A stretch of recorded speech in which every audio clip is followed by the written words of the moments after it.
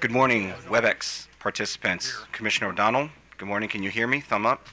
I can hear you. Can you hear me? Yes, sir. And Mr. Hoppick. I can hear you. Can you hear me? Yes, sir. Thank you both. All right, thank you.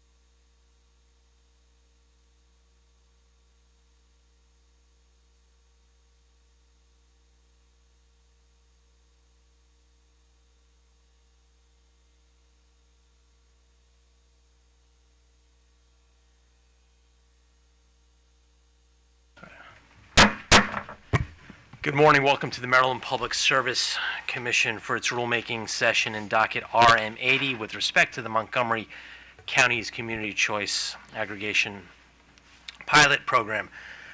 Today's hearing has been noticed on April 27, 2023. This is a carryover rulemaking session from a previous session that we held on February 23, 2023, where the Commission heard arguments from a number of parties, made some initial legal threshold and policy decisions with respect to this pilot program.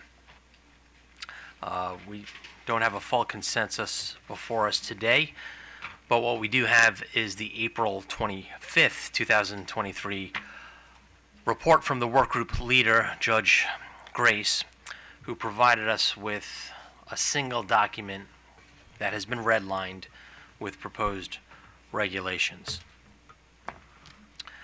The purpose of today's rulemaking session is to consider the adoption of proposed regulations that were filed by the CCA work group, as well as the comments that were filed by 12 separate parties on or about May 19th, 2023. We'll begin today by taking appearances of the parties that wish to actively participate. And I see I have a question already from Mr. Joey Chen. Mr. Chen. Good morning, Mr. Chairman and Commissioners. I figured I would start with the appearance. Joey Chen, I'm an advisor here at the Commission. I will be leading the walkthrough of today's rulemaking. Thank you. And for all parties today, if you could please state and spell your name. It would help the court reporter as well as you speak to state your name again. I should note that we have only a few of our parties at the table. Others have the opportunity to use the microphones and the podiums. I recognize Judge Grace. Good morning, Chairman and Commissioners. I'm just entering my appearance. Jennifer Grace, Grace. I'm a public utility law judge, and I was the work group leader in this matter. Thank you, Judge. We'll turn to Commission staff. Chairman, Commissioners, Kenneth Albert on behalf of staff, Kenneth. Second, ALB as in boy, ERT as in Tom. Thank you, Mr. Albert. We'll turn to the State Office of People's Counsel. Good morning, Nikki Wiggins on behalf of Office of People's Counsel. That's NIKIWIGGINS. Thank you, Ms. Wiggins. We'll turn to Montgomery County, Maryland. Good morning, Chairman, Commissioners. Lisa Brennan, LISA BRENNAN, on behalf of Montgomery County, Maryland, and I'll let Mr. Krautheimer introduce himself as well. Good morning, Chairman Stanek and Commissioners. Michael Krautheimer, representing Montgomery County, KRAUTHAMER.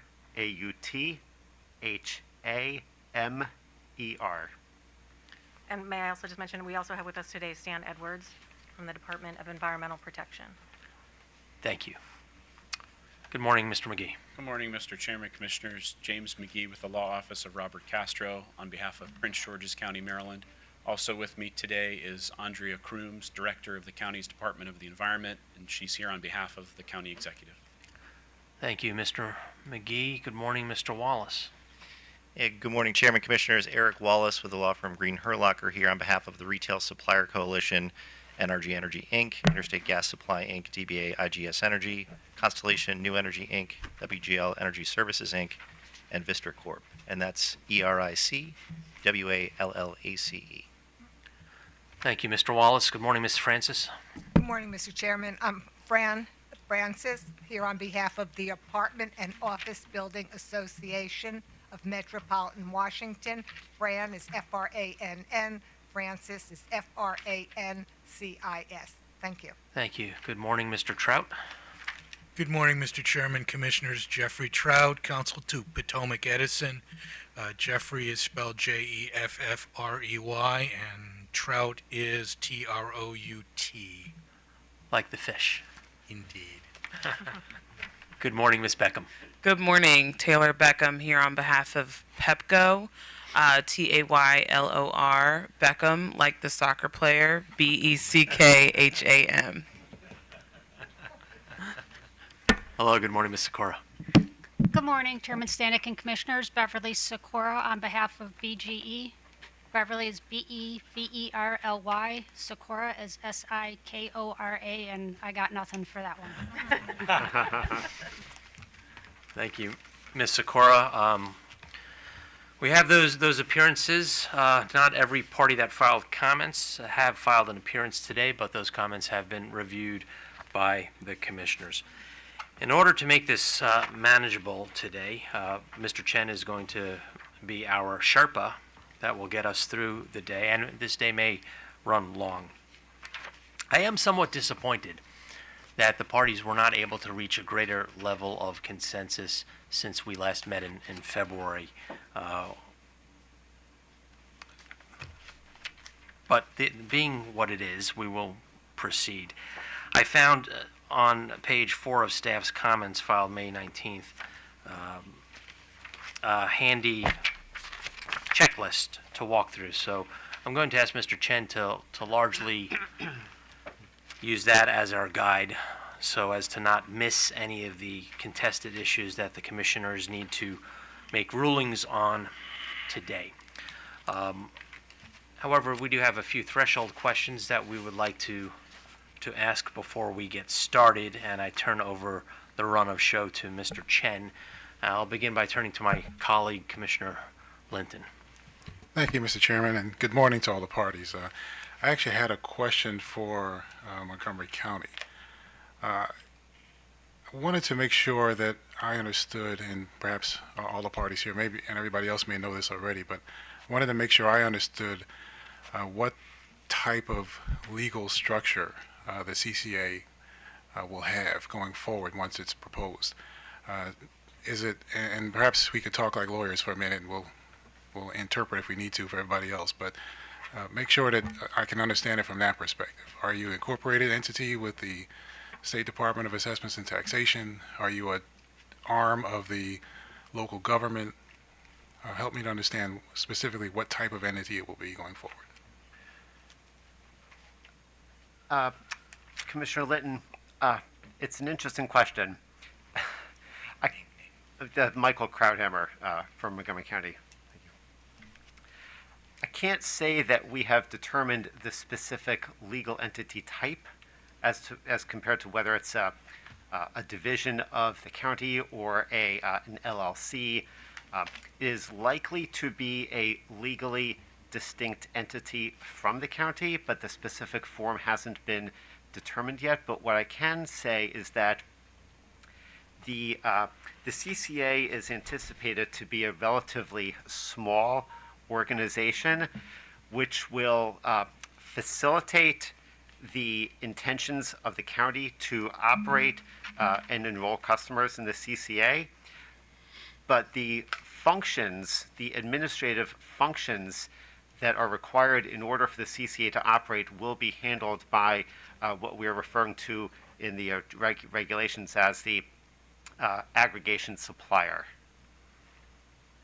So the CCA will have an agreement with the aggregation supplier to procure energy to provide to customers who are enrolled with the CCA.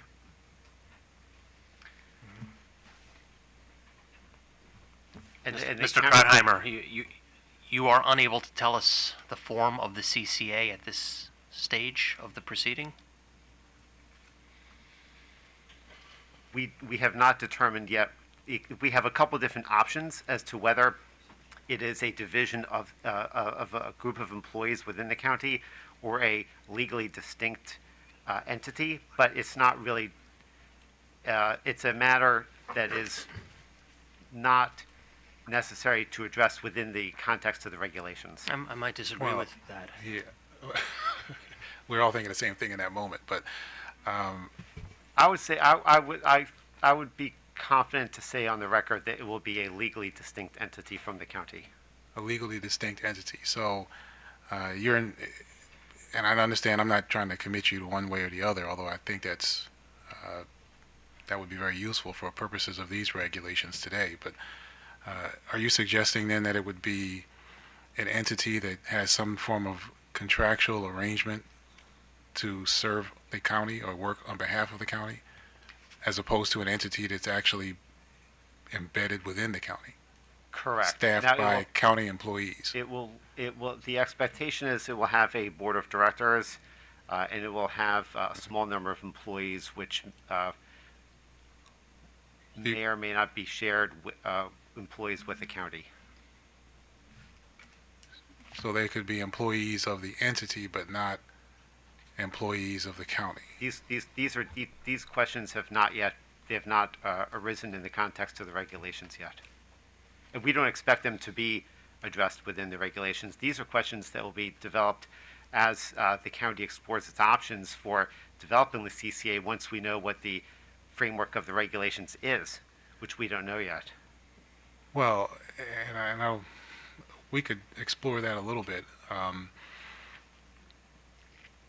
Clearly, if there's, the county government already has certain requirements both by the fact of its existence as a local government and by requirement of the Maryland Constitution and other statutory law that's already in place. So citizens of Montgomery County have certain protections already. Yes. I think everybody here would agree on that. Certainly the citizens of Montgomery County would. The reason why it's an important point is that there's the potential that some of the provisions that we may consider adopting would stand to be duplicative, could even potentially be expansive or even in conflict with existing protections that are already in the county government.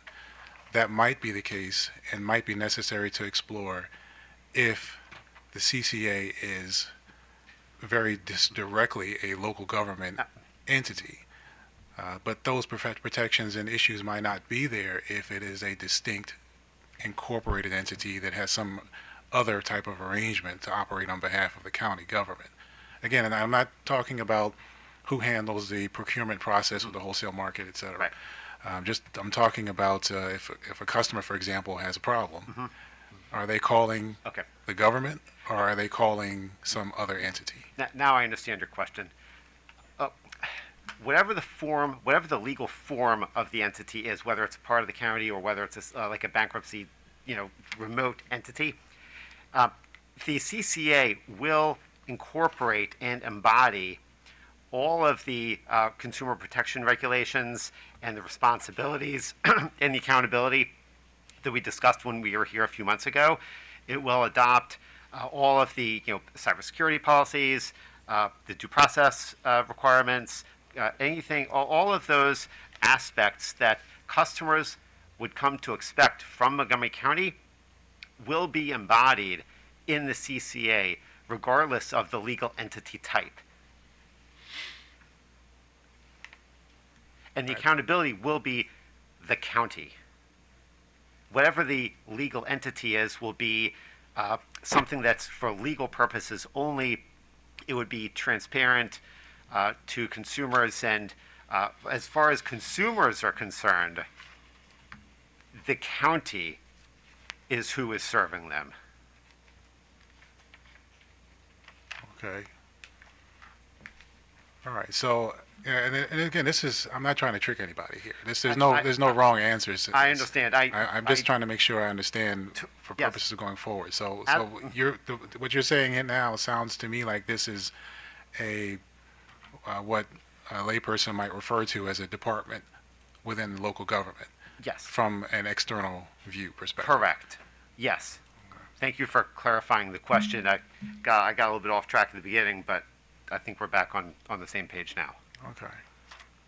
The county executive made very clear when he was here the other month that the accountability lies with the county, with the county executive.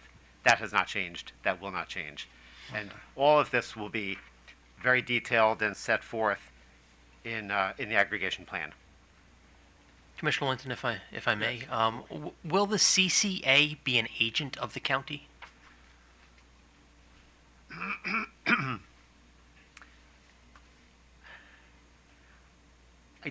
I don't believe that I would use the term agent. I would say that the CCA will act in furtherance of the county's goals. And the CCA would not be able to, it could not act differently from the county's goals. Well, that would be an agent. Yeah. The term agent, of course, has legal meaning, and so I just am hesitant to use that exact phrase because they would be. I'm a little hesitant to use that particular term simply because of our awareness of the legal meaning of it. Well, and that's what it boils down to here, because a lot of these arguments key back to the statute.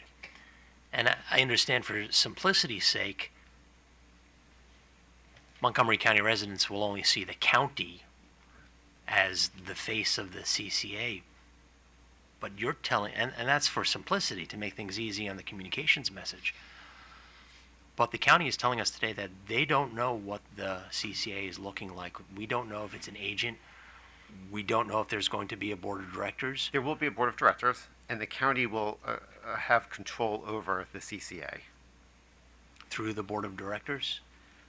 I can't say right at this moment the specific mechanics of exactly how that's going to operate, but it would either be that way or something that is akin to that. Effectively, the control will be the counties.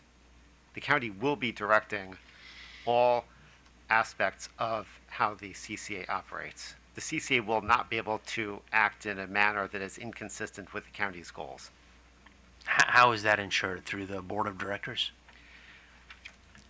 If you know.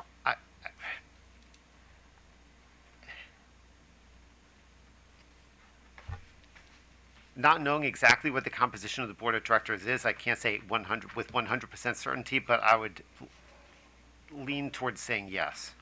I wouldn't expect that the county would have full control over an independent board of directors. Like I said, Mr. Chairman, these discrete questions have not been determined because we've been very occupied with understanding what the regulations are going to be. There are still very significant threshold questions that are on the agenda for discussion today, many of which, as we discussed when we were here last, almost call into question whether the CCA will be able to operate in the manner in which the General Assembly and the county intended to operate, given the restraints that are embodied in some of this non-consensual text. So if I could, Mr. Chairman, how about let me give a different example. If a consumer files a complaint with the CCA under whatever regulations we end up adopting, would the ultimate decision as to the resolution of that complaint from the CCA's perspective, would that rest with the CCA or would it reach some level of the local government? The local government. So that was suggesting that the local government, the CCA is connected to and part of the local government, Yes. but there's not really an independence element there. So in a sense, it's, well, The CCA is not intended to act independently from the county from a policy perspective. okay. It's intended, the purpose of the CCA is to advance the county's goals. There will be no expectation or possibility that the CCA will be able to deviate from the county's goals. The only purpose of the only potential purpose of a legally distinct entity would be for liability purposes. Although even in that instance, it's intended to be structured in a way that that's only a remote chance, but this is how entities are usually structured. Okay. It's hard to even envision, frankly, how such a situation could arise, given the nature of how CCAs operate. I mean, as we both know, lawyers can be creative, but we'll, all right, I'll leave it at that, Mr. Chairman. I know we've got a lot to work through today. Thank you. Thank you for the response. Thank you. Yeah, I just wanted to be sure I've also understood what you say, because I am approaching this after listening to the county executive, that this is intended as a government entity. Yes. And that the county executive said that ultimately it is, as you just put it, to advance county goals. The county will be accountable to ensure that everything it does is done by the, not just, I guess, state, but by county I guess, standards. Yes. And that also it'll be financially responsible if necessary. Did I hear the county executive correctly?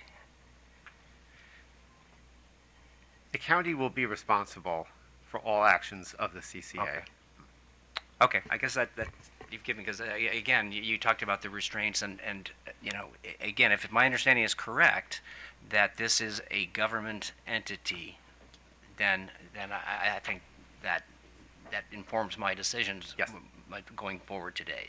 So. Yes, as a matter of fact, I'll share with you that, over the 2 years that we've been working on this, whenever we have conversations about, comments from other stakeholders about potential actions or experiences of customers, when we're all talking about like how to respond, our response always centers on like we're the county. It's the county that's going to be responsible for this, in terms of the consumer protection and promotion of information. The expectation is extremely high that it will be the customer's experience will be dealing with the county when they're dealing with the CCA. That's the lens through which everything is viewed. It's not just the appearance, but it in fact is what the citizens of Montgomery County Yes. will be dealing with, right? They will Yes. be dealing with the county. I don't want to talk about appearances. Yes. I mean, because even when we heard Delegate Charkoudian, the sponsor, she's, one of her arguments about just the communications with the county is that this body, the commission, should not be interfering with those communications at all. And she was talking about the county. The county. It's Okay, going to be the great. county. Okay. I Yes, just want it to will. be clear that we are not by appearances, but in fact, it is the county that will be running. It will be the county that is Okay. running this. Yes. And Commissioner Richard, I want to drill down on that because Mr. Krautheimer, a moment ago, you stated that from the perspective of a Montgomery County resident, it will appear that the CCA is Montgomery County. Now you're saying it's not an appearance. The CCA is Montgomery County, and they'll be dealing with the county. They won't be dealing with some private entity. Contracts may be signed by a legal entity other than Montgomery County, potentially in some instances. I'm hearing caveats, a number of To be caveats. an agent. To be an agent. We're back to the agency. Right, but all experiences and all decisions will be made by the county. Keying off of what Commissioner Richard just said also when we had County Executive Elrich here, the county is assuming full responsibility and liability if there are financial detriments to ratepayers. Did he, as Commissioner Richard understood and as I understood, the county is assuming full liability for this program? I think Mr. Elrich tried to make clear that we understand that ultimately, I think he might have even said like the buck stops with the county. Correct. If what he expanded on that if this is not a good deal for customers, if they decide it's too expensive or whatever, then it will not succeed. Customers will choose not to be customers of the CCA. And we are aware that the obligation to try to create within whatever bounds we have with the regulations, an attractive to customers program that also meets the county's goals, we understand that that's our responsibility, or else it will not work. So I want to make sure I understand when you say liability. Yes, the liability for its success or failure, we understand, falls on the county. The financial liability if customers are actually paying more than SOS, or liability to Prince George's ratepayers if there are adverse impacts on that county. Montgomery County is assuming liability for The county customers will pay a higher rate, and then it will not succeed. Oh, I didn't quite understand that. So Montgomery County customers are on the hook if the program doesn't. Well, if the rates are higher, for whatever reasons, then the customers who are, the CCA customers would end up paying a higher rate. But I understand that. I just want to. There's not a provision that I understand in the statute where the county, as the county, writes a check. The county executive said that he was taking responsibility for this program. If I was a resident of Gaithersburg and I was placed into this CCA and I did not affirmatively opt out, and then I discover over the course of a year that my rates were actually higher than my neighbor across the street who opted out, is the county providing that customer, are they indemnified? the CCA would pay if in the event, in the situation that you just described, Mr. Chairman, where a customer was enrolled in the wrong service and paid a higher price for a certain period of time, the CCA, and a determination was made that the CCA was at fault, the CCA would reimburse that customer just as if a retail supplier today would reimburse that supplier for the overage. The CCA would make up that, would pay that. So the CCA will pay the difference, anything Yes. above SOS. Whatever the determination was from the dispute. Okay, I just resolution. wanted to make sure, get on the record that the county is on the hook. I know Commissioner O'Donnell has a question. Mr. Wallace jumped up pretty quickly. So Mr. Wallace and then Commissioner O'Donnell. Yeah, Chairman, I was having a little trouble following that conversation. I just wanted to make sure that the record was clear about what the county was committing to there, because it sounded like your question was if a customer is enrolled on a CCA basic service rate validly under the rules of the CCA, but because of the result of the way that the pricing is established for the CCA, their rate is higher than SOS, it sounded like you were asking if the county would then reimburse that customer if the customer discovered that later and realized that they had been paying more. That was my question, yes. And it sounded like what the county was talking about was a situation where there was some sort of violation in the way that they were enrolled, or they were enrolled into the wrong product. And I think those are two different, importantly different things, and I just want to make sure that the record's clear on that. Did you understand my question, Mr. Kratheimer? The question is, if the CCA rate happens to be higher than SOS, Are customers protected? there's Ms. Brennan shaking her head no. no. Okay. No. The goal of the CCA for the county for the CCA is to provide higher renewable content at a price competitive cost, but there is nothing that guarantees that that product will be lower than SOS. That was my understanding. But what was the county executive's position? My understand, he was talking about the success of the program, like, full stop. Like, if this is a pilot, and for customers to want to remain, when we say price competitive, we're hoping that and we have every reason to believe, and we'll show you in the aggregation plan how we're gonna lay this out. But we are hoping and that it will be lower than SOS. But there's not a requirement that it be lower than SOS. I'm glad to get that on the record. So county residents in the CCA may pay more than default service rate. They may, but hopefully for higher renewable content. I mean, so there is a dual purpose to this. It's not only rates. We understand that some CCAs and some other places may do rates only. Some do the combination. Okay. All right. Commissioner O'Donnell.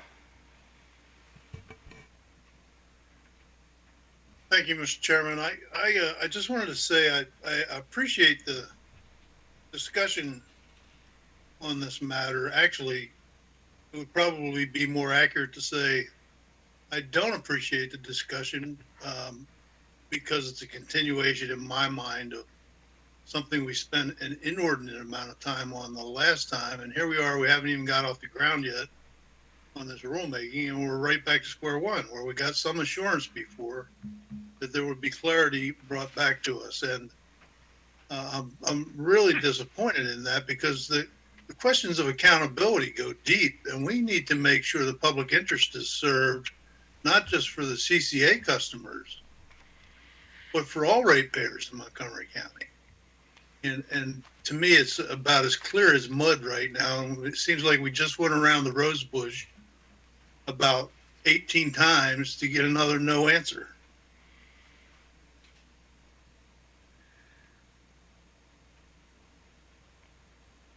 Sorry to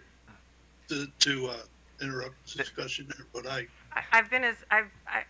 was trying, like I said, I think first we thought you were talking about the sort of dispute resolution process, which we've spelled out, and yes, we will be responsible for the difference in any improperly switched customers. I never raised anything about So, that. sorry, if we misunderstood that was the question, that's fine.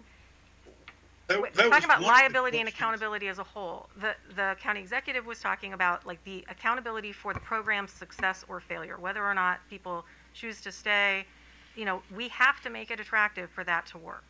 However, the specific question about whether there's a guarantee, that that the CCA never costs more than SOS, no, that's not required in the statute. There's a dual purpose for the CCA. It is not merely price.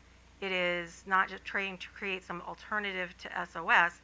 It's trying to create a greener solution for the county.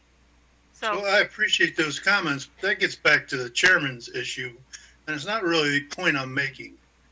So I'm not sure I'm being heard. And it's not just about consumer protections or dispute resolutions.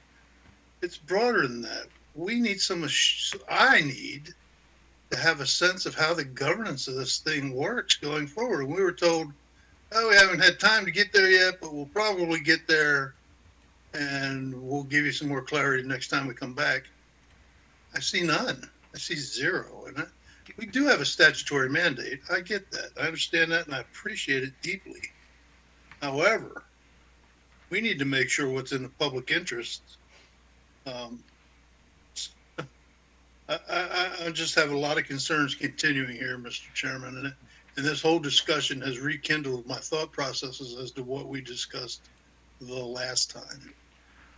Thank you, Commissioner. The day is not starting off well, and we haven't started yet. I'm going to ask all parties to give clear and non-evasive answers to questions today. Otherwise, we'll be here tomorrow and throughout the weekend at the rate things are going.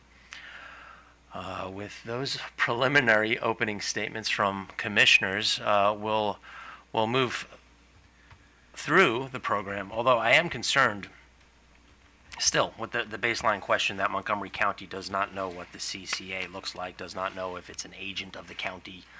There'll be an appearance that from customers that they're dealing with the county on the CCA. This needs to get cleared up at some point, if not today, in short order, if this program is ever to reach its twin success of energy policy and hopefully cost reductions for Montgomery County residents and not cost increases for the poor folks in Prince George's County. Mr. Chen, please begin. Mr. Chairman, Mr. Chairman, and Commissioner O'Donnell, I would just want to say that Montgomery County, in large part, shares the frustrations that you've just expressed, Commissioner O'Donnell and Mr. Chairman. Mr. Krauthammer, we need to begin. Okay. Thank you. Mr. Chairman and Commissioners, again, Joey Chen. I will be pulling up documents and sharing my screen, Word document versions of the filing by the workgroup leader, Judge Grace. I will be doing this on a chapter-by-chapter basis, beginning with Chapter 3. I will pull that up.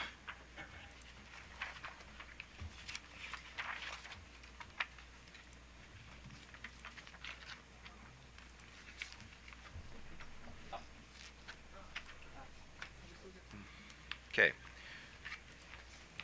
So if I could... Mr. Chen, can we remove the right column? Can we close that out? Yes. This participants column? That's better. Thank you. All right. Let me just bring this down. There we go.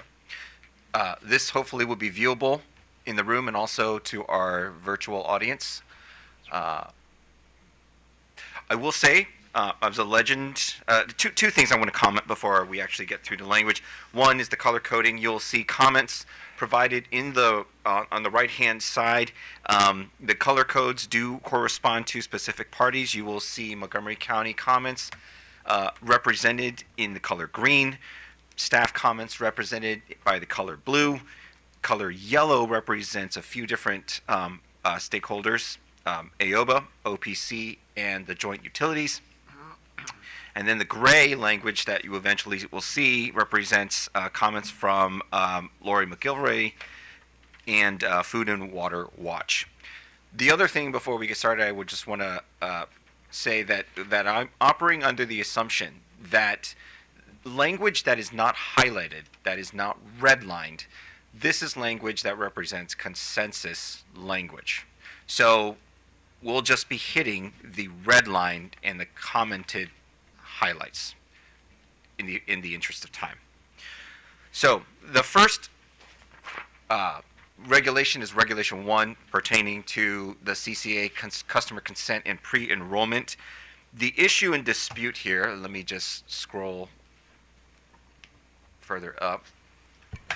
Mr. Chen, if I could just also add, if the party moving and proposing the question in the red line, you'll have an opportunity to speak if the commissioners have questions, but we hope to expedite this today on the less controversial issues and move forward quicker. So if you approach a podium and need to speak, that will be your signal to me that you'd like to respond.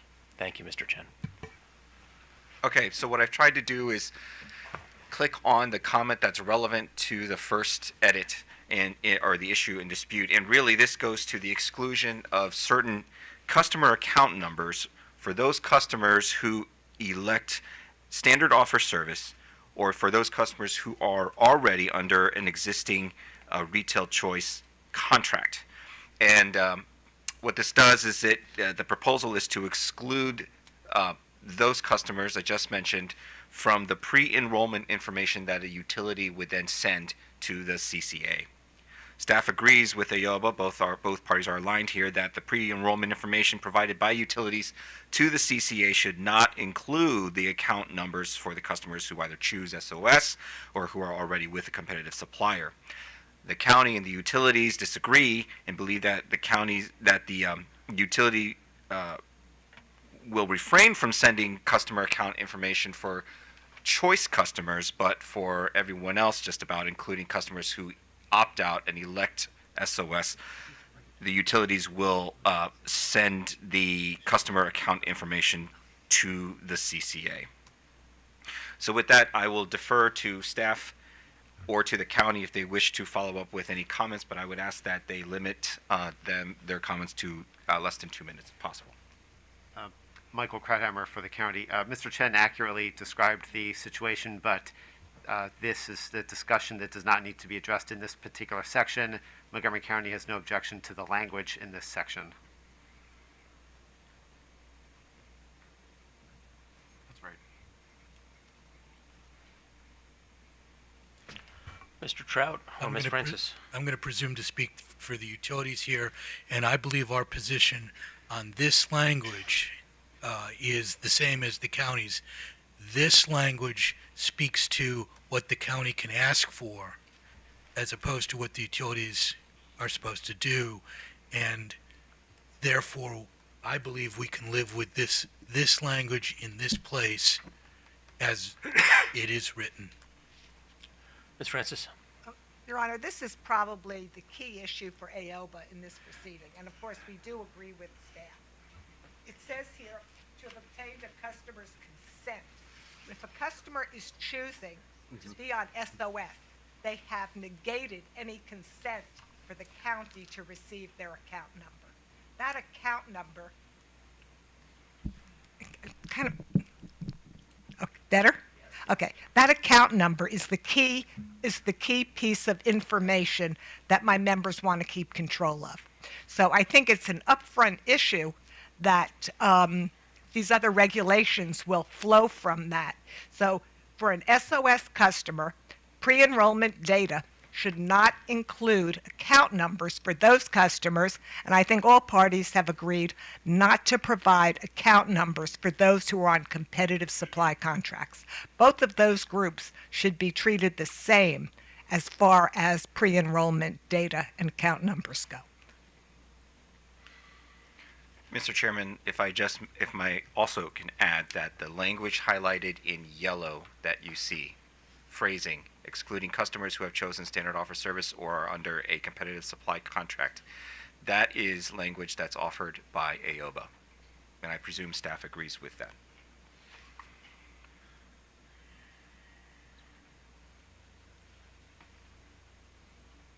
Mr. Albert, staff agrees with that language. That is, yes, that's correct. Thank you, Mr. Wallace. Yeah, on behalf of the Retail Supplier Coalition, we addressed this issue in our comments as well, and we support AOBA's position and the language here. This issue really goes down to in the prior iteration of the rules, there was some additional mechanisms that were built in to prevent the inadvertent slamming of shopping customers or customers that had chosen SOS, and help to prevent those customers from being enrolled by the CCA inadvertently. Those have largely been stripped out in this version of the rules, and so there are a couple of very limited mechanisms, including this one, where instead of blocking it on the back end, you're limiting the information that's given to the CCA to only those customers that they should be enrolling. And so we think that this is a really kind of key protection to the market and to customer choice to make sure that there aren't errors in enrollments downstream that can be prevented by making sure that they're getting the information that they need, but that they're not provided the additional information that could very easily lead to inadvertent enrollments of customers that have opted out by choosing a retail supplier or affirmatively choosing SOS. And we can address this as we move forward, but there's another section where this issue comes back around, and the procedures for enrolling customers by default, and we'll take the same position when we get there. So, Thank you. Mr. Chen, is everybody being polite today, or does it sound like we have agreement here? Agreement without, not with the yellow. The county and I believe the utilities agree that the language should stay with the black language, the non-highlighted language, and when we say we're good with it as it is, we mean without the recommended edit. So the question before the commission for your decision is whether or not pre-enrollment information that the utilities provide to the CCA, we already know that the retail choice customers' account information will be excluded. Question for you is whether or not you believe that SOS customer account information should also be excluded. If I may, Your Honor, I think there's a technical nuance to this too. The COMAR language that's cited there, that is up in the retail choice language. It lists what is provided by an EDI transaction. Typically, a utility receives an EDI request for pre-enrollment information, and they provide it, and that's referring to those lists. You need an account number to send an enrollment transaction to ask for this information, which is not trying to get you the account number, it's trying to get you some of the other details about the customer rate class and usage and that sort of thing. So the controversy is not particularly listed here, I think, as Mr. Krauthammer noted. It's further down, I think, in it's in 304, where it says that you don't provide account numbers when the utility is providing lists. This language was sort of originally placed here to make it clear that once the aggregation plan was approved, then the language in the law that says the customer has deemed to have granted the consent to get their information has been granted. The CCA has that. Normally, they would have to have a customer signing a contract to get that. So what this is doing is it's reflecting the fact that that's still going to be provided by the utilities via an EDI transaction. So there's really, and this could potentially cause some sort of dispute unless we perhaps address this specifically, but I don't think the work group provided language specifically that said, and from that EDI transaction exclude the account number.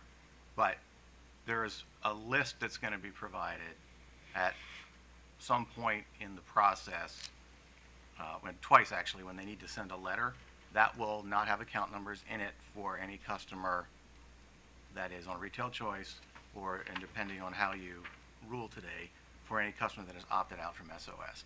So you'll see the controversy show up in the language a little further down in I think, Regulation 3.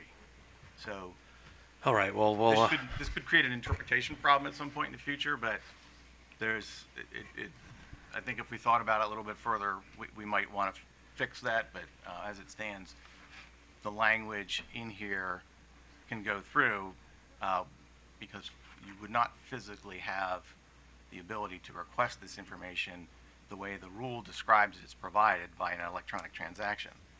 Now, it references Section A which has the list of the information, but section B of that same regulation says it has to be provided by retail choice or by an electronic transaction. So one might interpret this, and hopefully that's not what the county would do, or the utilities, is that that would be put in sort of some other type of big flat file and then sent over.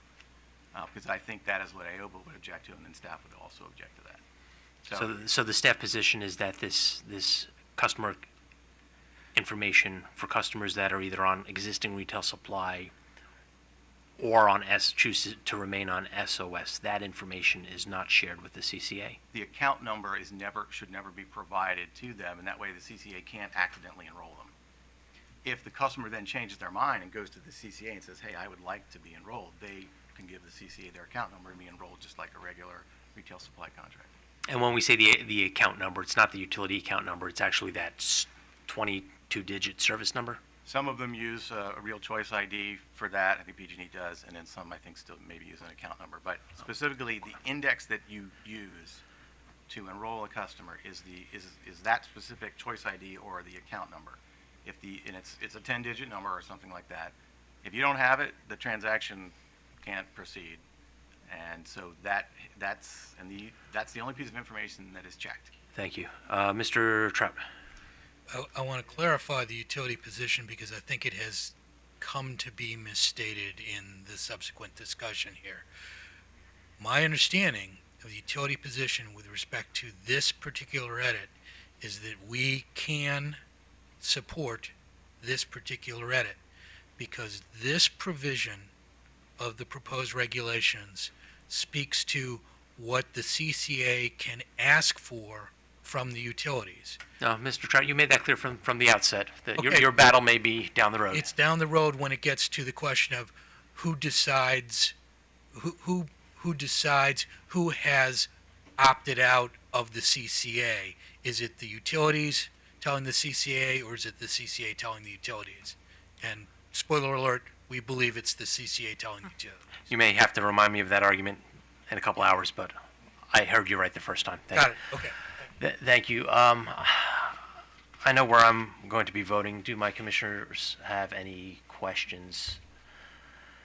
I do support staff and AOBA with respect to this question.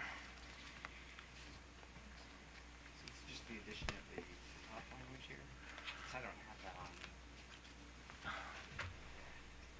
have that on. Mr. Chairman, this could potentially prevent the county from, I'm not certain, but my one concern is that this could prevent the county from obtaining the information necessary to send out information that's required by law to all potential customers. For example, the formation notice is required to go to everyone, no matter who they're enrolled with. That's it's just a notice. Like the CCA is the being formed. CCA doesn't need that information. No. They could use United States Postal Service and send a document to every address in the county without having to know the. Correct, but some utility accounts are managed by out-of-state. People who live out of state have their mail sent out of state. The mail, the law requires that the notice go to all customers. The only source for those customers is the utilities, and the only way to know that they're all being addressed is with the account number. Without the account number, it's the only unique identifier for every meter out there. All right, Mr. Crowder, I'm not arguing with you. I cast my vote.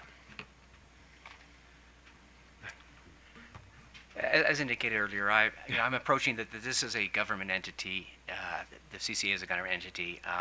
Montgomery County is already a taxing authority, so they probably have access to a lot of this information anyway in some form. So I do support the county and also note that, yes, there are responsibilities the county have to contact and communicate with customers. So I certainly won't want to do anything that would inhibit that. So I support the county's position.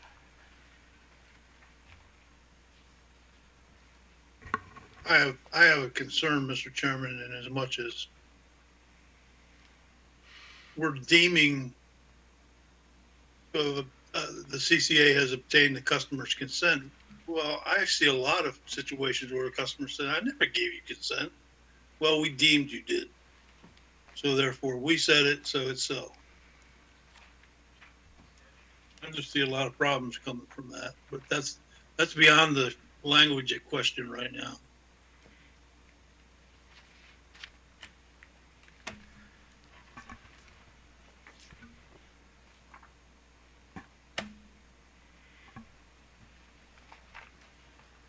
So that's different from what I have here, so I have to keep looking back and forth.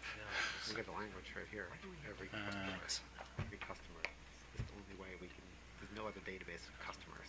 Mr. Chen, before we proceed, I think commissioners are having some confusion on the bench here. The document that's on the screen is different than the version that Judge Grace filed on April 25th, which we have. Right, so what I did with the Word document, you'll see that the language is taken from the comment bubble.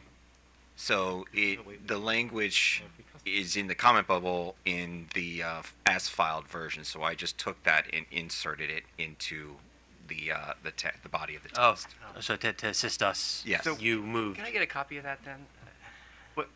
May I, this is, a lot of care was taken in the drafting of this document, and there's certain language that made it into the draft in the work group, in the actual body of the document.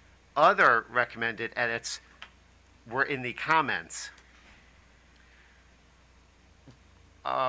We're concerned that this document is elevating language into the body that the work group did not agree should be in the body.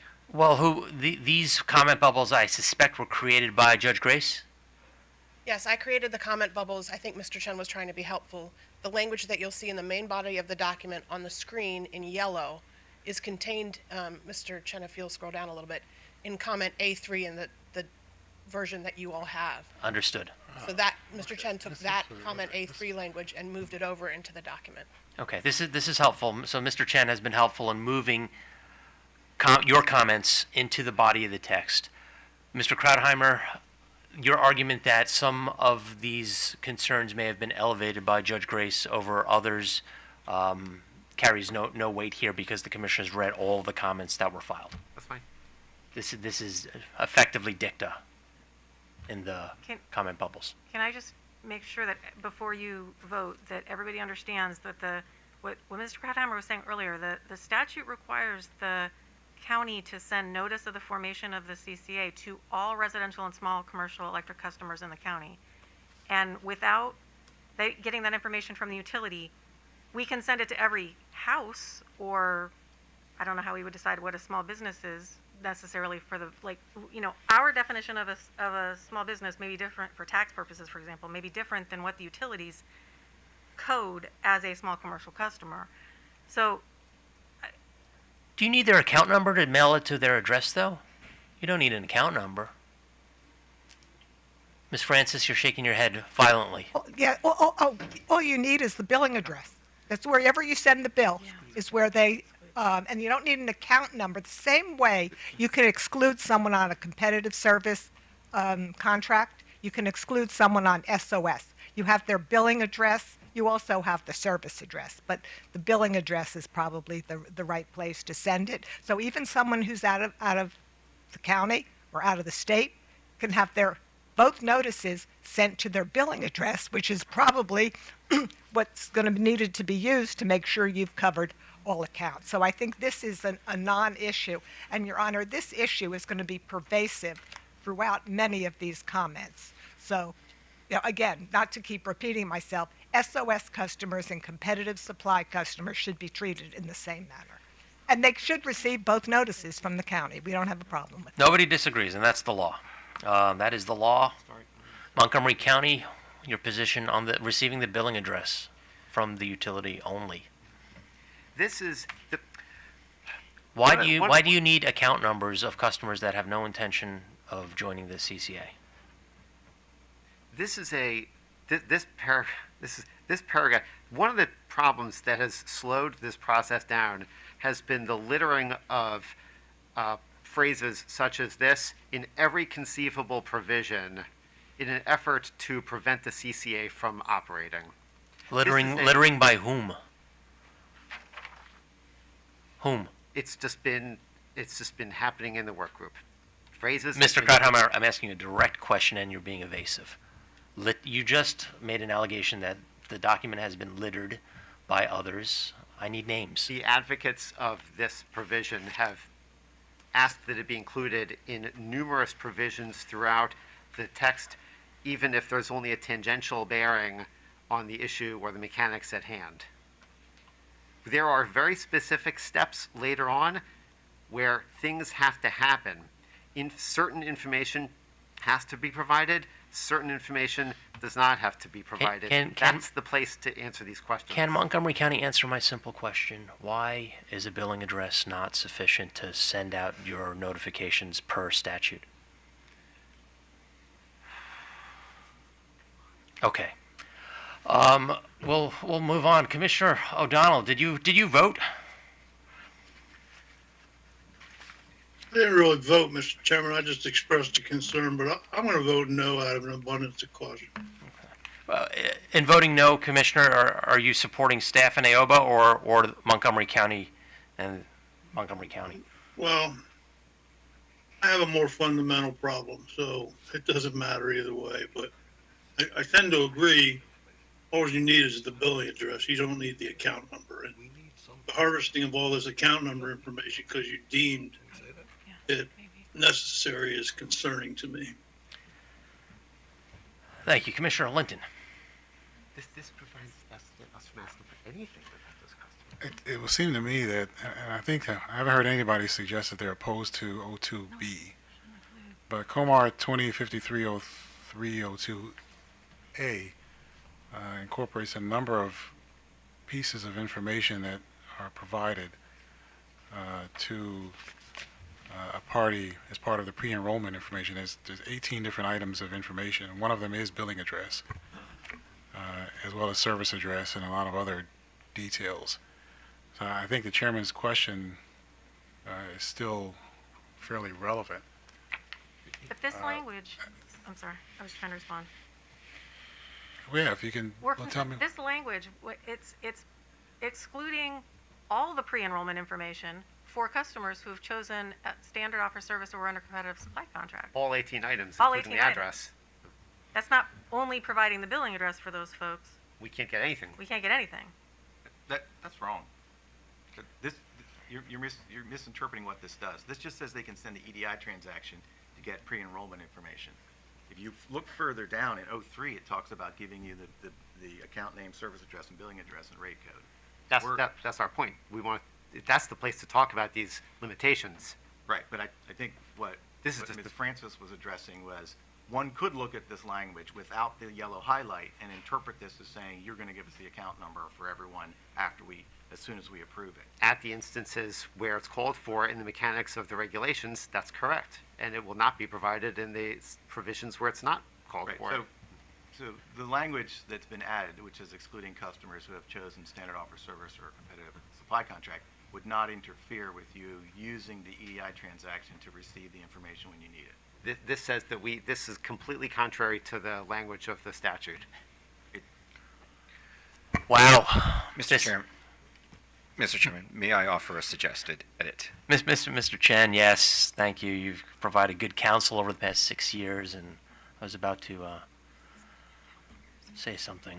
And we have people lining up on both sides, and we're on item number 1 of about 60 on my list today.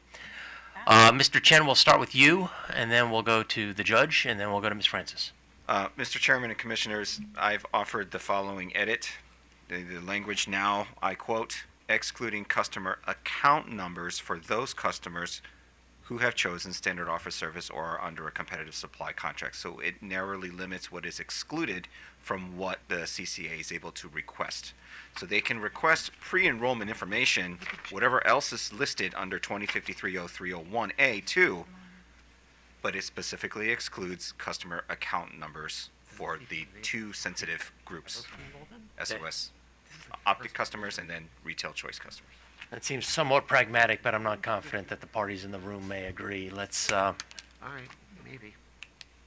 counsel at the table, we need to keep conversations to a minimum. Judge Grace. So, I'm the work group leader. I don't have a position. But I just want to make sure that the commission understands what they're looking at as a whole. And I know that we're going edit by edit, and I don't want the main issue to be obfuscated before the commission. So, Mr. Chen, will you please scroll down to .03? There are several times when, based on the statute, when the county is going to have to communicate with its citizens. .03, scroll down just a little bit more. .03 has a list of things that the utilities will send the county at one point so that they can send out notice. Mr. Chen, will you please scroll down to the list in .04? .04 has another list, including account name, service address, utility rate class or code, billing address. It's a different list than previously, based on another notice that the county is required to send to customers. So, as a whole, the proposed regulations give a list of what the county needs at a specific time in order to do what it needs to do to register its citizens. The provision that we're looking at the beginning, which we're kind of stuck on, is just a prelude to those things further down. So I think the folks in this room worked really hard. Sometimes we work till 8 o'clock at night on these issues, and we talked about what the county needs at specific times, and we were very detailed in what we brought to the commission. So I want the commission to have a full understanding of what's being proposed. Thank you, Judge. Do you have any advice for us on the impasse that we've reached or the proposal Mr. Chen just provided? As in your capacity as work group leader? I feel like, Chairman, in my capacity as a work group leader, I don't feel comfortable making a recommendation to the Thank you. commission. Thank you.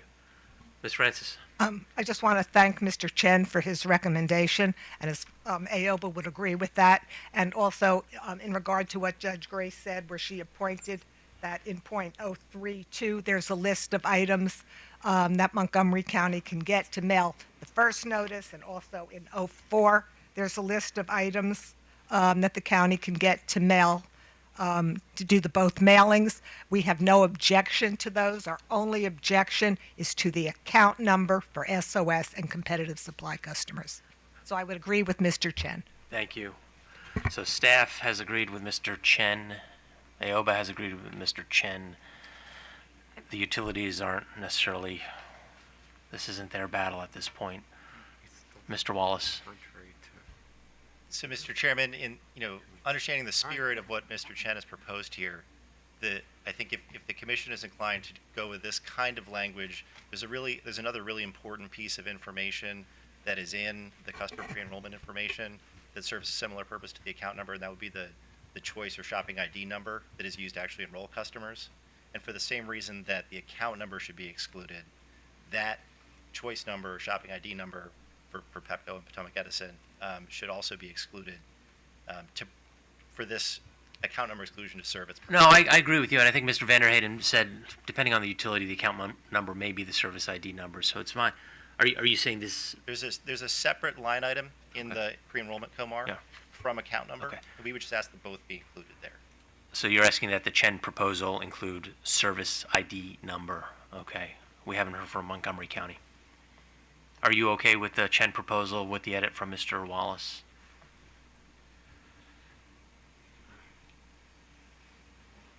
I think the language that's later is retail choice. I'm sorry, I thought I had it.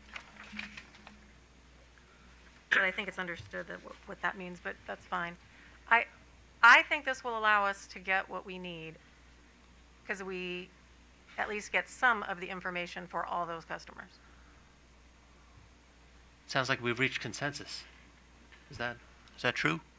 Any objections? Okay, the votes of the commissioners have been withdrawn. Commissioner Linton. I just had one, thank you, Mr. Chairman, just one point. Service identification number is, and I think it needs to be identified or defined somewhere, since it'll be a term of art and is different for different companies. So that'll be something that the work group, perhaps Mr. Chen can add later. The specific language in the chapter reference says utility account number and any other number designated by the utility as necessary to process an enrollment. So they don't name it, they say any other number designated by the utility. So you could grab Right. that language and it would be consistent. That would And work. that's a really long, yeah.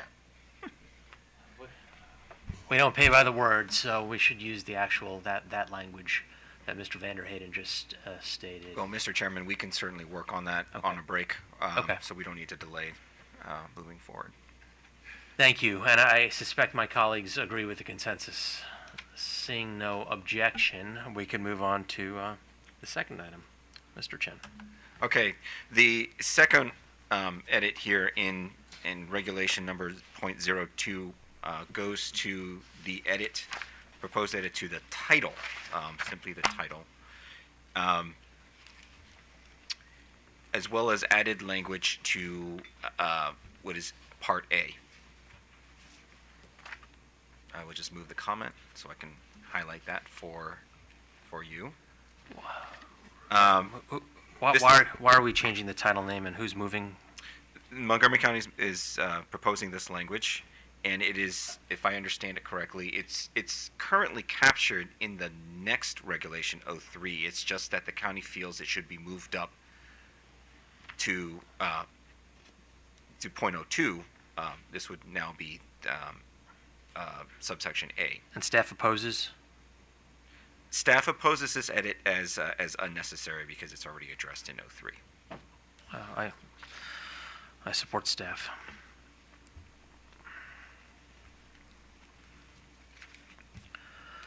I don't know if the parties have anything to add. If I didn't We've characterize gotten that we've gotten started off on a rather complicated set of provisions here, admittedly. We understand that titles are only used for, they're not the law itself, they're just titles. Nonetheless, because of the complexity of the processes involved here, the county believes that, not that we, but formation is a very different period of time than pre-enrollment. Formation happens soon, like this fall, potentially. Pre-enrollment is going to be like a year and a half away.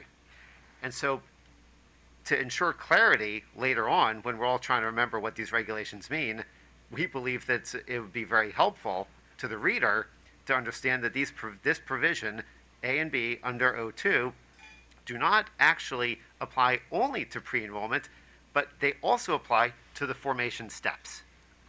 That's the only reason that we are asking for this clarification. We've moved from editing the regulations to now editing titles. I support staff. I oppose the edit as being unnecessary. Do my colleagues have questions or wish to vote on the title?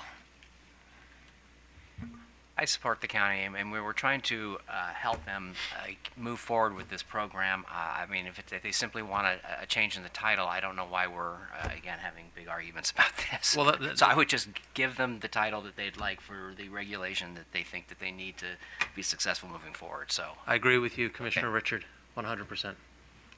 I think we're wasting time on things aside from the regulations. Commissioner O'Donnell?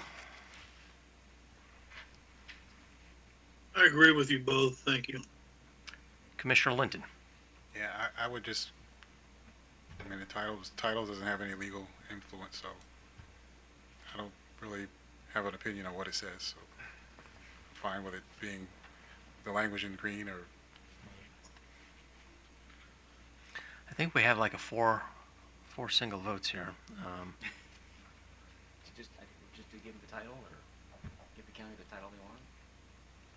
No, well, you would. I wouldn't. Commissioner O'Donnell voted yes to both, and Commissioner Linton is indifferent. Commissioner Linton, do you want to break this tie? I'd give it to the county. I mean, formation, Beyonce, whatever, we could name it whatever. That's fine. I didn't think we'd get Beyonce on the record. I believe there's an accent mark on one of her vowels. Mr. Chairman, I didn't quite hear. Someone characterize my vote? Commissioner O'Donnell, I believe your vote, you said you agree with both Commissioner Richard and I. Is that correct? That's correct. Okay. That was it. Commissioner Richard and I came out in opposite positions. So I did not know if you were being humorous or if I thought you were both supporting the, who cares what the title says? That's where I'm at. Okay, that's the staff position. So the staff position holds.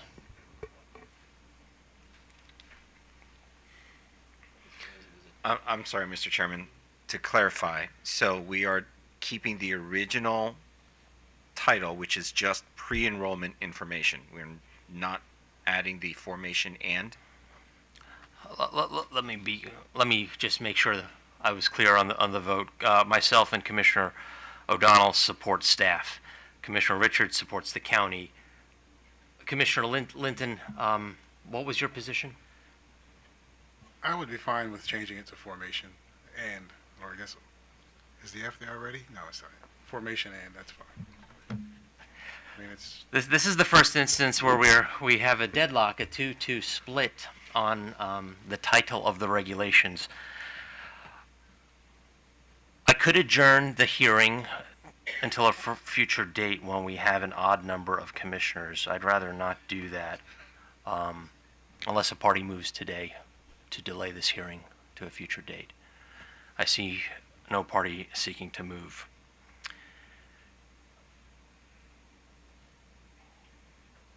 I would ask my colleagues my indulgence because we have an interesting situation here. There's no support for. Okay, is this a big deal for the county? This is getting ridiculous. So you are firm that we will not give the county what they want in this, simply for. Hold on, Commissioner Richard. So, Am I? I will change my vote so we can move on to something more important. Okay. We will consent to the staff's language. Commissioner Richard, you're asking if I'm firm on my votes? On this particular vote on the title. I am firm on all of the votes I cast. Very good. Okay. Well, let's move on to an important vote. Okay. Let me be clear. Can we? You got my vote. Okay. Can we just move on to the I'm next not important vote? Commissioner Richard, I'm not talking about your vote or this vote. Let me be clear that I am supportive of state law and I want to execute, but I am concerned that the parties to this case haven't been able to negotiate something as simple as what Mr. Chen put up there. And I want to thank Judge Grace for her hours. I know she worked into the wee hours, and all the participants. We want this to be successful. We don't want this to be a failure.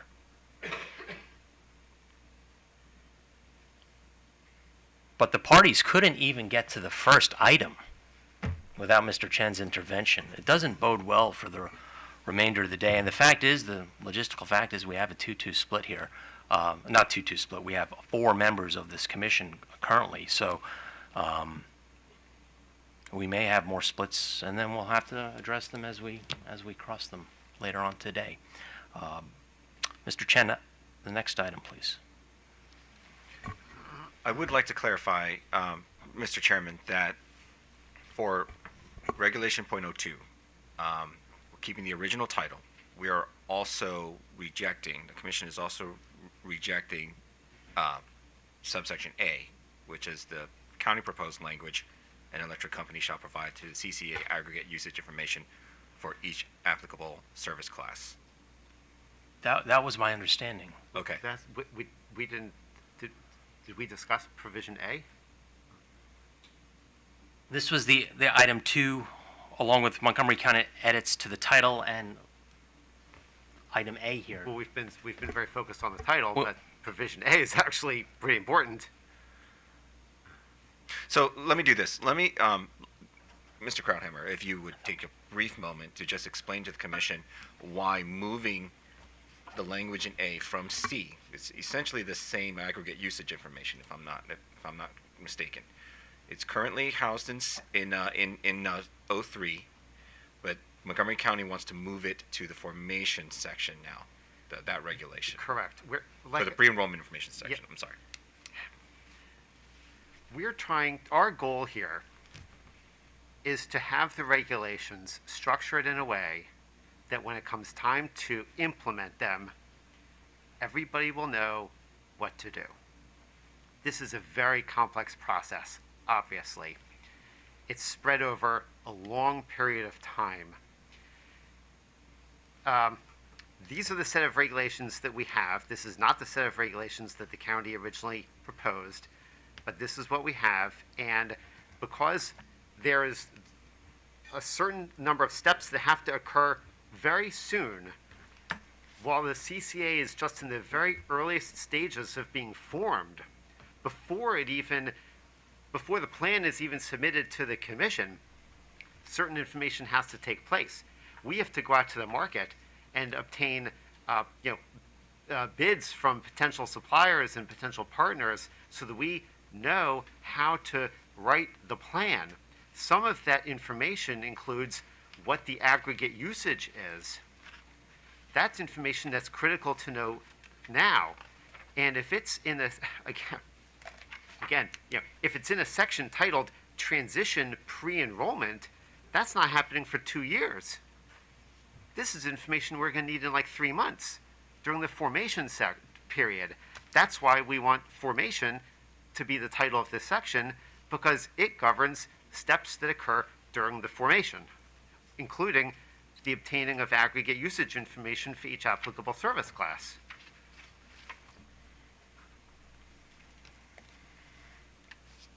If it's lumped into the transition pre-enrollment section, it's very unclear as to why we're asking for it now, because the transition isn't happening for a very long time. May I just say this again? I think we're missing something here. This regulation is necessary so that you can get, without individual permission from each customer as required typically, an EDI historical usage or an 814 enrollment information transaction from the utility. In order for them to provide that, it's governed by 2053-02, I think it's 01, which says you need their consent to get this information. This is not the information that is going to be provided for your formation notice or for your opt-out notice. This is specifically here so that the utilities know that they have the consent. You have to, a retail supplier has to get consent to send your account number to the utility and request your information. You won't have that individual consent because you're defaulting all these folks in. If this language needs to be here just to make that really clear, but this is not the bulk information you're getting when you need to email or mail everyone the formation notice and mail everyone the opt-out notice. Right. So you don't need to add A, because you're not going to get that with an EDI transaction, and you actually can't get an enrollment transaction back from the utility without the account information in the first place. And I think Ms. Francis was just trying to assure that this wouldn't be misinterpreted as somehow you would get the account information. But we are spending a lot of time, but there's a technical detail here that, like, the reason for 01 and 02 is because you need customer consent to get pre-enrollment information. But you don't need, we're not talking about any of that stuff in 03 for your formation notice. So I think it's far more complicated than it needs to be. But 01 is just addressing so that the utility can actually send you the electronic information with the EDI transaction. That's why that's there. And I think we just sort of missed that in the discussion. You don't need to combine the information from 03 with 01 and 02. Phil, I think you misunderstood what Mr. Krauthammer was saying. This is the aggregate usage information. 2A is the aggregate usage information that the CCA is going to need, the county is going to need, when the CCA is being formed to get, the suppliers we need, the Yes, understood. You're getting that. It's in 03. I think it's in 03C1. And there's no, it doesn't say you can't ask for it. It's like, it says in the process of forming, you can get a number of things.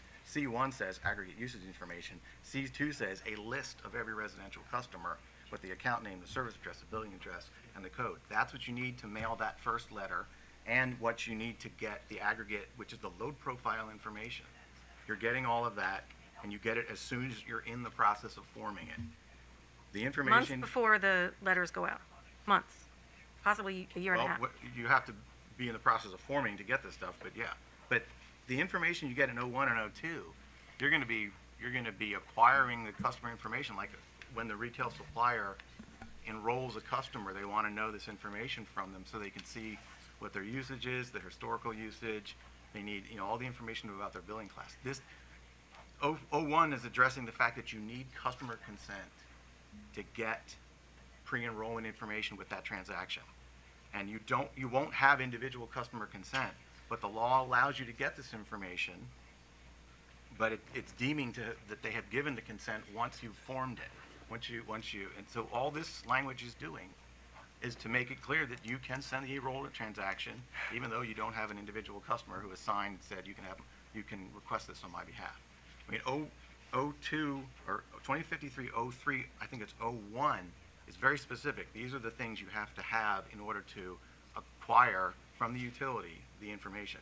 The utility just gives it to you when you send that transaction with the account number, and they're not going to police that. So it's on the if a retail supplier would somehow get an account number and ask for that without permission, they would probably be in trouble with one of these rules.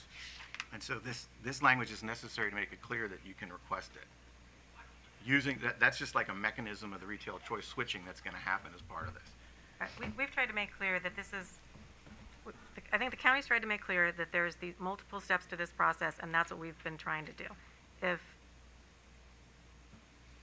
I am concerned that without making clear that there's the formation period, the pre-enrollment, that it's just going to get confused when we actually go to implement this.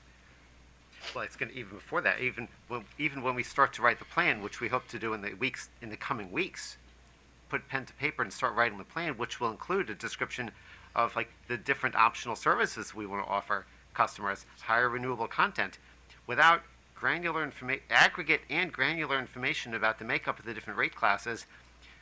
It will be very difficult to develop those products. Now, if the staff is telling us we'll be able to get that information based on these regulations, fine. If it comes to pass that we sit down to request the information we need to write the plan, and the utilities tell us that on their reading of the finalized regulations, they can't give us this information, I guess we'll just be back here asking for it.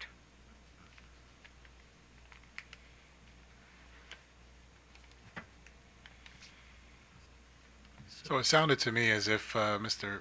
Vanderheyden and Mr. Krautheimer, the two, you're talking about different pieces of data that you want to have access to at different times. And so yeah, that's part of the confusion. Is you got, there's a lot going on in this small section of regulation. So I think Mr. Vanderheyden did describe the process correctly.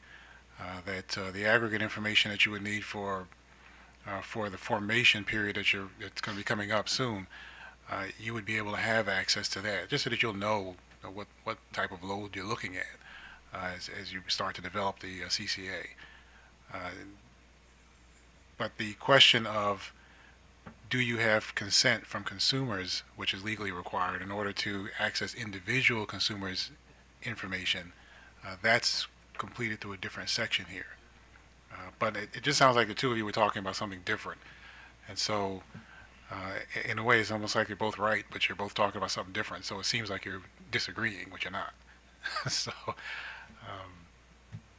no one has objected to my knowledge, the load profile information, that aggregate information. No one has objected to the utilities providing that to the CCA. I believe the Mr. Trout's at the podium, but I believe the utilities shouldn't have any problem providing it on an aggregate level. I mean, it's load profile information. I don't know how they keep it, but the specific information that requires consent, as you mentioned, Commissioner, is the individual account information, which is what is provided under the reference COMAR 2053. 02, 03, 02.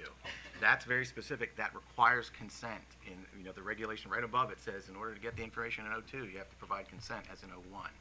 So they will probably need to send 814 enrollment transactions for these folks, perhaps for some of them, so that they have that information. But they won't have an individual customer signing up, except for perhaps the folks that do call them up and say, here's my information, sign me up. So in order to get all the information in mass for the defaulted in customers, if they want to, there needs to be a way for that regulation to have been satisfied so that consent is given. And the law allows them to receive that information as if they've had the consent. But it is not at all talking about aggregate information. It's specifically the requirement for individual account information. So, and that gets, individual accounts information gets sensitive, which is why the account numbers become, the particular issue there. But I don't think there's any obstacle to the CCA obtaining the aggregate information, the load profile information, anytime that it says the electric utility shall provide. I'm looking at 03, to a county in the process of forming the CCA upon written request. So they just write to the utility and say, and we've established that can actually be an email, we need load profile information for these classes. And they can send it to them once they've started forming it. There's no consent required for that. That's the utility's data. It's aggregate, it's not individual, so there's no privacy issues there typically. So we've covered that in 03, but 01 and 02 are specific to individual account information, and we shouldn't mix those two things together because one has a very specific consent requirement and the aggregate does not. So I'm just a little, this shouldn't have taken that long. I think it's because we were trying to merge these things together. Yeah, you're both talking about different things, and you're both correct. And the problem, the problem is that you think you're disagreeing with each other. But so that can get to be complicated after a while. Commissioner Linton, I agree with you 100%, particularly about the parties talking past each other. This is an obligation that's placed on the utilities, so that's why I'm being presumptuous here and standing up to talk to it. We are willing and able to provide the aggregate information to the CCA while it is in the process of formation. We recognize that that is information they need before they submit a plan to you, and they need that information in order to frame a plan to submit it to you. Whether you place that obligation on the utilities in 02, a new A, as the county proposes, you place it on the utilities in 03C1, or you put it in both places, we are indifferent to, because it's the same obligation and we will meet it. And it's really just a question of, do you want it, do you want to say the same thing in two places? And on that, I am indifferent. But the O2, the O2A, the proposed 2A, and O3C1 are, to my understanding, the same, with the exception that C1 has the additional provision, which would apply in either case, I would think, that the county can request it quarterly. So we can do it. We think it's good for them to have it. It's good for them to have it as soon as reasonably possible. And where you put it in the regulations is not worth fighting about. Mr. Chairman, briefly, in listening to this discussion, it looks like there's some scoping language in 01 and 02 that's maybe been overlooked a little bit here. 01 and 02 both specifically apply to data that can be obtained after the aggregation plan is approved by the commission. I think I heard the county earlier say that they wanted this language here so that they could get the information to use it to develop their aggregation plan. And I think that, as Mr. Vanderhayden explained, that's what 03 is for. And so, I think the Retail Supplier Coalition would support staff on this. I think the language in 01 and 02 is very clearly scoped to apply after the aggregation plan is approved. So to the extent the county is planning to use it differently, there's a misalignment in between what they're describing and the language that's in the draft COMAR here. Thank you, Mr. Wallace. There's obviously been a lot of arguments past each other today. The county has the most at stake here in ensuring a successful CCA launch. Has the county been in touch with the major parties to this case prior to today, outside of work group meetings, We have. and with staff? We have spoken with staff outside of the work group meetings on certain occasions. We are in recess until 11:50 this morning.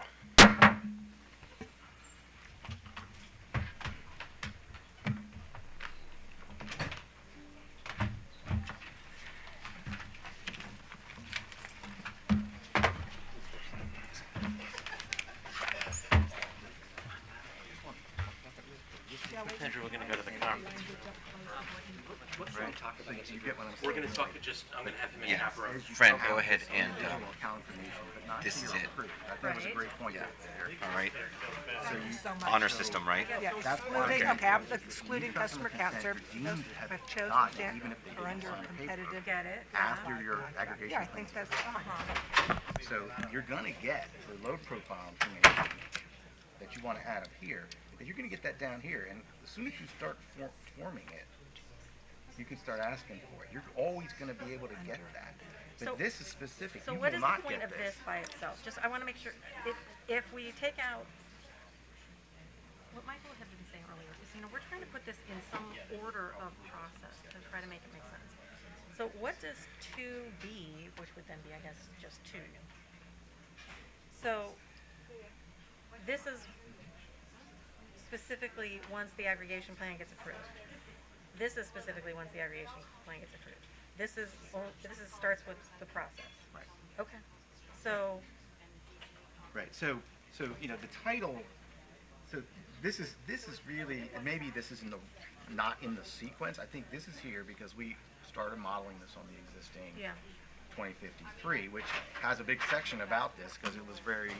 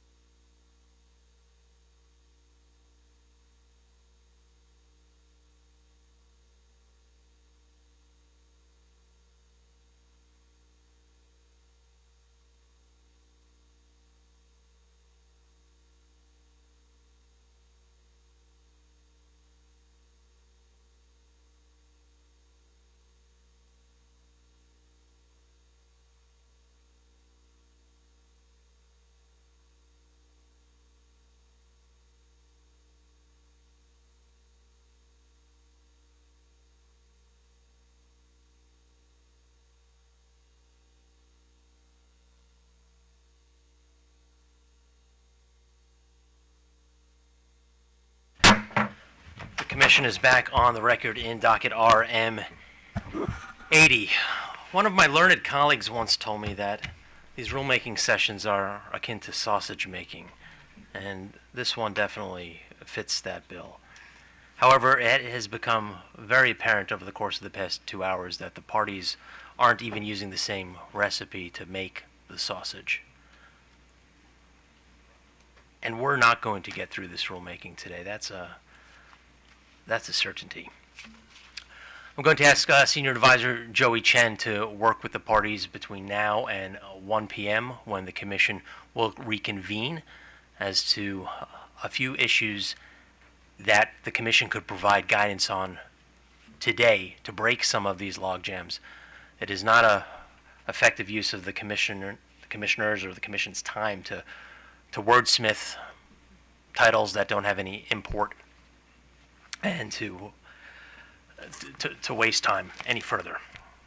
We have a mandate. We have to produce regulations by December of this year, and we will make that deadline.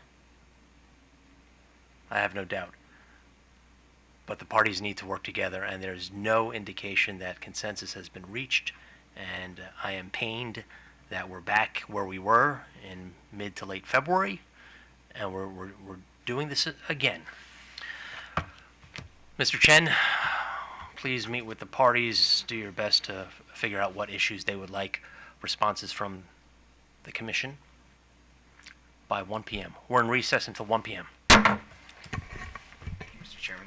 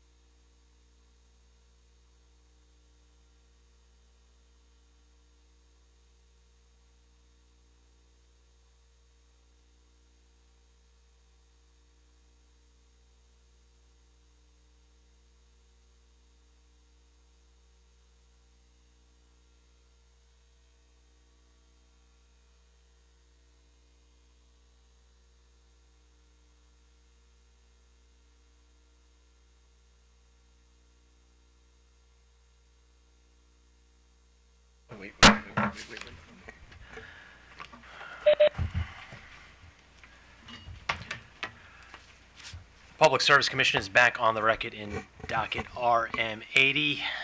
I understand from Mr. Chen that the parties have agreed to a limited set of issues that the commission will hear for the remainder of this afternoon and provide guidance and feedback. Montgomery County, any representatives? It is 1 o'clock. It is 1:02. We will proceed. Mr. Chen. Thank you, Mr. Chairman and Commissioners. Again, Joey Chen, Commission Advisor, and walking us through the work, the rulemaking today. I believe the Montgomery County will be joining us shortly. The parties over the lunch recess discussed and agreed on 4 issues, key issues, that they would really benefit from having Commission guidance in order to facilitate, a greater positive dialogue towards resolving them. The first of these issues is related to the juncture, the intersection between SOS, Standard Offer Service, and the CCA. There are a couple of questions, key questions that I will let the parties speak to themselves. But the second issue relates to opt-outs, including the opt-out notice, the relationship of the opt-outs, the roles of the respective parties involved. There are a few questions to go to that. The third issue relates to the intersection of the CCA and the new low-income supply offer requirements that were just adopted by the Commission yesterday in final form. And then the fourth and last issue relates to advertising, be it informational or promotional advertising, which also includes, the types of charges that relate or come from the advertising that could then be bundled into CCA rates ultimately. So those are related. Again, 1, 2, 3, 4. We will begin with the threshold principal issue identified by the county, and that's the intersection between SOS and the CCA.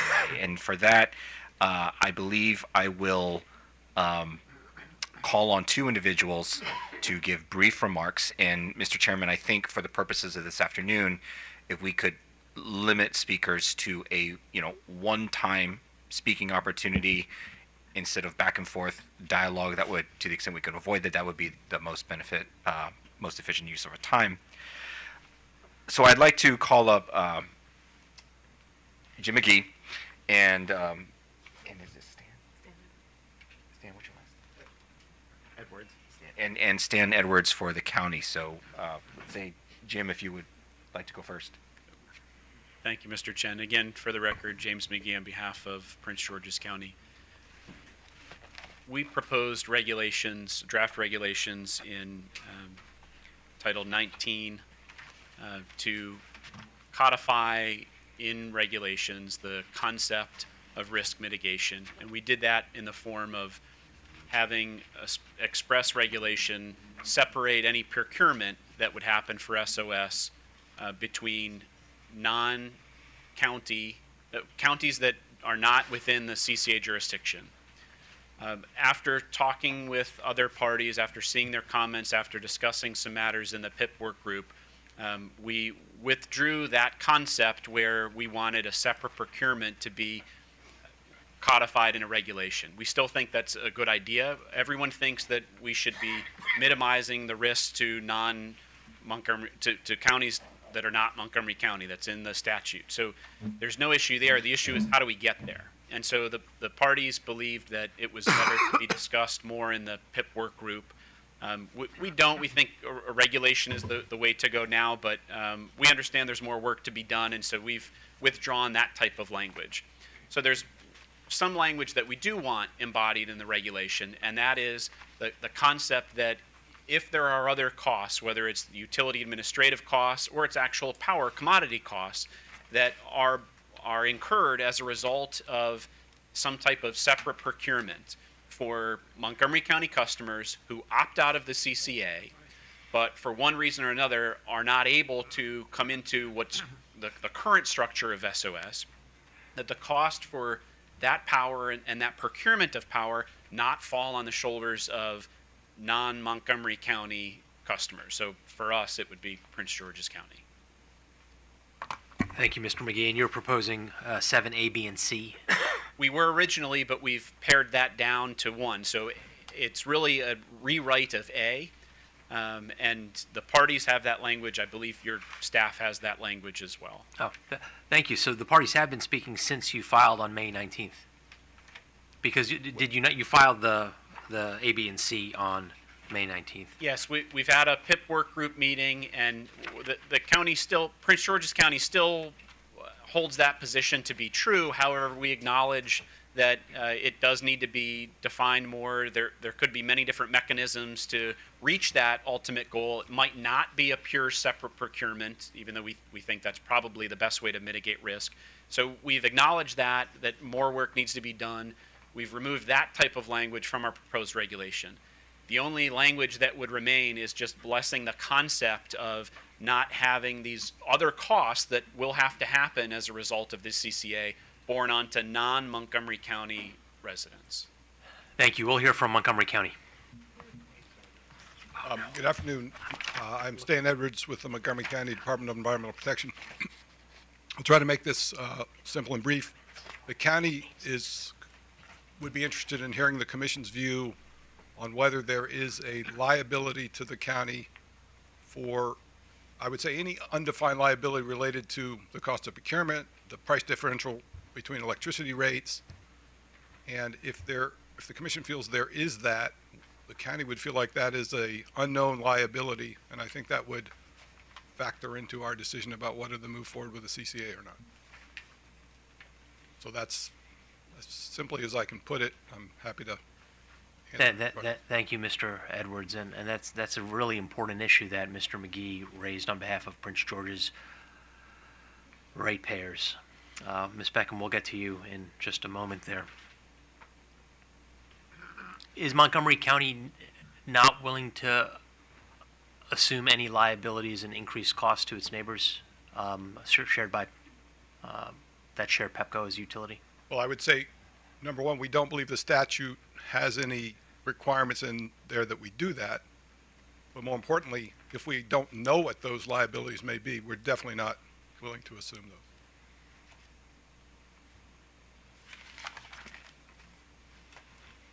So this is a deal breaker of an issue for the county if the commission decides today that it should be responsible for costs?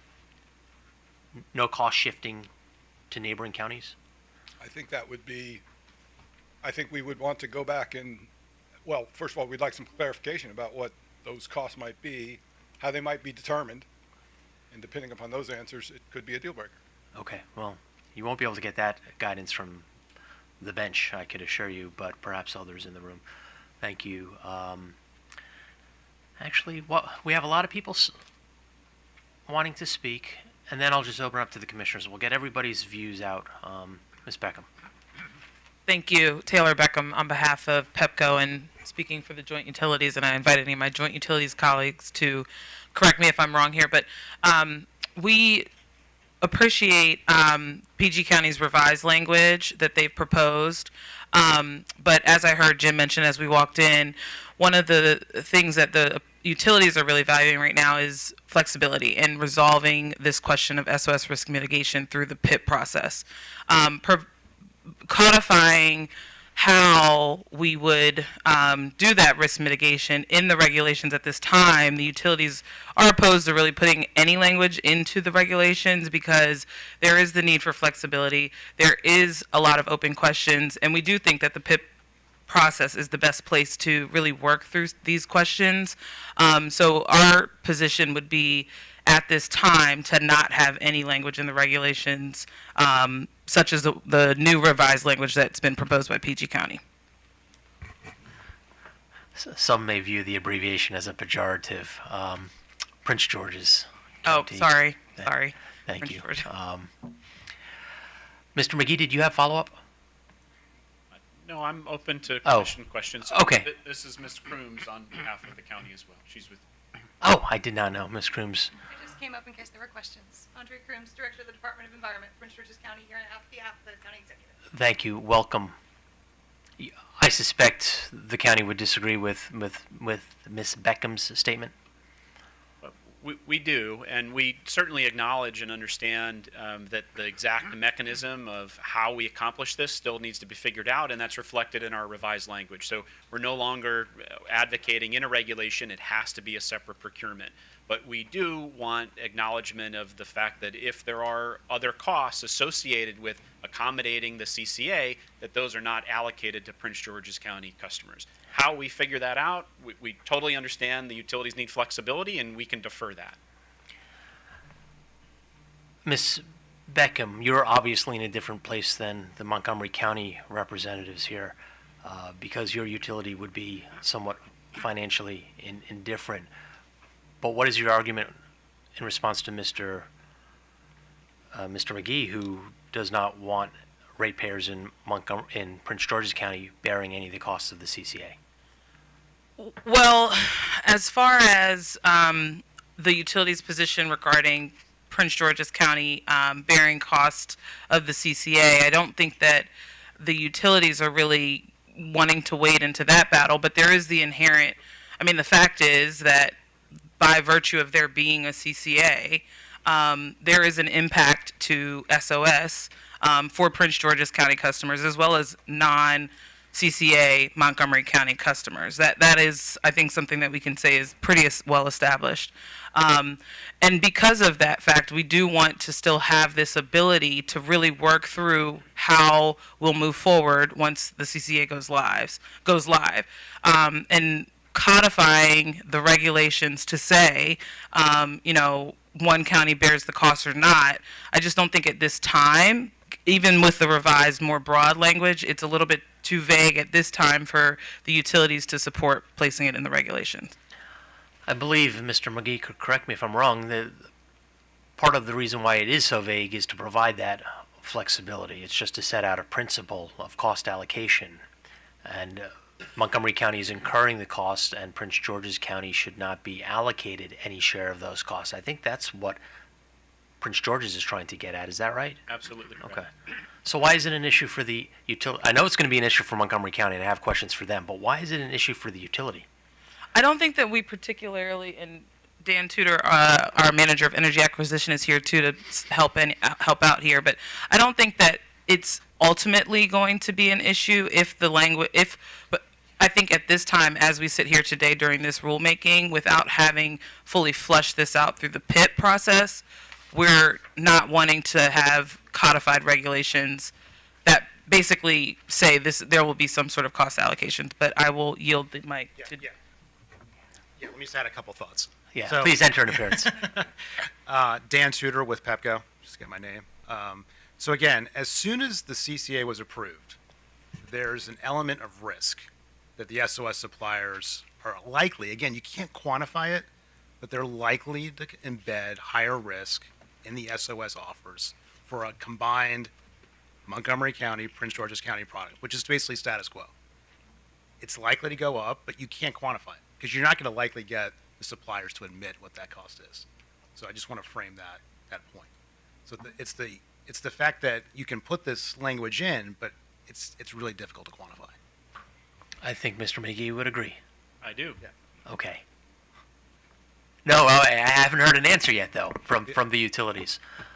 Do you agree with the larger principle of cost allocation, cost causation, that your residents in Prince George's County, I agree, we can't figure out, with any degree of accuracy, we can't figure out the cost of the CCA, but do you agree with the principle that Prince Georgians should not bear costs associated with the CCA, period?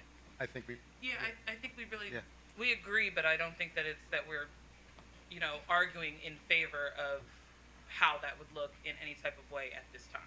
I just want to couch that agreement. All right, I understand that, but Mr. McGee, does your language prejudge how it will look in the future? No, it does not. Yeah, that's what I thought. Okay. Thank you. Yep. Mr. Edwards, obviously this is a more material question for you, and let's all agree that we cannot quantify with any degree of accuracy what the costs will be.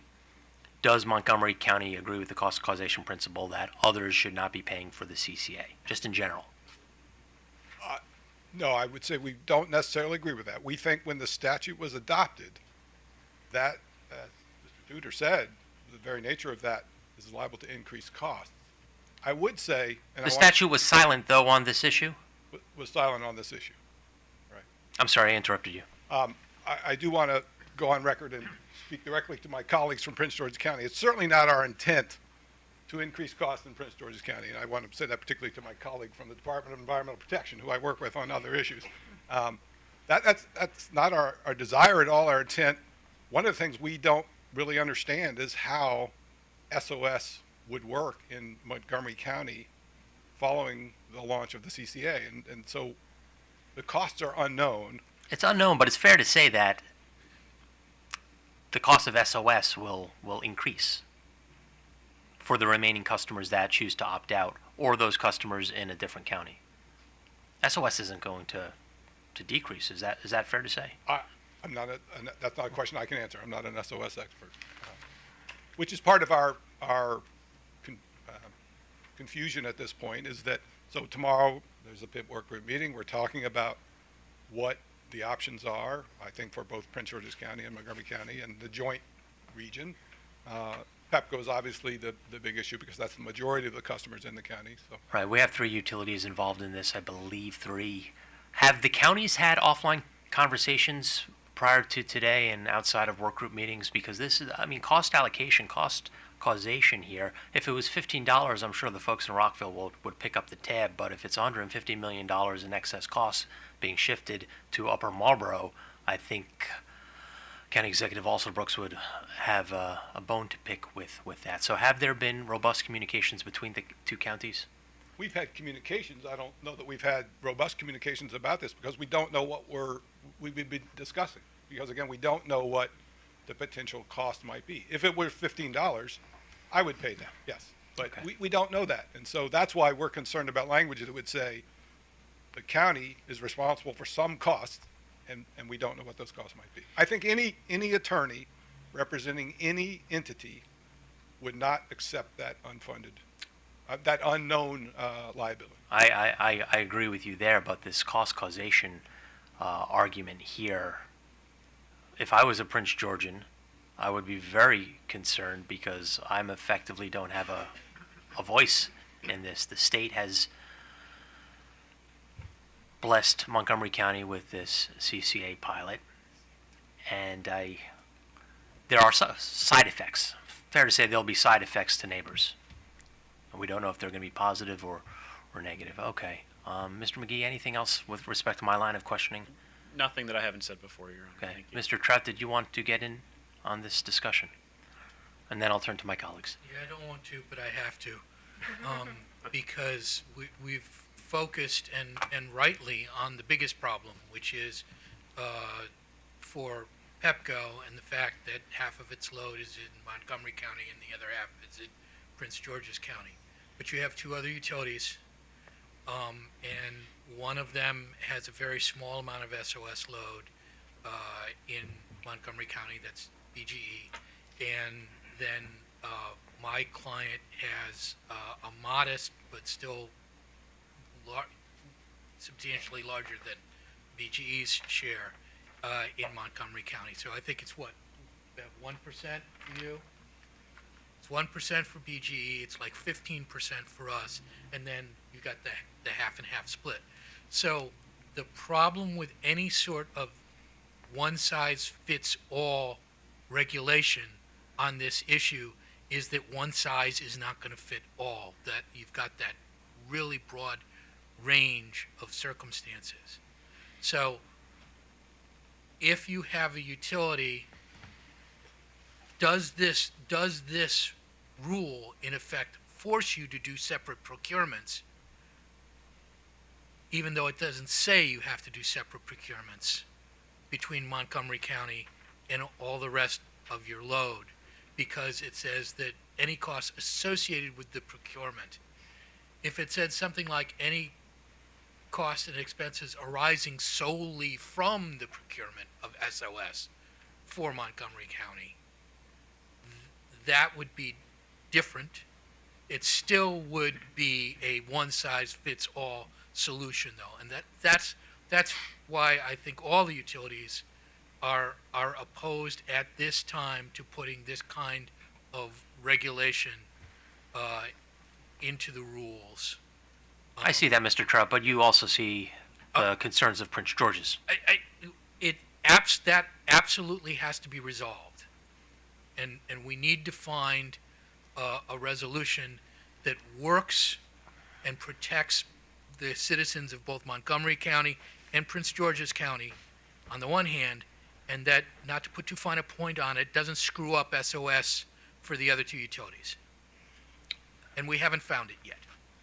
More time is what I heard, and I heard you say absolutely that the Prince Georgian concerns are material. I'll yield to my colleagues.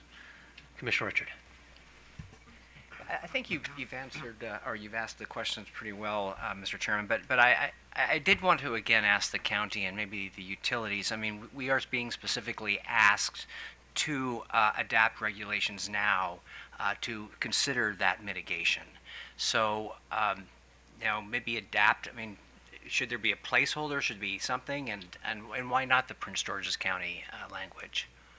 Again, I think it's the uncertainty of that language, what that liability might be. But again, the statute also says, there is to be a study later on. And this is all kind of laid out very well in the Prince George's County filing to consider what costs there might be. So there is direction that the commission, adapt or put something in regulation now that would provide the procedures to mitigate any kind of impact, and that there will be a study later to try to understand what those costs are.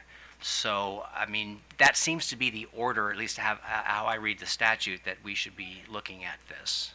So I think the statute is clear about SOS mitigation. There's lots of language in there, and we've talked about SOS mitigation and the procedures that would be used to mitigate SOS. But that's a different question to me than, is there a provision that says at some point in time, the county may owe somebody an unknown amount of money, and we don't know that going in. That would be problematic for the county. And again, I don't want to just keep hammering this, but it says that we are to have a study later on to try to understand if there were costs, and that the costs that we might want to mitigate. But again, I think what Prince George's County is honing in on is the statutory language that says that we should, in regulation, provide for a process should that study indicate that there are in fact costs. So I think that's what we're trying to get at right now. At least that's what I understand we're trying to get at right now, is putting in appropriate language in the regulation to meet the statutory requirement. Again, I'm not sure I follow. I think if there's language in there that says there is a cost, there may be a cost that the county incurs, but we don't know at this time what that cost may be. Even the study may demonstrate there is a cost, but we don't know until the study's done. I just don't think the county can accept that. Not even have a procedure should there be costs. The county would not accept that.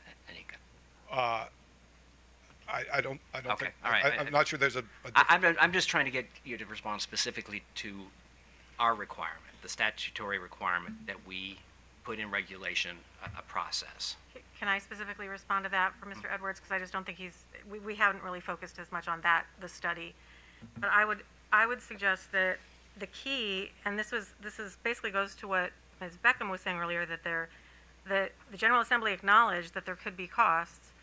And so the study is whether there were any incremental costs borne by SOS customers resulting from the migration of customers between CCA and SOS, and then, it would be what mechanisms could be implemented to hold standard offer service customers harmless from any incremental costs borne by the SOS customers identified under that. So, to me, it seems like the General Assembly acknowledged that this could happen, but until we've actually done the pilot, whether that's incremental, whether that's a large number or a small number, I think they acknowledge that you had to do the study before you could figure out what mechanisms might be appropriate. Okay. That's how I'm reading, section U. Okay. And then for the 7510 let's see, point 3 V9, can I just ask Prince George's County? It does say adapt. Is that something that could be done later, just to get, I guess, through this initial rulemaking, and after a study is provided? I mean, is that something that, again, we could just meet that requirement, but just do it and adapt it regulations later? I think the concern that we have is that then there will already be costs to our residents, right? I mean, if we don't put these goalposts, and define that no cost is going to fall on our residents now in regulation, then doing the study later and saying there was a cost to them doesn't help us. We've already incurred a cost. While the pilot is happening, we could potentially be incurring a cost. There are known knowns, there are known unknowns, and there are unknown unknowns in this situation, right? And the residents of Prince George's County should be held harmless against all of those, because this is a new way of doing things, and there's a risk being taken, and the only way to 100% mitigate that risk is to ensure that our residents will be indemnified if their costs go up because of this pilot. And I believe that the legislature agrees with what you just said. I guess it's just trying to get at when will we know what those costs are, and I don't believe we will know those costs until a study is performed. So, again, I'm just specifically trying to hone in about the timing. If the study is performed, then we find that there are, in fact, costs. Wouldn't we be able to satisfy it at that time? Somewhat. So the commission partially handled this situation last October, because last October was the first time when we thought the CCA was going to come on board 2 years later. So obviously we procure power 2 years in advance, right? So everybody knew, including Montgomery County, wait, there's a substantial risk here if we go out with a product that the last 6 months of it, all of a sudden the Montgomery County load goes away. How are suppliers going to deal with this? So we all said, okay, we're going to divide it. 16 months of both counties in PEPCO's load blocks, and then 8 months that would not be both counties. That would be Prince George's, and we didn't quite decide what else could go in there. So that concept of let's try to mitigate risk as much as we can occurred back in October. I would imagine we're going to have the same result this upcoming October when we go through that process. And I don't think Montgomery County is going to change their mind at that point. It's the question is, what do we do every 6 months, every auction? What do we do? Can we, because there's an obligation that you pointed out in the statutory language to adopt regulations concerning this issue, we think the narrow regulation of acknowledging this risk that the customers in Prince George's County would have and holding them harmless should be adopted. And how we figure out how that happens, it might have to be every 6 months in the SOS procurements. Okay, well, thank you. Thank you, Mr. Chairman. Thank you. Mr. McGee, would something more general in the regulations resolve Mr. Trout's concern, at least on the PIP, where we state that Montgomery County is liable for all costs incurred with respect to the CCA? Does that address your concern? Sure, it could be written that way too. Okay. I know the county would not support that. Mr. Edwards says that'd be a concern, although that would address Mr. Trout's concern with the interference with the PIP. Commissioner Linton. Thank you, Mr. Chairman. So I actually had a question for the county, and most of my questions or thoughts have already been asked, but I guess I just wanted to be clear that, and I think I heard the county respond to this already, that if there were costs that were incremental for SOS, is it the county's position that you're not responsible for those costs at any time? Whether at some point they will be known. We'll assume for the moment, for purposes of today, that those costs will exist. There'll be some type of incremental cost. Is it the county's position that you're not responsible for them? So are we talking about incremental cost to Prince George's County customers or Montgomery County? To Prince George's County, so customers that are not part of the CCA, that are not Montgomery County residents. I think it's our position that we are not responsible for them. The statute doesn't say we are responsible for them. I think determining what those might be would be extremely difficult, if impossible. And again, I want to emphasize that's not our intent. We would like to find a solution in purchasing SOS for Prince George's and for Montgomery that minimizes any chance that could occur. I don't know what those are. I'm not an SOS procurement expert. What I've heard in previous PIP meetings has caused me some concern about the long-term solution for Montgomery County SOS. So I don't know what those costs might be. Not our intention to have costs, but having the inability to say what they could be, but holding the county responsible for covering them is where I think we'd have an issue. Okay. Yeah, it is an interesting problem then.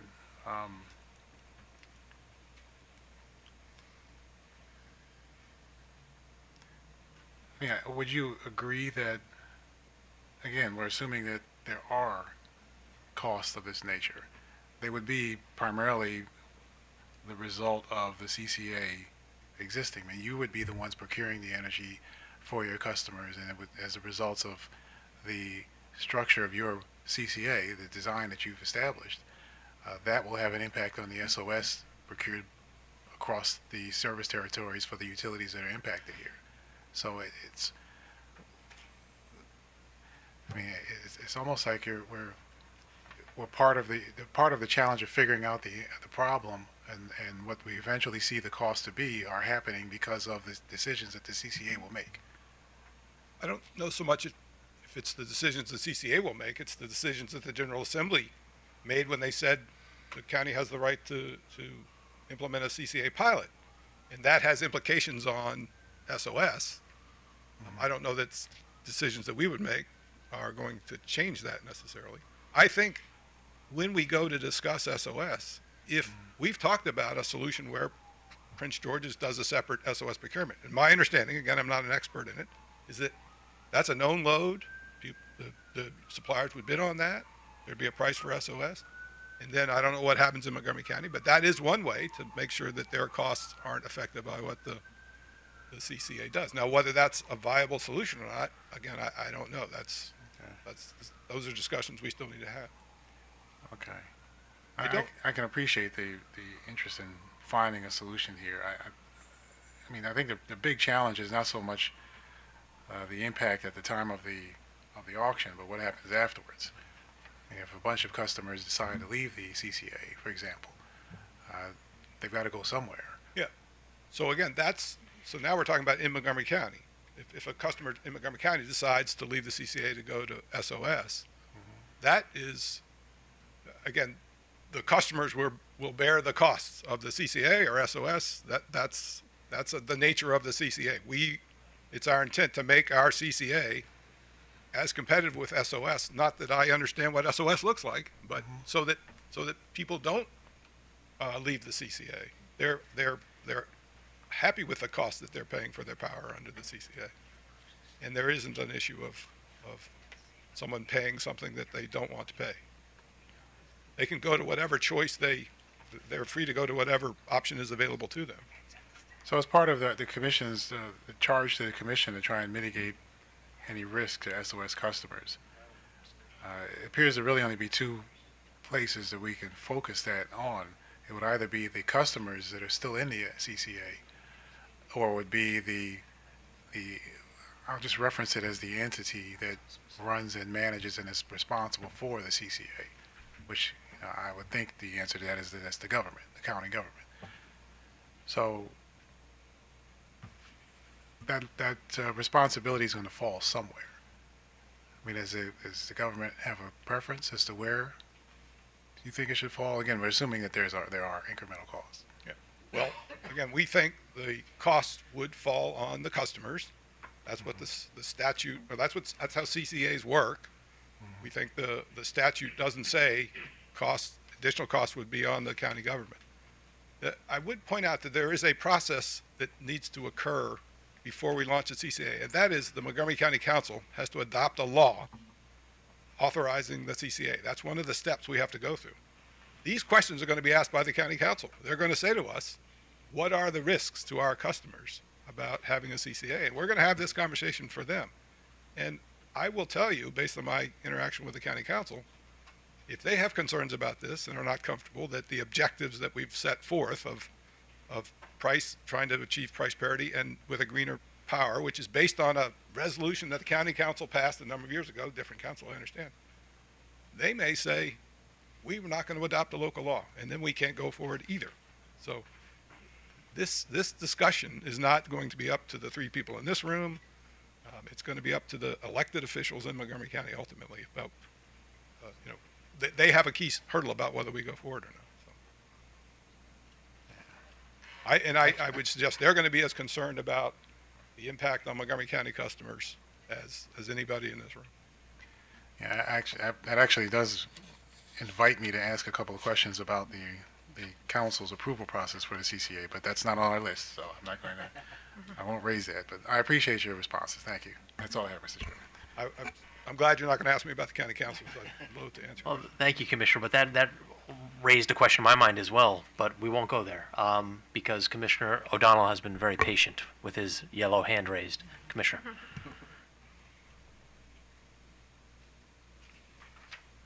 Thank you, Mr. Chairman. The gentleman referred to the three people in this room. Actually, there's four people in this room that'll be making the decision at some point, maybe five, and one of them's me. So I'm here virtually, but I'm here.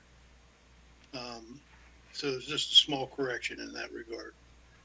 Two, let me make sure I understand Montgomery County's position, because Montgomery County seems to be saying, at this point in time, we reserve the right to shift cost, risk, and burden outside of our borders through an action of the county government onto other county governments or the ratepayers in other counties, because we set up the law that way. And the county council of Montgomery County and some of my friends who I served with, they don't have the broader public interest at heart. They have Montgomery County's interest at heart. So how do you square that with, we have the obligation at the commission to maintain the public interest, while Montgomery County, you want the right to maybe shift all burden away from and all risk away from the county government in Montgomery County. I'm having a hard time grasping that. Is that your position? Not at all. No, I don't think there's any decisions that the county can make in implementing the CCA that would shift costs to Prince George's County. I think the fact that the statute exists and allows the county to go forward creates this potential risk that there may be cost increases. But it's not an act. Ask for clear. Hang on. I'm going to ask for a clear answer. Did you not say, or did you not say, your position was you wanted no restrictions on the ability of Montgomery County to shift costs? Did you say that or not say that? I don't think I said that. But I think I have to look at the tape, because that's what I heard. And that's why I'm asking the question. I think you said at this time, we don't think anything should be in regulation that constrains our ability to go to other customers to collect overages or underages. And that is greatly concerning to me. And it's tough to get a clear answer. I think that's part of the problem here as to what your position is. I hear one thing, and then I question it, and I hear something else. well, I don't get it. I don't get it. yeah. With all due respect, Mr. O'Donnell, I think you're mischaracterizing what I said. Well, tread lightly and go ahead.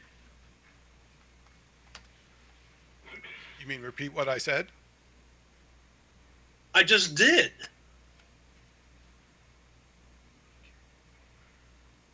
I'm not sure there's a question. If there's a question, I'd be happy to answer it. Excuse me? I'm not sure I understand the question. The question is, do you want to reserve the right to shift costs to other counties or not? Period. At this time.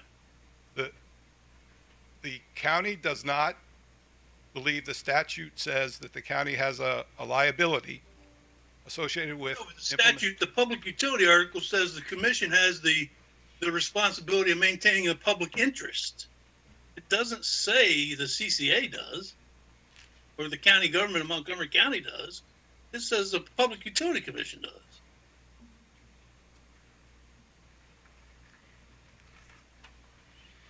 Isn't that not so?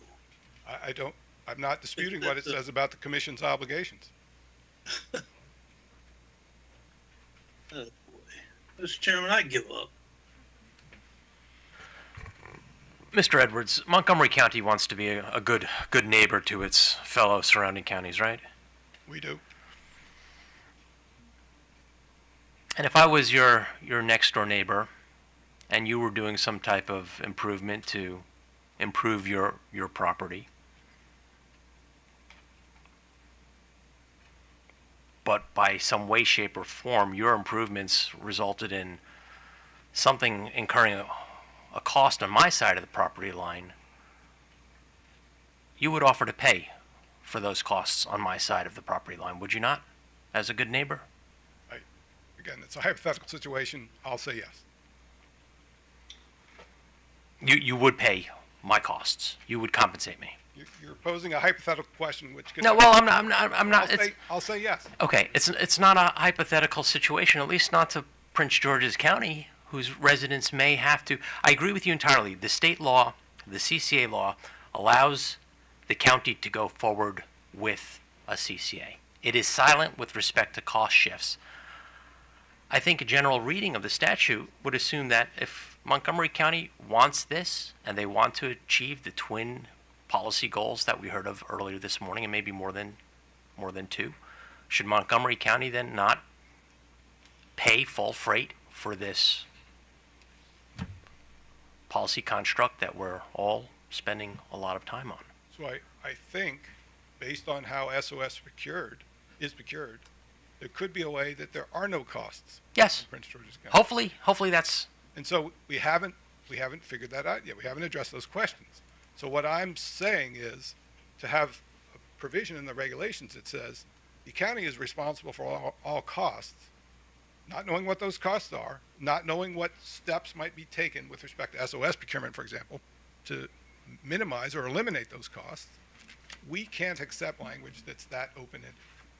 And that gets back to Commissioner O'Donnell's question. We hope and we wish Montgomery County well that costs are actually lowered for county residents on your side and perhaps have a side effect, lowers the costs in Prince George's County. But we are thinking of the hypothetical that costs to Prince Georgians are actually increased. And we've been asking the same question now for, it feels like 20 minutes, as to whether Montgomery County will assume the liability or hold harmless any of its costs that overflow across the county border. And I think it's clear, Mr. Edwards, that you're saying no. The statute doesn't say it. Chairman, I will remind this hearing that the county executive said clearly the county would take full charge and responsibility for those, as I remember. No, thank you. I recall County Executive Mark Elrich said that the buck stops with him, and I would assume that means that costs of the CCA will not cross the border. And Mr. Edwards, we don't know if there is a cost, and there may not be. It could be 10 cents. It could be $10 million.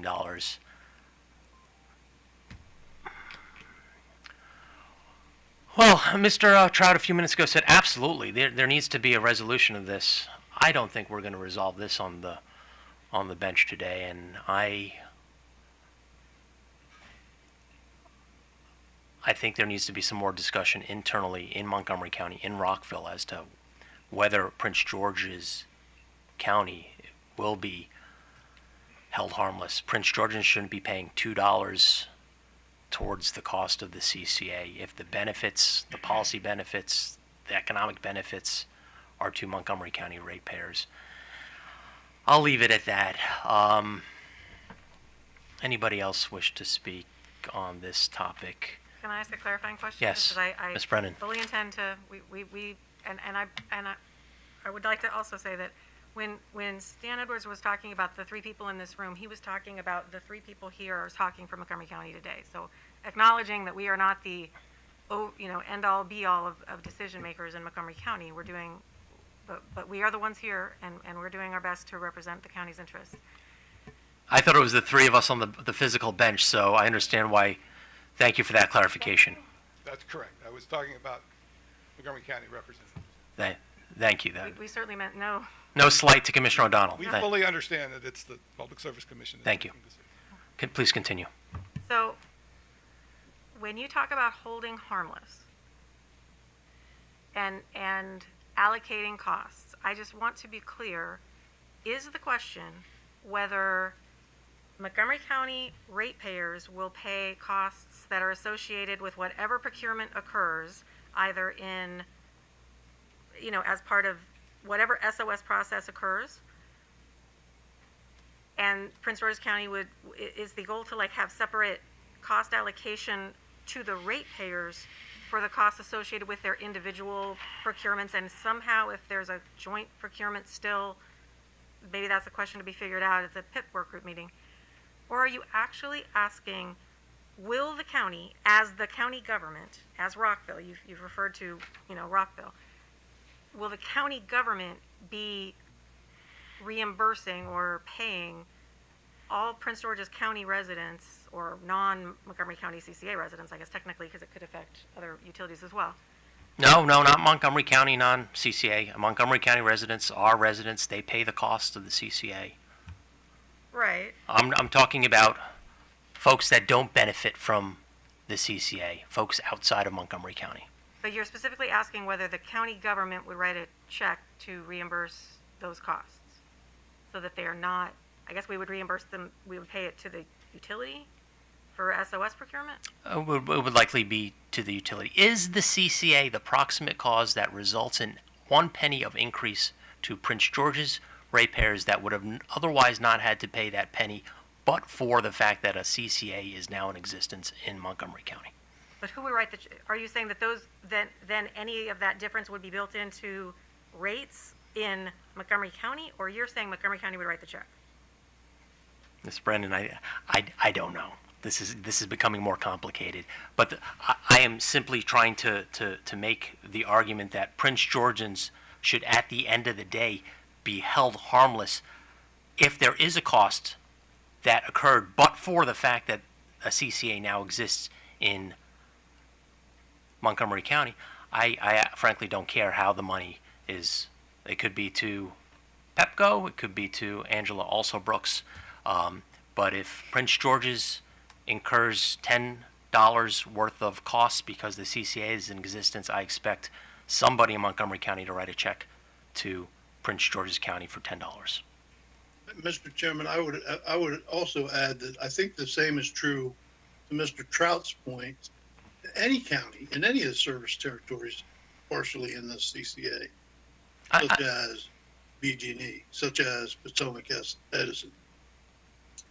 So it's not just Prince George's County. Are you going to socialize the costs to anybody else besides Montgomery County? I'm sensing some pushback from the Montgomery County representatives in the room, somewhat incredulously, saying, why should we have to pay if we've disrupted costs outside of Montgomery County? Ms. Brennan, help me out there. I think there's a large difference between the General Assembly deciding that a CCA pilot is worth trying and acknowledging that there may be some costs and that we should study that and see what the options are for reducing them after the pilot is. I agree with that, all of that. I think there's a difference between costs that are borne by ratepayers for, cost. They bear costs for SOS. They bear costs for whatever costs for the utility for the electricity they get. There's a huge difference between there may be incremental costs to ratepayers either in Montgomery County for Montgomery County costs or Prince George's County if there's cost to them. and we're trying to mitigate all that, acknowledging, just stating once again for the record, we understand the desire to mitigate those costs as much as possible. But I don't know that you can ever get that number to zero. And the biggest issue is, are we talking about costs the ratepayers may bear? And what Mr. Elrich said, I think Mr. Elrich was clear, but I will restate that if the cost to Montgomery County ratepayers is too high, the CCA will not work. Those customers will choose not to maintain, to retain, their service with the CCA, and ultimately there are political consequences for that. But all The that, fact that he loses re-election isn't an in-kind payment here. I just still don't think there's any mechanism by which the county running the pilot writes a check. Mr. McGee, how would you receive compensation from your neighbor if your neighbor did something to result in costs to your side of the border? So my first point is that we should do everything we can not to incur it and try to mitigate the risk, which I think everyone, including Montgomery County, thinks. So, and again, we think that's separate procurements. But if that doesn't happen, then yes, we would absolutely expect to be compensated. I don't know the mechanism how. My guess would be through the utility, but I couldn't answer that. Right, the Montgomery County has a treasury, right? Correct? And they would write a check. It'd probably be easiest to go to PEPCO, so PEPCO could figure out how to return it to customers. But this benefit from state law is to benefit Montgomery County ratepayers, and if Montgomery County wants to be a good neighbor, and I know they do, any but-for costs incurred outside of the county, I underscored that, must provide compensation. and you're saying that's from the county treasury, not Well, increased rates to ratepayers? It could come from the county executive's personal checking account. I don't care where it comes from, as long as Montgomery County is paying Prince George's County for the benefit of restoring to all PEPCO ratepayers in Montgomery County to where they would have been but for the existence of a CCA in Montgomery County. I probably can't be more clear than that. And let's hope it comes true that there are no additional costs, and the only cost that Prince George's County will be out is having to send Mr. McGee to represent today.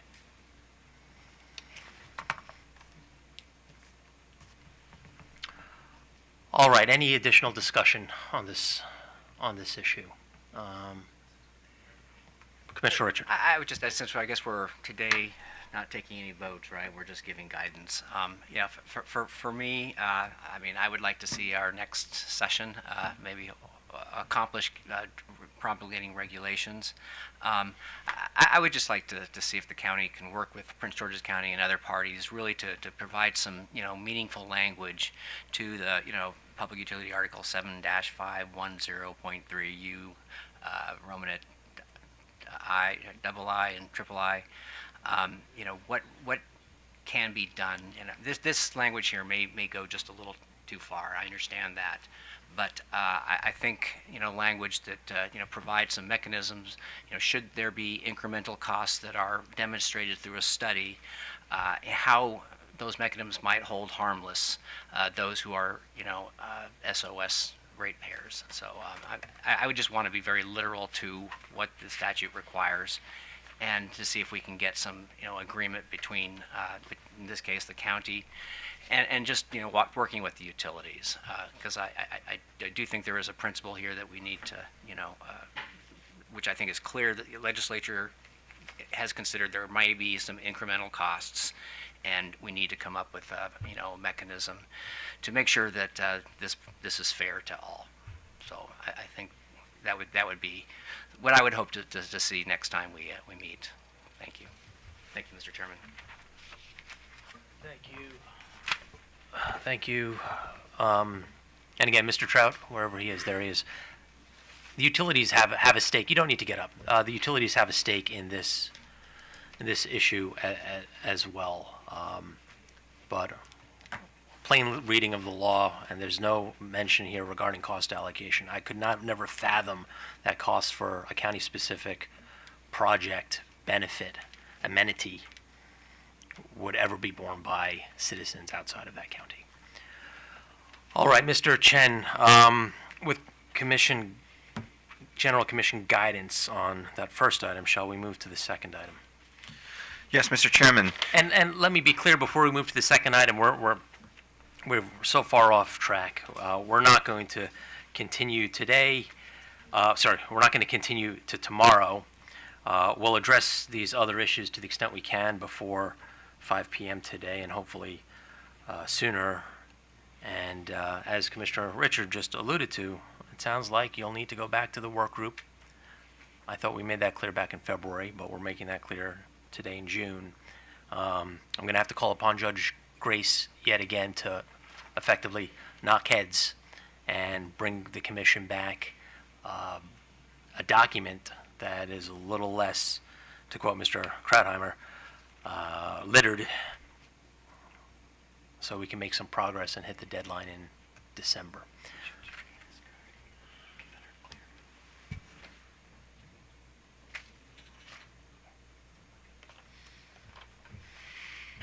Mr. Chen. Thank you, Mr. Chairman. We're hitting issue number 2, which is opt-outs. And honestly, I think we're netting out where I expect it to be time-wise for these four issues. So issue number 2 concerns series of questions and clarity sought on how opt-outs would work. So I think if I could just distill the general desire from the parties, that they just want to figure out how the opt-out piece is, how it all fits together. What is it going to look like? Who shares what responsibilities, that sort of thing. So think about questions like, when can a customer begin to opt out? If we've already established that the CCA will be issuing 2 notices, the first notice intended to be a formation notice, and then as the commission indicated back in the previous hearing in February, a second notice that's specifically dedicated to provide opt-out notification. At what point are customers allowed to begin indicating their preferences? And who should they be contacting? Should they be contacting the CCA? Should they be contacting the utility? And what responsibilities then would the utility have in terms of forwarding a list of sorts to the CCA? Are the utilities going to be required to scrub that list with the of the customers who have opted to stay with SOS? So for this question, for this issue, which tees up a number of those questions, and I'm sure there are other questions that I haven't articulated here, I'm going to call upon staff to explain a little bit, the county, AOBA, and a representative from the utility voice. All right, staff, county, Montgomery County, AOBA, and the utility. So the first question is when to opt out, and the second question is who do you opt out to? Is that right, Mr. Chen? Those are among the questions, yes. Okay, well, I believe the utilities will also have some more nuanced follow-up questions. Okay, well, we'll start with that. This does seem like deja vu. I recall we discussing first notice, second notice prior, so we'll get started with staff. Good afternoon, Your Honor, Commissioners. Phil Vanderheyden from staff.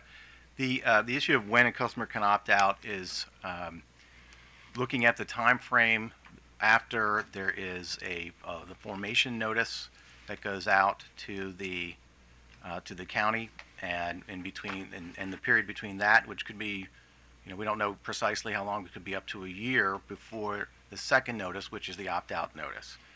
What the regulations before you are sort of proposing with their 2 different versions is at what point would decisions made by a customer to opt out be recognized sort of functionally and result in actually being opted out at the time the CCA begins operating. So the staff position is that based on the understanding of how the utilities will be able to record customer decisions, and that there is language within the law that states that customers can choose SOS at any point, that if a customer, upon learning that a CCA is going to be is going to open within some time period, probably based on that initial formation notice. If they decide, I want to be on SOS, and they call their utility and say, hey, I want to stay on SOS, don't opt me into that. That information would be recorded and kept by the utility, and then information about each customer's choice would be added to the data that's sent by the utility to the county for the purpose of allowing them to send that opt-out notice. The second issue is that protecting the account numbers such that we wouldn't have any mis-enrollments occurring because an account number was inadvertently, sent over for an enrollment. So there's two issues I think that sort of boils down to where staff is. One, if a customer calls the utility and says, I'd like to opt out, the utilities are capable of recording that information, and then that information will be added to the customer's name and address and service address, billing information that is sent to the utility, so the CCA will have knowledge that choice has been made, and that any transmission of customer data for the purpose of opting customers in, all of those customers, as well as all customers that have a retail choice contract, that the account numbers will be excluded from that data.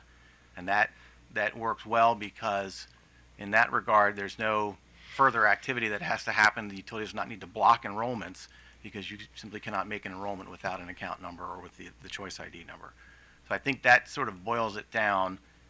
We think this is beneficial to customers because they can make that decision once and they don't have to worry about calling back some other time.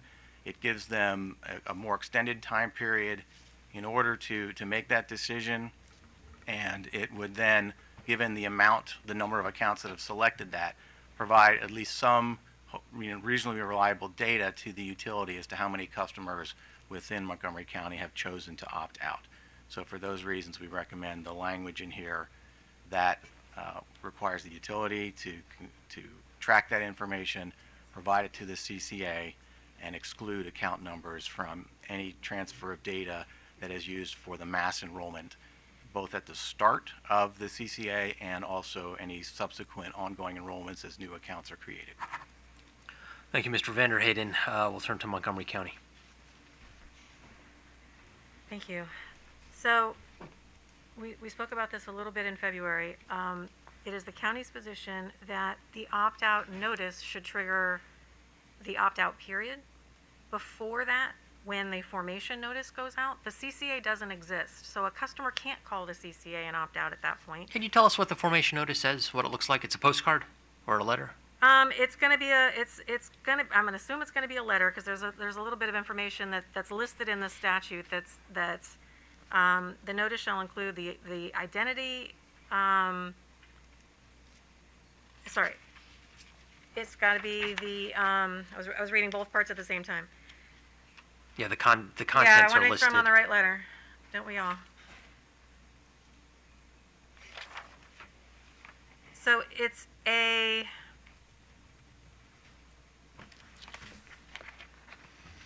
notice of intent under D, 7510.3D, is at least 60 days before initiating the process to form a CCA. The county shall give written notice of the plan to each residential and small commercial electric customer in the county. And at that point, the CCA doesn't exist. It's the intent to form it, and a lot of things have to happen before the CCA is in existence, including the approval of the aggregation plan by the commission and so forth. So at that point, it's just the draft aggregation plan essentially before it's approved by the commission. There's not a lot of good information in this first notice then. We are concerned about a customer making a decision based on that information alone. Was the first notice a good idea, in your Well, opinion? It's in the law. It's in the law. So we mail a letter to the million residents of Montgomery County saying something might happen in a year from now. Is that about it? Notice of the plan. Yeah, I mean it's basically it's notice of the plan, and you're right. It doesn't have a lot of the details because, again, the CCA doesn't exist yet. The aggregation plan hasn't been approved yet. The local law hasn't been passed yet. So it is truly like a heads up. Okay. This is coming soon. Think of it as a movie trailer. Coming soon. But it could be a year later. It could, yeah, it could be. So the concern is that if a customer at that point makes the decision, they will be basing it on not full information by any stretch of the imagination.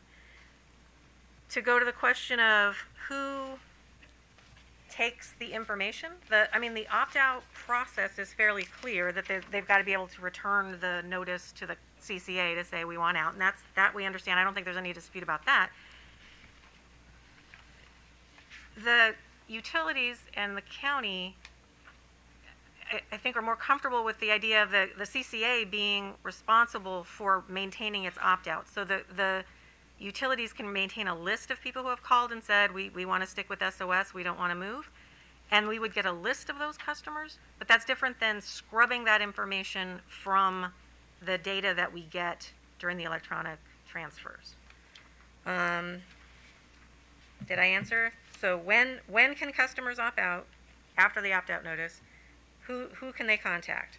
Well, the opt-out letter would likely go, be a return postcard kind of thing to the CCA, but they could certainly contact the utility as well. But the format that would take would be a list that the utilities would provide to the the CCA, versus scrubbing the list of the account numbers.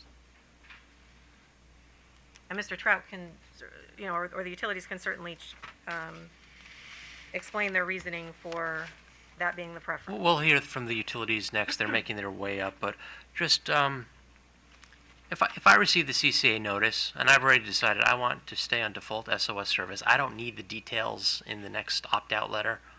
Why can't I? And a year from now, I may forget that I received the letter a year prior. Is there really much of a problem for an educated consumer who says, I want no part of the CCA, I'm happy with SOS, I want to call somebody today and let them know? So in that scenario, if I understand, the utilities would basically have to keep that information. They keep that line item somehow. So I guess the question for them would be, are you prepared to somehow flag that information of a customer starting on that day, and telling the CCA about it when they do start opting people out? I was thinking the utilities would keep a notebook. Yeah. And they'd write them down. But let's hear from the utilities. Mr. Trout. Yes, our issue is narrow, but I believe it is very important. The utilities are indifferent as to when you allow customers to begin to opt out. So whatever time you tell us that we can start receiving that message from customers, we can implement that. The utilities are also willing and able, when a customer calls us and says they want to opt out, they want to stay on SOS, we are able to collect, record that information, and then transmit it in an appropriate manner and in an appropriate time to the CCA. No dispute about that. The mechanics we can work out later. The mechanics should not be embedded in the regulations because it'll just trip us. But we can do that.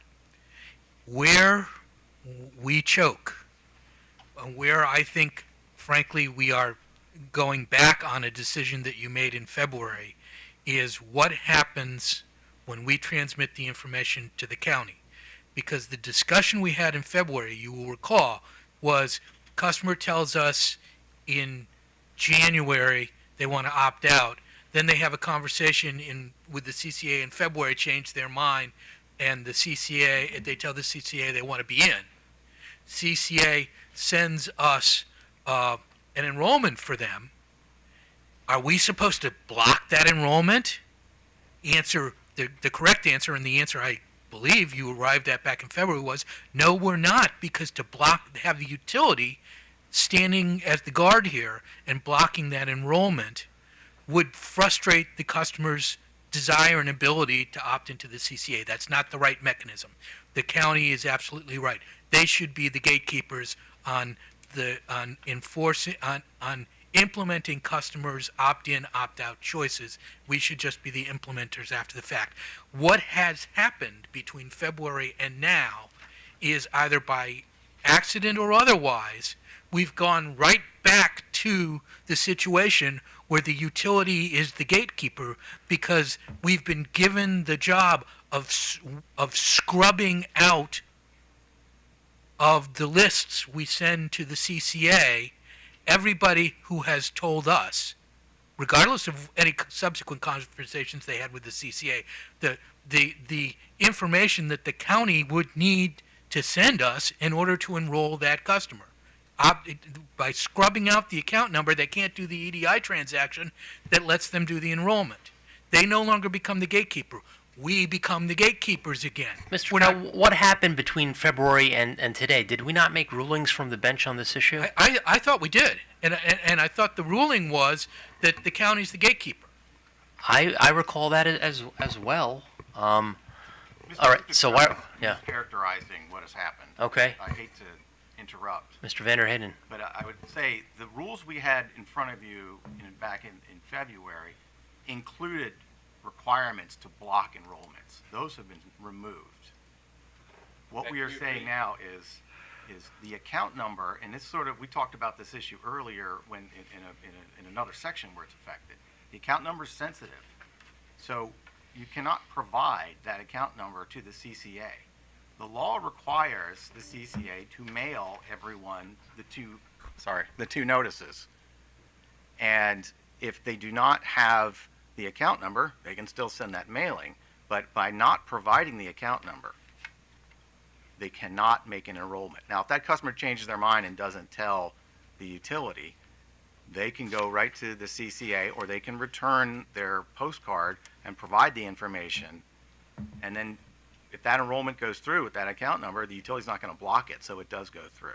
So we reacted to your direction by removing the requirements to block enrollments, and that we still have to have a protection mechanism in there, because if an erroneous enrollment goes through, it's known that there could potentially be problems. There's no language in these regulations that would place any sort of financial responsibility for that error on anything other than what would come out of CAD. So we said, look, what's a simple way to minimize the potential for errors? We'll restrict access to the account number. So that's how we are sort of low skill managing that issue. And it is you could look at it, glass half empty, glass full. Are you scrubbing the list of account numbers? Are you only populating the list with account numbers for customers that have not opted out and have not been on retail choice? Because retail choice customers should not be having their account number sent either. And Mr. Trout, your argument is restricting access to these account numbers puts the utilities back in the position of being gatekeeper? Yes, it does. It is that. That is our argument. And I will add that if the goal is to not have account numbers of customers who have opted out in the hands of the CCA, then the mechanism that has just been is proposed for creation and that was just described by Mr. Vander Hayden doesn't get the job done, because the utilities will only know the customers who've told us they want to opt out. If they went to the CCA and said that they want to opt out, but we're still giving the CCA, we would not know that. We would then be giving the account number of that customer to the CCA. And so again, the CCA needs to be the one to scrub the list, not us. Right, you have two sets of customers coming through you, through the utility directly or through the CCA. Mr. Vander Hayden and perhaps Montgomery County, and I see Ms. Francis. This is sensitive information, the service account numbers. But if we are to believe that the CCA is Montgomery County government or an agent of Montgomery County government, I'm not still clear on that. Is this a trusted partner where we could share this information with, and then we cut through some of these concerns, sharing the information between the CCA, the utility, and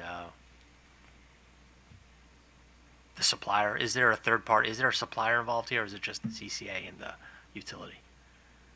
Potentially, you have an aggregation supplier or a retail supplier that will then use that information to make the enrollments. So the body of information from customers would have to be at some point provided to them if they are performing that function for the CCA.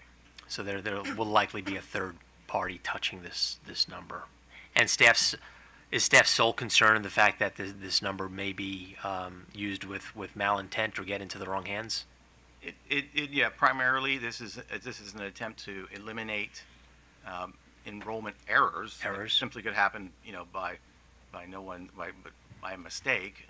I don't think we're thinking that someone's going to try to hack this information, steal it, and then use it, because what are you going to use it for? Sign people up for accounts, and then that would be an issue. So it's more of, we've removed rules that require the utility to sort of block these by sort of scrubbing each one and looking at them as they go through, kind of like what's happening with the low-income account offers that have to be approved.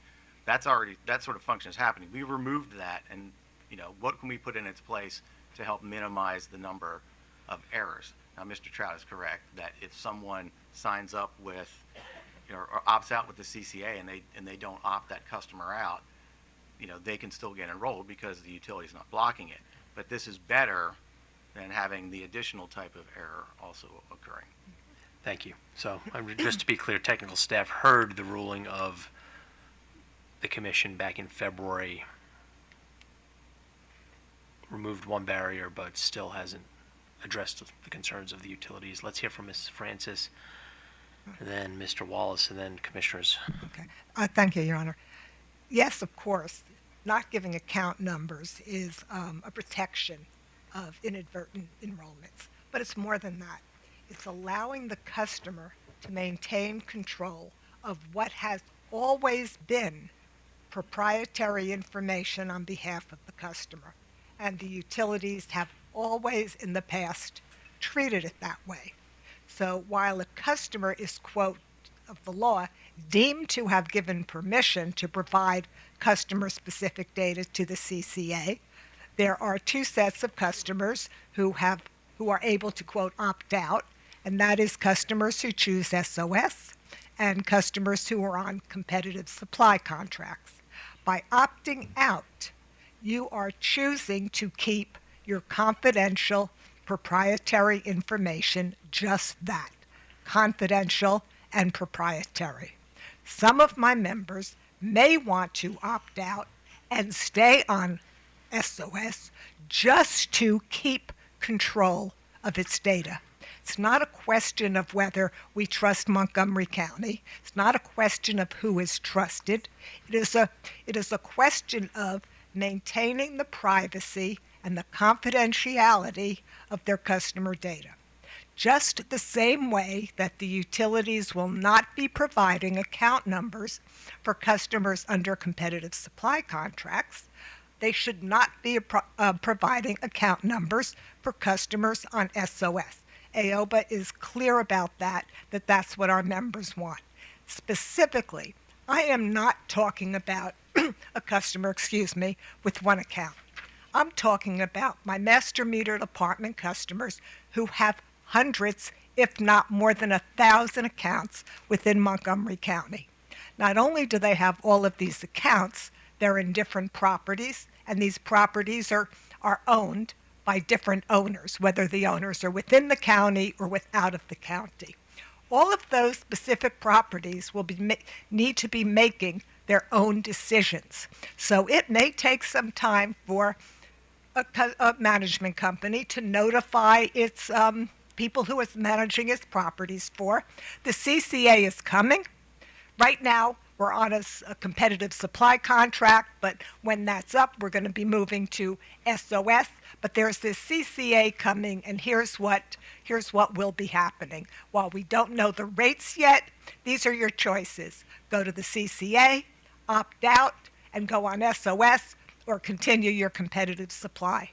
I don't know at this moment what people will choose. All I know is right now, my members are either under SOS or they're under a competitive supply contract. Those customers should have the choice of doing any one of those three things, but they should also have the choice by keeping full control of their proprietary information. So whatever way the utilities decide they can do it, but however they are going to avoid putting account numbers for their retail supply customers, that's how they should avoid giving account numbers for their SOS customers and those who have opted out and chosen SOS. And if a customer later changes its mind and wants to go on the CCA, all they do is need to call the CCA and say, here's my account number, enroll me. Just the same way any customer does who wants to continue or enter a competitive supply contract. Thank you. You make it seem so simple, but at the end of the day, it's just three options. Correct. Utility service, retail supply, or CCA. Correct. Mr. McGee, Mr. Walls. Can I just ask just a quick question for Aoba?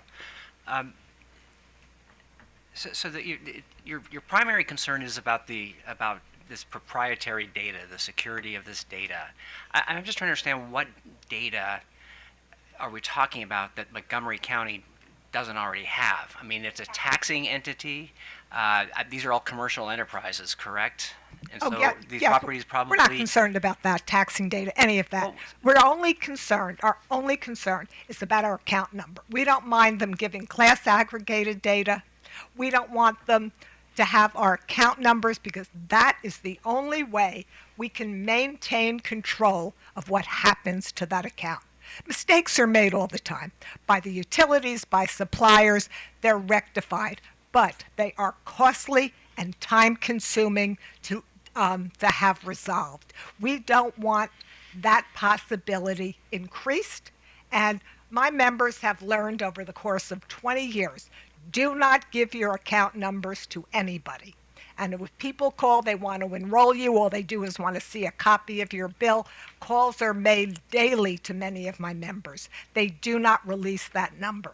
So to release it to Montgomery County when they know they want to stay on SOS service, Montgomery County doesn't need it and they shouldn't have it.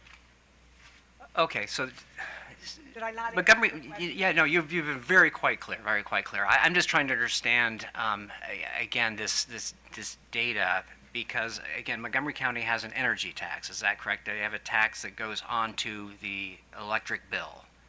The only data that I'm talking about right now is that account number. Well, right, but they're a taxing authority. So doesn't the county already have this information? No, they do not have our utility account number. No, and they don't have our retail supply identification number. No. They have our taxing ID number. They have the address. They don't have any of that utility-specific information. They don't have our bill payment. I got you. So you really, it's that number, okay, that you're trying to. Correct. Okay, and as far as the opt-out, the county is proposing that there will come an opt-out date. Why? What's the difference, to your members if they just wait to see what at that point, as the county has stated, there will be no CCA. There will be no information about the CCA. Isn't it is it logical for people to just immediately want to opt out before they even know what the deal is? Not entirely logical. And no, the answer to your question is no, it's not logical, because at any point in time, when they see that CCA rate, they can opt in. And all they have to do when they opt in is the same thing they do when they sign a new competitive supply contract. Okay, but you're hearing that the county, that makes it very complicated to create the CCA in the first place, and so you're there's nothing really to opt out of until you actually get the information about the CCA and know what it is. They are opting out of sharing their confidential customer account number or proprietary data, however you want to call it, and and just keep in mind, one, they have a greater length of time to opt out for 1,200 properties, and one, they have 30 days. So they're going to get this notice, and the person who's going to get this notice is going to be the person at the billing address. So they get this notice, and then they have to hand it on up the chain to the appropriate person who handles the utilities at that company. It's not one person sitting behind a desk. So I don't know how long that process could take, 10 days, 2 weeks, and then someone's faced with, oh my God, 1,200 accounts. I've got to call all my owners. I've got to find out what they want to do. One is a longer process. One, they know they want SOS, and they want to get the notice and just get it over with. It's just get it over with and keep their data and know what they're doing. And they will always have the option later. Did I answer your question? You certainly have, yes. All right, yeah, that's it. Thank you. Thank you, Mr. Chairman. Thank you. Any more questions for Ms. Francis before we turn to Mr. Wallace? Seeing none, Mr. Wallace. Yeah, thank you, Chairman, Commissioners. I'll keep this very brief. AOBA was discussing the SOS customers that affirmatively opt in and choose that path to opt out of the CCA. The related issue that we talked about this morning that I just want to kind of phrase for the record here so that it's clear is customers that are signing with retail suppliers and are opting out that way. And the mechanics and the rules about how this information is provided by the utilities to the CCA and how the data is scrubbed kind of addresses both of those opt-out scenarios together. So I just want to be very clear that even if the commission were to decide that the utilities are not going to scrub the data for customers that choose SOS, and that's going to be the CCA's decision or responsibility, the rules also include an obligation that account numbers for shopping customers are not provided to the CCA. And we think that's, as we talked about this morning, really the key remaining protection against inadvertent slamming as this data is pushed over to the CCA. We think that's an important safeguard to maintain. Mr. Wallace, a somewhat unrelated question. If I was a Montgomery County ratepayer and I had a retail supplier, one of your clients serving my electric needs, am I explicitly opted out when I receive that first notice or the second notice because they know I'm currently on retail supply? Well, the regulations contemplate that when the CCA requests data from the utilities will identify shopping status and will provide the account numbers for customers that are not shopping or, as drafted, customers that have affirmatively selected SOS. So I'm a shopping customer. I'm flagged as such by the utility, and that utility informs the CCA. So am I, by default, opted out of the CCA? You should be. Okay, I should be. Yeah. And the associated protection there is we're not sending across those account numbers and shopping ID numbers with that information because they don't need it because they're not in a position to enroll that customer. So, yeah, I don't need it. So would I be receiving the first formation notice and the second opt-out notice? Does every ratepayer in Montgomery County receive the formation notice? Yes. Both notices. Why would I receive the second notice if I'm... One opt-out notice. This formation and this opt-out. Right. Sorry. Would I receive an opt-out notice? Because Mr. Wallace is saying that I've already opted out. We have to send both notices, the formation notice and the opt-out notice, to all residential and small commercial customers. Okay. So we can certainly say, if you are a retail choice customer, you won't be switched. If you choose to stay on SOS, you won't be switched. Okay. I just wanted to know if I got the notice. So I would get the notice as a shopping customer, but I would be opted out. I don't have to do anything more. That's our understanding. All right. My colleagues, additional questions on this opt-in, opt-out notice 1, notice 2. Commissioner Linton. Thank you, Mr. Chairman. I actually had just a question, which I hope will be a quick one. His famous last words. I'll ask either the staff or Montgomery County. We've been talking a lot about customers who have contracts with deregulated marketers, as well as ones wanting to stay on SOS. But we also call out community solar in our regulations as well. So are we thinking of them as not being impacted here, or is there a need to be concerned about them too? I don't think our regulations address community solar specifically, but my understanding is in the law, it says that you may participate in community solar as a CCA customer. But I don't believe we address that in regs. Okay. All right, see, that was an easy one. Well, let's get one of them a day. I guess from my perspective, Mr. Chairman, when it comes to the question of when a customer can opt out, I think there's a practical reality for this one is that for a lot of customers, the moment the first time customers learn about this, there are going to be certain numbers of them that are going to want to take some action at that point. And that's not going to matter much that the county's not ready, or it's not formed yet, or there's still action needed by the county council. They're going to want to take some action right away, and it could be they want to enroll. They want more information. They want to call somebody. They're going to talk about it online. Who knows? But so I guess from a practical perspective, we might as well accept the fact that the moment you send out 1 million or so letters to everybody in the county and say this is coming soon, it's kind of like I kind of think of it as a save the date for an outdoor concert or something. I mean, you don't know if it's going to rain that day or not, and it gets canceled. We don't know if this is going to go through or not, but everybody's still going to start talking about it. So you're still going to have some structure within the county government, even among the utility companies, prepared for consumer questions, answers, etc. And just from my own experience on these types of things, well, not CCAs, but just consumer outreach types of projects in general, not being able to respond to the questions, etc., will be a negative. It'll be perceived as a negative. If you send out 1 million letters and you don't have a number for people to call just to ask a general question about what's coming up and going on, that's nothing more than bad word of mouth, regardless of how great a concept this is going to be going forward.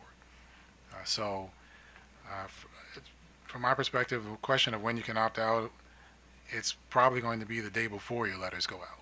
You need to be ready for whatever customers want to ask you about. And if the answer is you don't have any answers yet, then maybe that's the answer. But having a no phone number, no website, no email address, or having a place where people can't get any extra information is just that's a harbinger of bad omens in the future.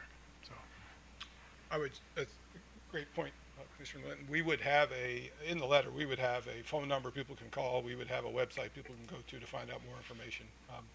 We deal with this kind of thing all the time, launch big programs, and we need to be prepared to answer questions. So we have a 311 system. We'd work with them to make sure all the information is available to the 311 operators. We would have a website that would provide more details. We would have and so what I'm suggesting is that that's also going to be the same time when you need to know the opt-out day. You need to be able to tell people at that point that you can't opt out today, but you can be able to do it on X date, whatever it might be. And again, people are they're gonna want to know. So, and it might, even if they want to sign up, and you can just tell them what to do at that point. But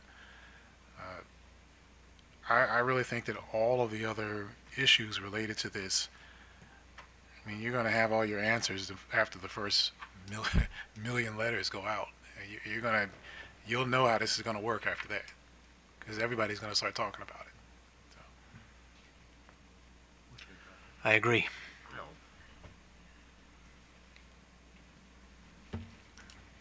You will have plenty of proactive customers who want to make a decision as soon as they receive this official notice on Montgomery County letterhead.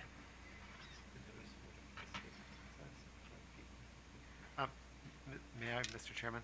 Michael Krauthammer from Montgomery County. This first notice goes out 60 days before the aggregation plan and the other materials filed with the commission.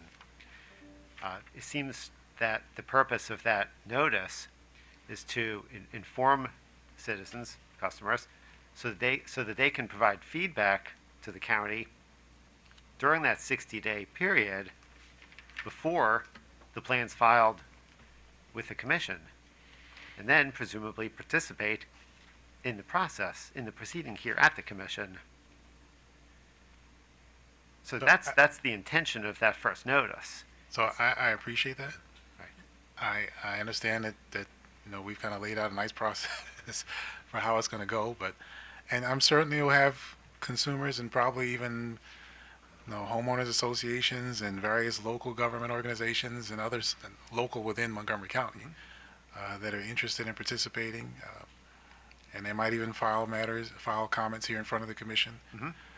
But I mean, there's just a practical reality that, at least it's just me speaking from my perspective. I think you're going to have to be ready for a different kind of response very quickly. So. We certainly will, as Mr. Edwards mentioned and described. There will be a very robust campaign and framework in place to answer questions to the extent the questions can be answered. But just as if it were an opt-in CCA, we wouldn't expect to opt people in 2 years in advance before the price is even known. The flip side of that is, we wouldn't expect to opt people out. Oh, I wouldn't necessarily agree with that. There are plenty of customers, whether they remember the polar vortex or are aware of retail supply, and this commission has shined a very bright spotlight on it. Said, I don't need the details. I want no part of the CCA. I want to make my decision known today, rather than wait 60 days or 12 months. So I would argue the counterfactual. Yeah, I've seen consumers complain for the commission when they were saving money with a retail market supplier and still want to return to the more expensive SOS rate, even when the entire enrollment and everything was appropriate and well done. And at the same time, we've seen customers file complaints over, and not just in Maryland, but in other parts of the country, for benevolent programs where the rates increase by pennies, and they'll still file complaints saying, no, I don't want that. So you're going to get a response very quickly, and people are going to know, they're going to have opinions right away. So that's just the way it is. So it may not have anything to do with the manner in which the program has been set up. And why is Montgomery County opposed to an opt-out upon receipt of the first letter? It's because the county doesn't believe that the customers are fully knowledgeable at that point, which may be the case. But we heard from the utilities that they're ready to rock and roll and start opting out people when the first formation notice is put in the mail. Well, it's similar. There was an analogy a few moments ago about a concert. It's as if there was a band coming to town next year. The date is not yet announced. We're not going to start. If someone says, I want to buy, there was no expectation that tickets would be for sale for a concert with an unannounced date. That's the analogy I'd use here. But some people don't want to go to the concert. They're not interested in the concert, so they want to say, I'm not going to I want to RSVP, no. I don't care about, I'm not into Beyonce. We don't know who's playing. Well, Beyonce's playing. I don't need conflict with two of my commissioners today. Customers are aware, they may be aware of CCAs. They're across the country. I'm just saying. But they are across the country. They're all different, and what we're going to be describing in our plan is what we've discussed here in the past, which is that we plan to follow a procurement process which very closely mirrors the existing SOS and is anticipated to be at or slightly below SOS. That's what they're going to read when they get the plan. And then they could change their mind. The customer who opts out could call back a year later and said, "Wow, I'm going to be saving a lot of money. I want to be in." So but that's why. But it is designed as an opt-out, not an opt-in. Also, there's an interest in having as much identity as possible between people making decisions as those who will actually be account holders when the CCA launches. And so people move out of family members depart for any number of reasons over a period of time. The people who remain at the house on the account when the prior family member who left for any number of reasons made a decision, the people who are there managing the bill when the time comes may not be the ones. No, people die every day. Mortality rate is 100%, and we can't account for every eventuality. So on the question of when can you opt out at the first letter or the second letter,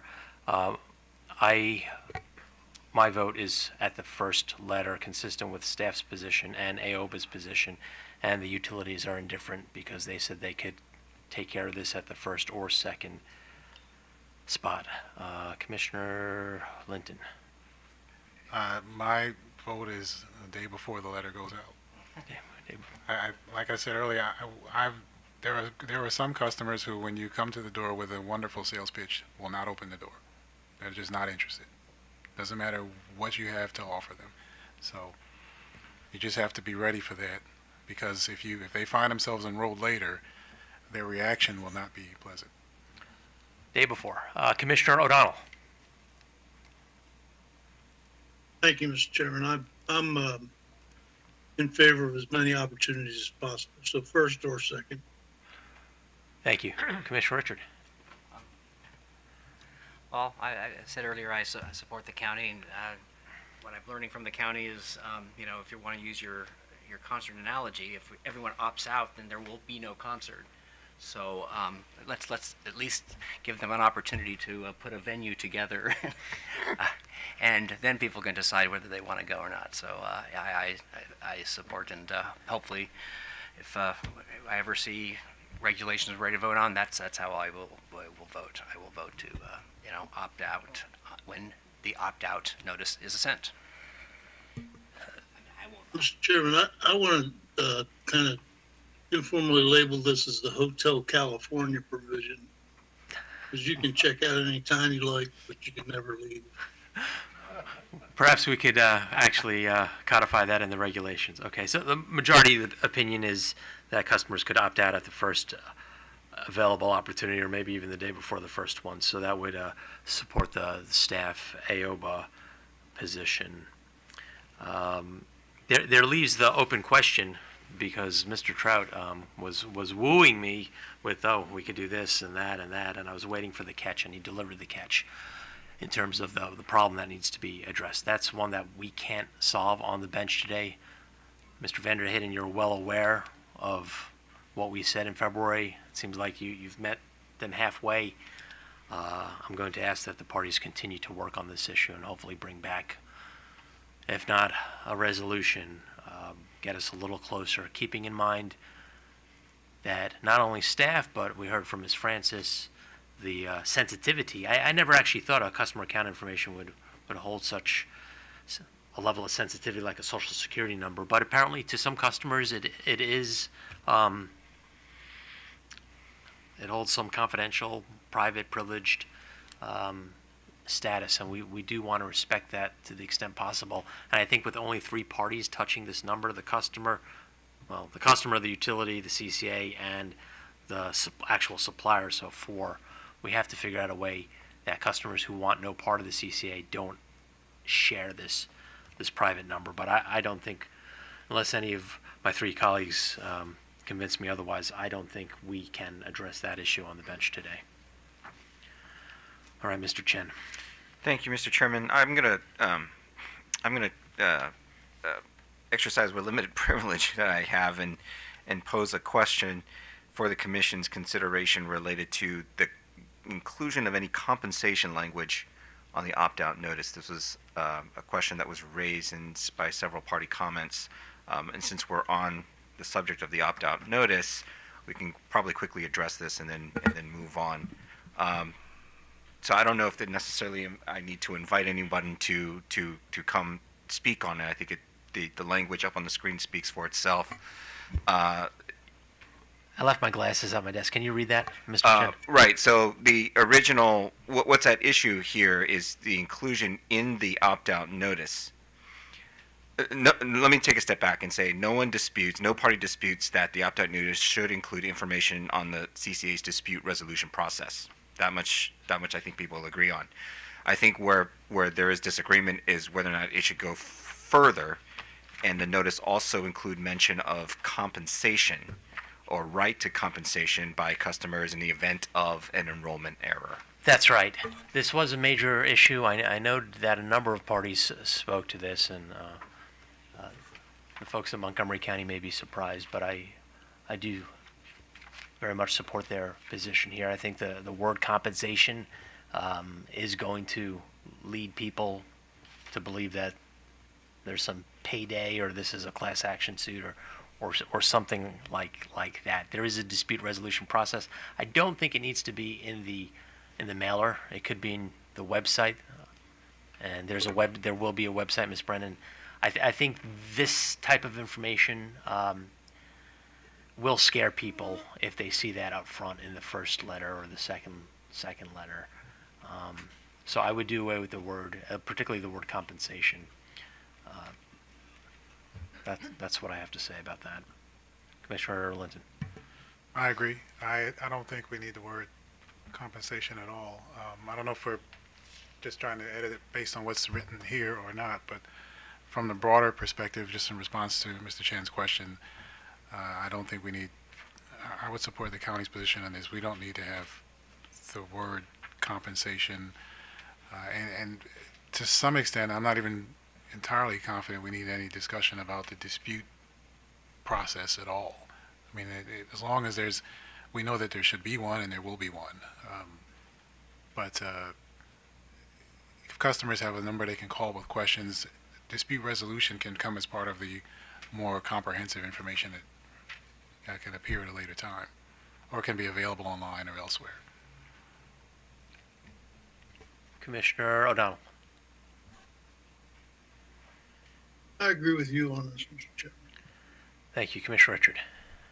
Yeah, I also agree, and would further agree. I don't think any discussion about dispute is necessary at this point either. So, The commission has its first, I believe, unanimous vote of the day. Although counsel in the box, the executive secretary, has reminded me that we can't make partial rulings on rulemaking today, so that this is an informal rulemaking that the commission today supports the Montgomery County position to remove the compensation language, to take another stab at this if necessary, or remove it altogether. Thank you, Mr. Chen. Thank you, Mr. Chairman. At this time, I would like to turn briefly to see if Judge Grace has, before we move on to the next issue, see if Judge Grace has any questions of her own that she requires further clarification. It's okay if she wants to save it to the end. Judge Grace, she's standing up, so I suspect she will have some input now.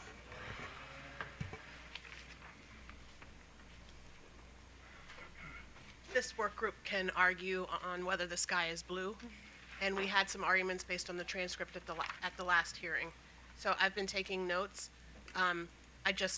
At some point prior to this hearing ending today, I would like to go over my notes and make sure that we're all on the same page as to what the commission ruling has been. I'm happy to do that issue by issue, or I'm happy to do that at the end. Thank you, Judge. Why don't we handle this at the very end, and you can receive confirmation, and you can use that to lord over the work group members as you continue to hopefully reach resolution. Thank you. 2 more items. Thank you, Your Honor. I just want to note that for the last 2 items, I think both can be resolved within an hour's time. So it is now 2:47. For planning, we can proceed. Do parties need a 5-minute recess? Yeah. Well, why don't we take a recess until 2? just one quick question. There was a second item under the dropouts, and that was the drops of CCA optional service. Did we already handle that, or is that what you're bringing up next? Commissioner, my understanding is that question the parties can resolve themselves. Oh, they can. Okay. Let's not snatch success out of the jaws of It was on the paper, defeat. so. It was. I was confused, but I didn't want to bring it up. We'll take a recess until 2:59 according to this clock. 9 minutes. 2:59.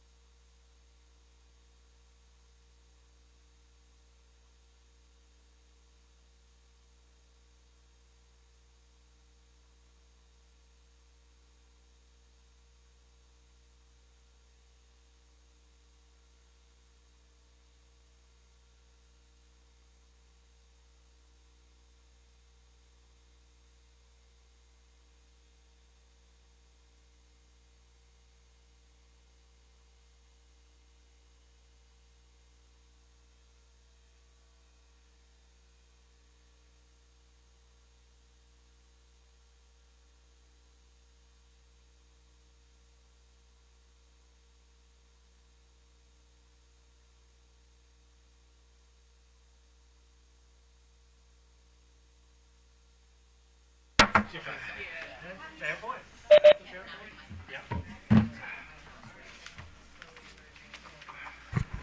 commission is back on the record in RM 80. Mr. Chen.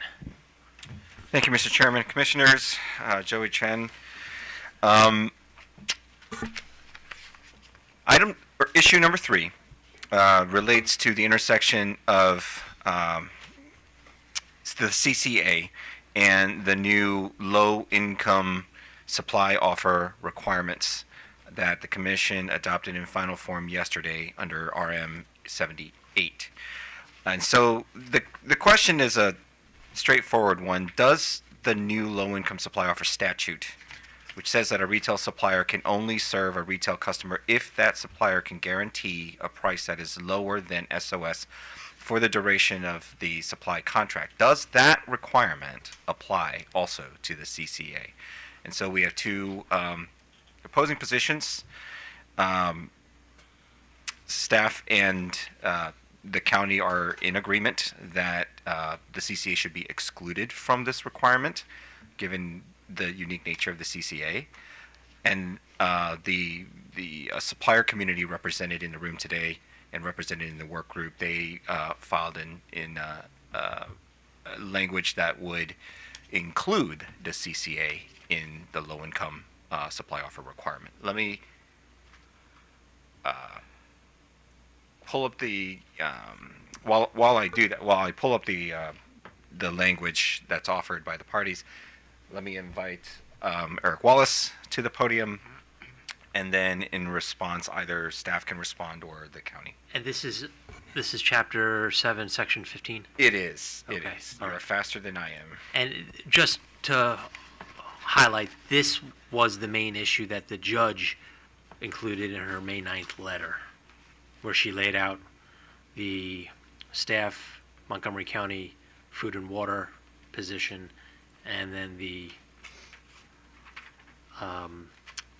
Mr. Wallace's group of clients. Okay, we have that before us. And Mr. Wallace says you'll begin first, and then we'll hear from somebody representing the others. I had to almost hold them up to the light to figure out the difference, so if you could help walk us through the differences. Thank you. Certainly. So let me just begin by kind of framing the issue. This is an issue that came up in the context of the RM78 work rulemaking, and it overlaps with the issues that we're seeing here in RM80.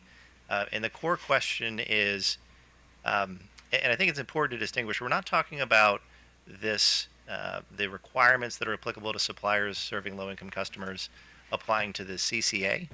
Right? The CCA is the county. It's its own separate entity in this construct. What we're talking about is when the county contracts with a licensed third-party retail supplier, do the rules that apply to a licensed third-party retail supplier still apply, including this specific rule? This is a good kind of catalyst for this issue. Or do the CCA rules apply? And when you look at the language in both statutes, the CCA legislation and the Section 4-308, it doesn't specifically address this issue. You certainly see that 4-308 is broadly written to apply to all suppliers throughout Maryland. It's not certainly specific to the county. And it imposes certain requirements to have offers pre-approved, that the offers have to have pricing that's capped at the SOS rate, and that you can't, for example, charge an early termination fee, right? And so those are the rules that were developed and approved yesterday in the RM78 rulemaking. The issue before the commission today is, for that supplier that is required to follow those regulations and that statute in its own right, if that supplier contracts with a CCA to serve low-income customers in Montgomery County, do those protections for those customers still apply? Do those requirements still apply to that supplier or not? And our position is that neither statute exempts suppliers serving a CCA from those statutory requirements. And as you know, when you look at the overall construct here, this is about retail choice, right? And the commission has these sort of twin obligations of, developing and implementing the CCA rules and regulations, but also continuing to uphold the Retail Choice Act and to promote competition in Maryland, including in the county, because customers are supposed to have 3 different options.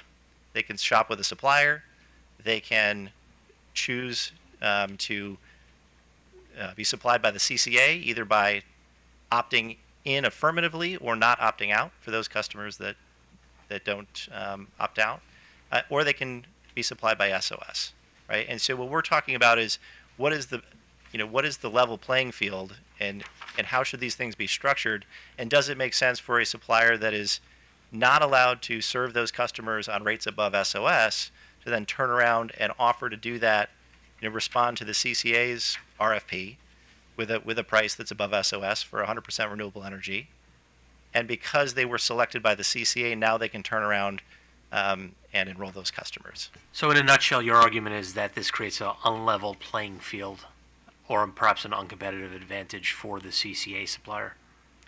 It certainly does, but it also frustrates the intent of the energy assistance statute, which suppliers are working dutifully to implement with our July 1st implementation date coming around the corner, because it allows low-income customers in Montgomery County to pay more on an opt-out basis than SOS, which is contrary to the very broad language in Section 4-308 that is intended specifically to prevent that.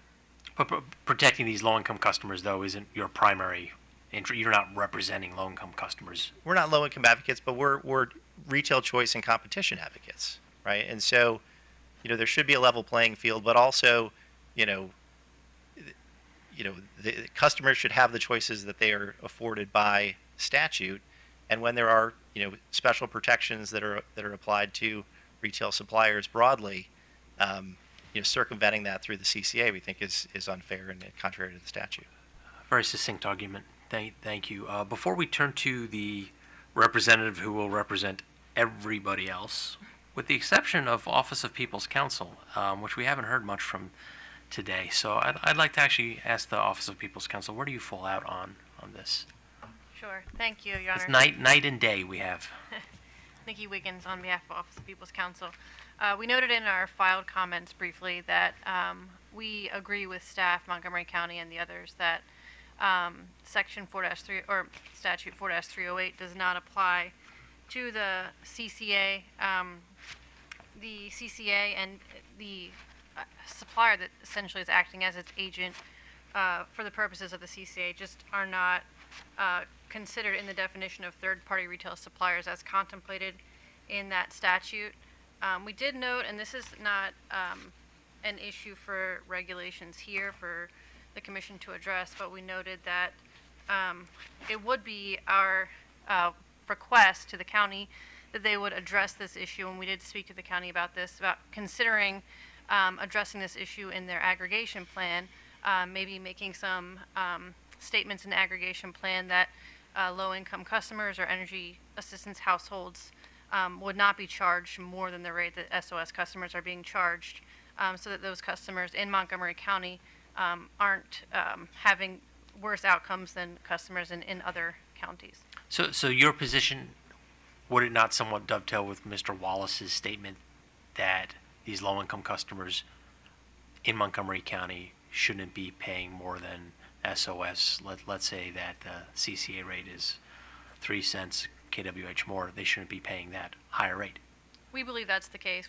That would be the ideal solution, but we just don't think that the language in the statute extends to the CCA. Thank you. Mr. Chen, who will defend on behalf of the parties? This would be staff, Your Honor. Mr. Albert. Thank you, Mr. Chairman. Yeah, we stick with our position that we filed on May 5th. Looking at the law, the CCA law refers to the CCA and its supply. It has separate references when the CCA law is talking about suppliers. It specifically refers to retail suppliers. We think implicit there is that these are two separate entities. As we noted in our comments, indeed in the law itself, in 7507A, the law, the CCA law actually modified that to where that section says you have to have authorization to operate as a supplier. They specifically carve out a CCA and say, well, you don't need that authorization. So we think there, again, another indication of legislative intent. Also, the CCA law itself says that the CCA must have in the aggregation plan include a purchasing plan that's designed to save ratepayers money. Now, I'll call it the SOS cap law, is much more emphatic. It says the rate that you charge to a low-income household, or I think the term they use is the energy assistance household, is capped at the SOS rate. It could be at the SOS rate or below. We think that the fact that the CCA law specifically addressed this very issue of savings compared to the SOS rate and did it in a much more, I would perhaps permissive way. It was designed to save. There's no absolute requirement there. It's sort of aspirational, is another indication that the SOS cap law was not to apply. And again, recall both these laws were enacted in the same legislative session. So when they were writing about the SOS cap, they were well aware of this thing with of the CCA situation. Another argument we pointed to is that the supplier in this situation, yes, they're a retail supplier, and yes, they have commission authorization. They're acting simply as an agent of the CCA. I mean, it is still the CCA that is the entity that's selling the power. Now, they may be relying extensively on that agent to procure the power and perhaps billing and back office functions. But the fact is, the CCA is the entity, and the whole point of the pilot was to allow Montgomery County to take over the merchant function because of its desire to ensure a product with higher renewable content. And that also is something you need to think about. I mean, it's not the same product. SOS is not the much higher renewable content product, which suggests there, and I think the county has conceded, it's going to be difficult, perhaps, for them to have a rate that will beat SOS, given price trends, renewable versus the standard product. So that raises a concern: is would this kind of put a burden on the county and create too much risk if indeed you found that the SOS price is a cap on what the CCA can charge? I mean, would that be a poison pill for the whole program? Also, other things we pointed to is, again, you're getting at the fact the county is a nonprofit entity. They're answerable, as people have noted, when the county exec was here. We were constantly referring back to his statement that if this essentially boiled down, he said, if this program doesn't work, if the prices of this renewable product are not comparable, and I think that's the word the county has used, if they're really much higher than what people are paying for SOS, we're answerable to the public. I mean, we'll terminate and pull the plug on this program. Because while we want the renewable content, and maybe it could justify, let's just throw out a number, $5 more a month, a half a penny if you're getting 1,000 kilowatt hours. We realize if it's $25 a month, that's just not politically viable, and we'll answer for that. So for those reasons, and again, especially because we're concerned about what this might do with the viability of the program, staff feels the law and the practicalities of this indicate that that price cap does not apply to the CCA. Thank you, Mr. Albert. I'll allow opportunity for rebuttal for Mr. Wallace. This legislation and the companion legislation on low-income supply offers isn't the model of clarity here, but as noted by Mr. Albert, there are a number of statements that would allow us to believe that the CCA has some type of special status, which by law provides for this unlevel, unfair playing field. And Mr. Albert cited a few of those instances where we could piece together intent. Do you have any response to that? Yeah, briefly, there's a couple points that I'd like to make. One of the arguments that staff raised was that the county is a government entity and that doesn't have a profit motive, but And what we've been talking about is the county contracting, bidding this out to third-party suppliers that are profit-driven entities, right? And that, because you're bringing those licensed suppliers into this market, and they are, maybe not setting the entire price, but they are large drivers of the prices that will ultimately be charged for both their retail functions and any supply components that they provide. I mean, this is a market product, and so it's not that the county is necessarily owning and operating its own generation, right? That the statute wouldn't apply to that, but this is when you're bringing in a third-party supplier that is subject to its own licensing and regulatory regime, and the statute contemplates that it is a licensed third-party supplier, right? So the General Assembly is contemplating that the Commission is only allowing an entity that's licensed by the Commission to do that. That absent an explicit exemption from 4-308, those obligations apply to that supplier. So I think that's an important point. And one other point to keep in mind is that there's a sort of a range of different products that are being contemplated in these regulations, including a basic service, which may or may not be 100% renewable. But the general consensus among those in the room is that's probably going to be higher than the SOS rate. But then there's also these options for other optional products. We don't know what those will look like, right? And generally you would expect that if those are add-ons to the basic service, those would come at an even higher price. So, the risk here is that you not only have customers that are paying more on a basic service, but you have, these low-income customers that are receiving benefits through the OHEP programs. They're using more of those benefits to pay for their basic service. They may be adding on additional optional services that drive that up further, and the associated problems that come with that, which 4-308 was by its language was intended to address.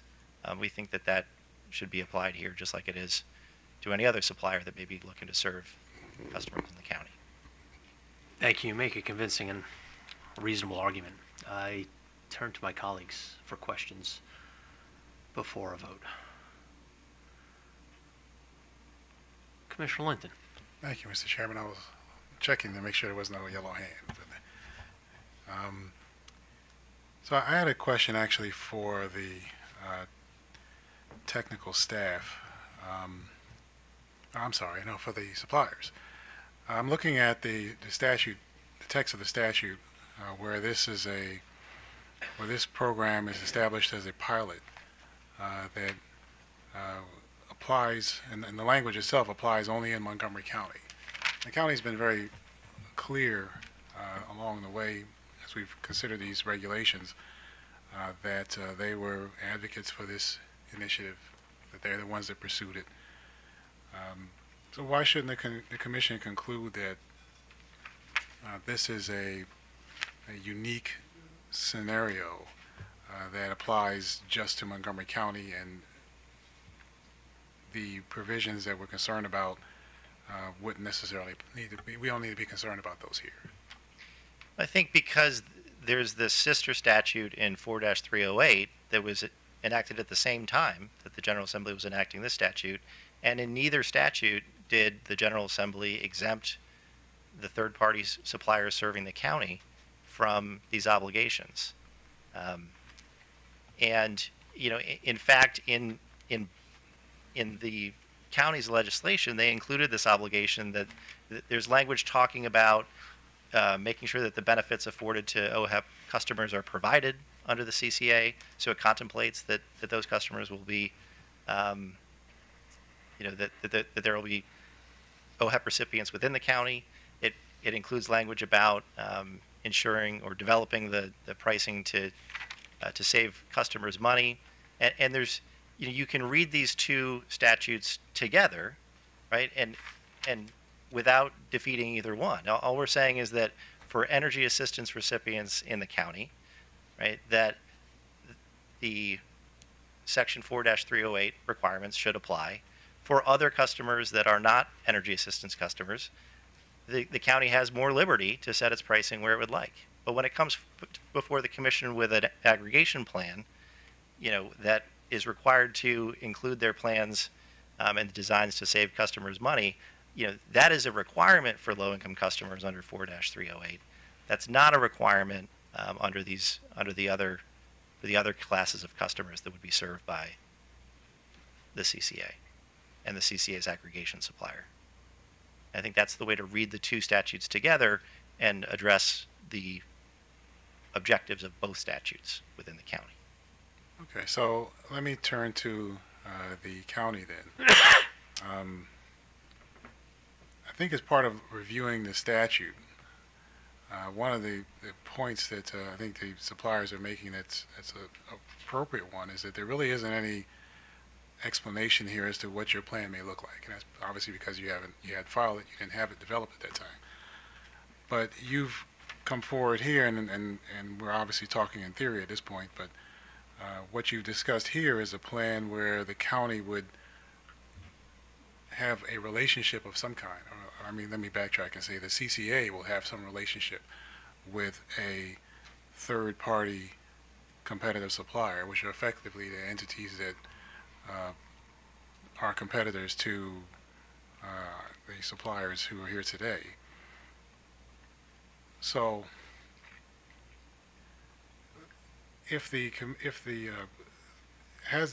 are you suggesting now, by your position, that the General Assembly was contemplating the approach that you're taking, as opposed to an approach where it was actually the county government, the Montgomery County itself, that was handling the everything related to the operation of the CCA, as opposed to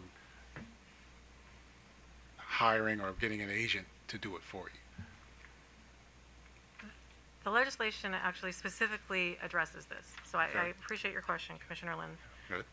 Aside from the CCA not being a electricity supplier as defined, and it is specifically excluded from it except where we're talking about RPS standards.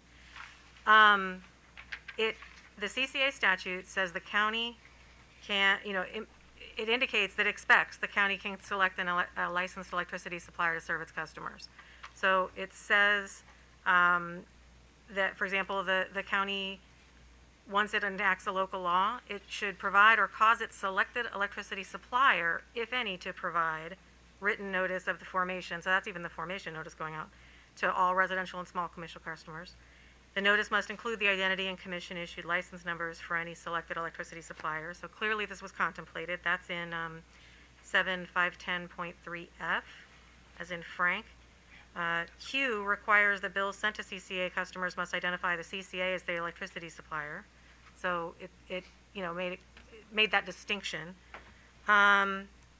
We, in an effort to make this even more clear, have a separate definition for what we're calling an aggregation supplier. But we think that the legislature actually very clearly contemplated that the CCA wasn't a supplier, that we could use a supplier to act as our agent to do these sort of, I think Mr. Kratheimer refers to as sort of the back office functions. They also provided for, there's a specific provision for energy assistance customers that, CCA customers who receive any bill assistance, credit, or arrearage assistance, there needs to be a process for that. So OHEP is even specifically referenced in the statute. So there's no indication that 4-308 was in any way applicable to the CCAs or the supplier that they choose to use. Mr. Wallace? I think I go back to what I said at the beginning, which is, there's a lot of language in the CCA statute that talks about the role of a third-party supplier, and that has to be a licensed supplier, and it talks about OHEP customers. In everywhere throughout the statute where it talks about the CCA and the role of a licensed third-party supplier in serving customers in the county, there's no exemption from the 4-308 requirements and restrictions. And then when you go over to 4-308, there's very broad language that ensures that it applies to every licensed supplier in Maryland. And there's no exemption for a supplier that is serving the CCA and its customers in the county. And so, there's not they could have included an exemption if that was the intent. They didn't do that. And so we just have a different read of the two statutes together than what the county's offering. Okay. All right. Thank you. Thank you for your response. That's all I had, Mr. Chairman. Commissioner Richard. Just can you specifically though address about the committee, I can't speak anymore. The electric customer receiving energy assistance that was referenced. I mean, it looks like the legislature did specifically envision all customers in Montgomery County participating, including those receiving assistance and arrearage assistance. So doesn't that, I mean, at a minimum, conflict with what the other bill, the other legislation? Not at all. No, all we're saying is that that says that customers within the county that are OHEP recipients will continue to receive their benefits even after transitioning to service under the CCA. Right? That doesn't say that a supplier that is selected by the CCA can charge more than the SOS rate. Right? So it's two different kind of sets of requirements. We're not saying that a supplier cannot serve low-income customers in the county. What we're saying is if a supplier is selected to serve customers in the county by the CCA, that supplier is bound by the requirements in both sets in both statutes. And so they would need to make sure that they are not charging customers in the county that are low income more than the SOS rate. And at the same time, the selected supplier and the CCA need to make sure that customers are getting the benefits they're entitled to as required under Section O of the CCA statute. Okay, I'm still just a little, I mean, it says here that we're supposed to establish procedures for the electric customer that is receiving assistance and is receiving, energy through the CCA. Right. I mean, right. I don't know how we extract that. What procedure is that we are establishing so that a customer receiving energy assistance can also participate in CCA? I think that really goes more to the utilities applying the CCA benefits, or the OHEP benefits to CCA customers' bill, and that not going away, right? But this doesn't say, oh, by the way, you can charge more than the SOS rate to these energy assistance customers. This says that customers are not going to lose their energy assistance benefits when they, within the county under the CCA, right? So this is about ensuring that the benefits are provided, not ensuring that the protections that the General Assembly enacted in 4-308 for all retail suppliers, including those selected by a CCA, are afforded to OHEP recipients in the county. Okay, I hear what you're saying. I just I'm having a hard time believing that that's what the legislature intended here, especially since, as you put it, both pieces of legislation were adopted at the same time. So anyway, thank you. Thank you, Mr. Chairman. Thank you. If there's no other additional questions, I'm keeping my eyes on the screens here. Are we prepared to issue our guidance? I'll start with Commissioner Linton. I'm supportive of the position of the technical staff and the county. Commissioner Richard? I'm also supportive of county and technical staff. Thank you. Commissioner O'Donnell? I tend to support the position of the supplier community because there's likely to be quite a premium for this product for customers.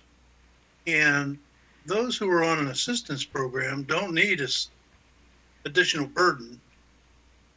Now, it's fine to talk about aspirational goals to get some protection through SOS caps or limitations or something, but there's no guarantee on that's ever going to happen. So I find OPC's position perplexing at best, in as much as the criticisms that have come out of OPC about residential customer choice in general let alone low-income folks, has been harsh and brutal at some points, or at least the folks they've been working with. Now say, it's okay. Put a little limitation in there, it's okay. That, I just think the same limitation should apply. Let's get this up and running, see how it works without selling it to energy assistance homes. And then if it works, maybe we can consider it again on some other future iteration of this, but not now. I support the supplier's position. Thank you, Commissioner. This is a really difficult decision for me. Attempting to divine legislative intent. As I stated earlier, these two laws working simultaneously through the 2022 legislative session could have been drafted more clearly. It doesn't provide any comfort for our retail supply community when we have a CCA that will potentially have up to 1 million citizens within its boundaries. To have potentially low-income supply customers or low-income energy assistance customers paying above SOS, but our competitive suppliers are effectively subjected to a law that keeps them from recruiting or enrolling these customers without some type of pre-approved offer where they are capped. However, I think there are enough indications where, despite my sympathies with the retail suppliers, I will be supporting the position of staff and the others in this case. It's not fair. There's no equity with respect to a level playing field. With Mr. Wallace, you made a very articulate defense of. However, balancing that lack of equity with what I've been able to discern in the legislative text slightly tips the scales in favor of the argument from the other parties. Mr. Chairman, just to be clear though, our positions are for the purposes only of giving guidance to the working group and not actually taking a position. 100%, Commissioner. 100%. Guidance for the judge before we see the next iteration of these proposed regulations, and it should come as no surprise the composition of the commission has changed in the past 48 hours and will continue to change in the days and weeks ahead. So that is unfortunately a variable that all parties to this proceeding must also consider. Mr. Chen. Thank you, Mr. Chairman. I'd like to take the commission to the final issue of the afternoon, and that relates to advertising and promotion, which itself also touches on an ancillary question of bundling of these advertising, potential bundling of these advertising and promotional costs. I have left up Regulation 7, or I'm sorry, Chapter 7, because just for convenient reference, what I have on the screen here does put up visually the parties' different positions on this issue. There's a little bit of history, as you will recall, on the question of advertising.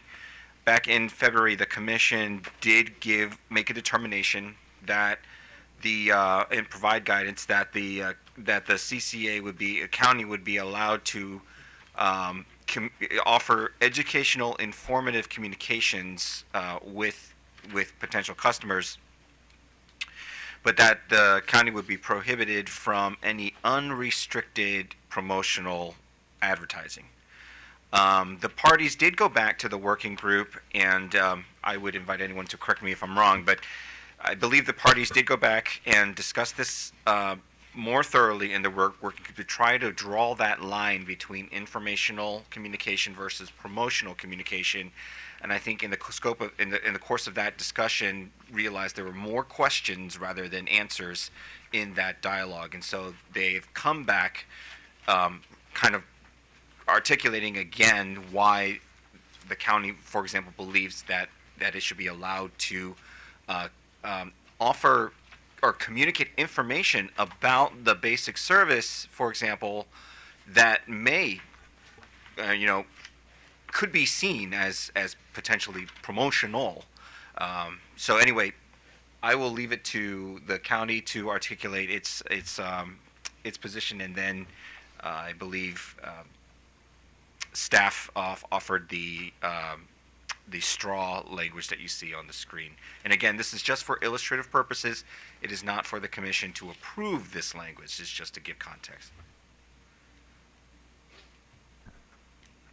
Thank you, Mr. Chen.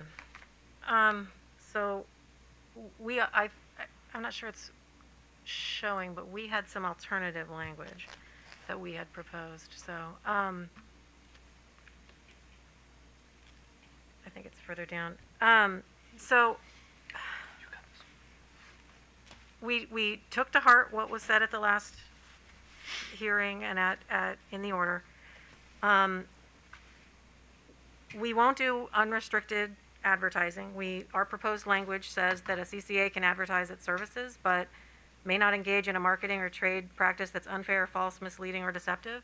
That is consistent with what retail suppliers are required to do. In fact, that's where we got it, is from that language, is adapting that language. That language is now on the screen. Oh, thank you, Mr. Chen. The statute specifically,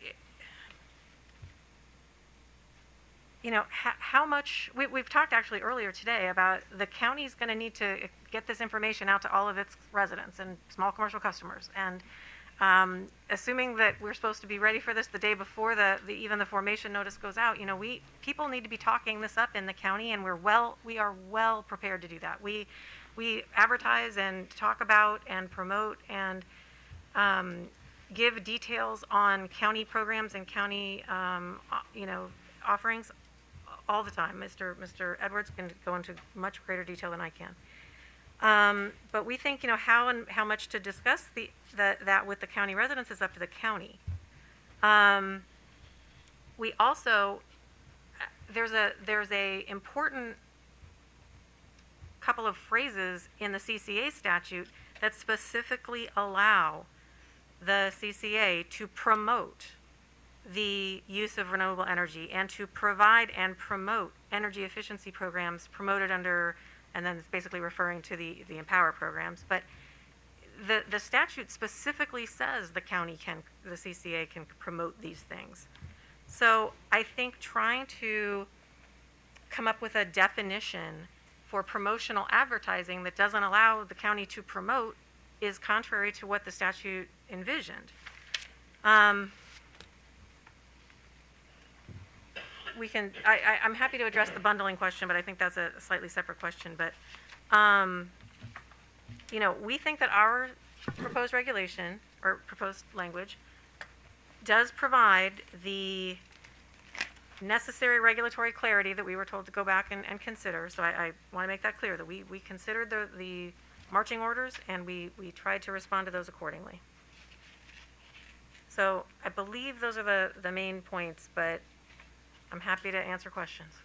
Thank you, Ms. Brennan. So in sum, you believe there is no significant or meaningful distinction between informational advertising and promotional marketing? We don't think that it can be, so from a legal matter, we don't think that distinction is provided for in the statute, but from a practical matter, I don't know how you stop someone in one of the county departments that's excited about CCA and out there doing a speech to a group. I think it's the level of excitement. That's very concerning. No, in all honesty, that's very concerning. Well, I guess the answer to my question is yes. There's really no distinction. I don't see how you can make that distinction in a practical matter on the way that we normally communicate with folks in the county. I'm not sure how that practically would work. Thank you, Mr. Chen. Do we move to staff? Yes, Your Honor. Your Honor, we read what the commission's order said regarding, trying to sort of limit the type of advertising, allowing for informational, but not having unrestricted promotional. So we created a definition that we thought was put some boundaries around that and created the regulation that allowed for informational but restricted promotional advertising. It's an attempt to, follow the commission's directions as much as possible. And, ultimately, if this was a situation where someone was particularly harmed and potentially there are two issues, but the first one might be that a retail competitor would feel that they're somehow being disadvantaged and they may raise a complaint. And if they try to bring a complaint to the commission about, a county employee talking in public about this, that might, not really withstand much here. The other issue I think that we had raised relative to, promoting versus providing information. I mean, it's a default service. It's not clear why there would be a need to encourage people to change their decisions on retail supply or to convince them to come from SOS if they've already opted out. And then the issue of advertising in some circumstances costs money, and if it's radio or TV advertising or signage or something of that nature, those costs would then have to be recovered. So they do sort of create issues as to would it be better to sort of have similar rules to the prohibitions against advertising for standard offer service, which functions, also by default in some ways. So I think those were the initial reasons we presented back in February at the commission. We were just responding to the commission's direction, and I don't think there's anything additional to add. Thank you, Mr. Vanderheide and Mr. Wallace. Yeah, thank you, Chairman, Commissioners. And this was an issue that we talked about in the last rulemaking. And this is an issue of kind of, again, competition, level playing field. You've got a county government, monopoly CCA entering the marketplace alongside retail choice and the existing SOS service. And the distinction between informational and promotional advertisement is tied to the type of product, right? So it says that if it's for the basic product, you can inform consumers, you can give speeches, you can talk about what that will be. But if you are going to be selling the optional, premium services, that's treated more like a retail supply marketing initiative. And so there are a number of different requirements that are triggered there: consumer protection regulations, supplier agent relations requirements, and particularly where we're going to, there's a retail supplier involved in this arrangement. Again, the question is, is the commission going to no longer apply the regulations and the consumer protections that apply to retail suppliers generally because the supplier is now operating on behalf of the CCA? And so we think that it's important to preserve this kind of distinction between informational advertising around the basic service that customers would be enrolling on an opt-out basis versus more premium products that are going to have are going to be more complicated, or going to there may be a variety of different things. We don't know exactly what the county is going to come forward with because we don't have their plan or their products list. But certainly they're going to be entering a competitive marketplace as a county government, and to be able to allow them to compete on such a different playing field with their chosen supplier. We think that this kind of suite of rules makes sense. It's consistent with, as you can see from the NRG comment in A2, how other CCAs operate, and we think it's also important to protecting consumer choice in Maryland and in Montgomery County going forward, even as the CCA enters that competitive space. Thank you. Questions from commissioners? Commissioner Linden. Thank you, Mr. Chairman. So, question for the county on this issue.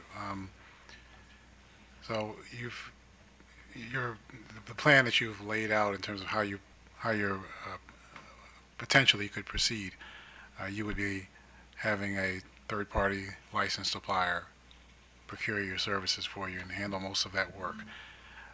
Do you envision allowing that third-party supplier to also offer its own labeled products in Montgomery County.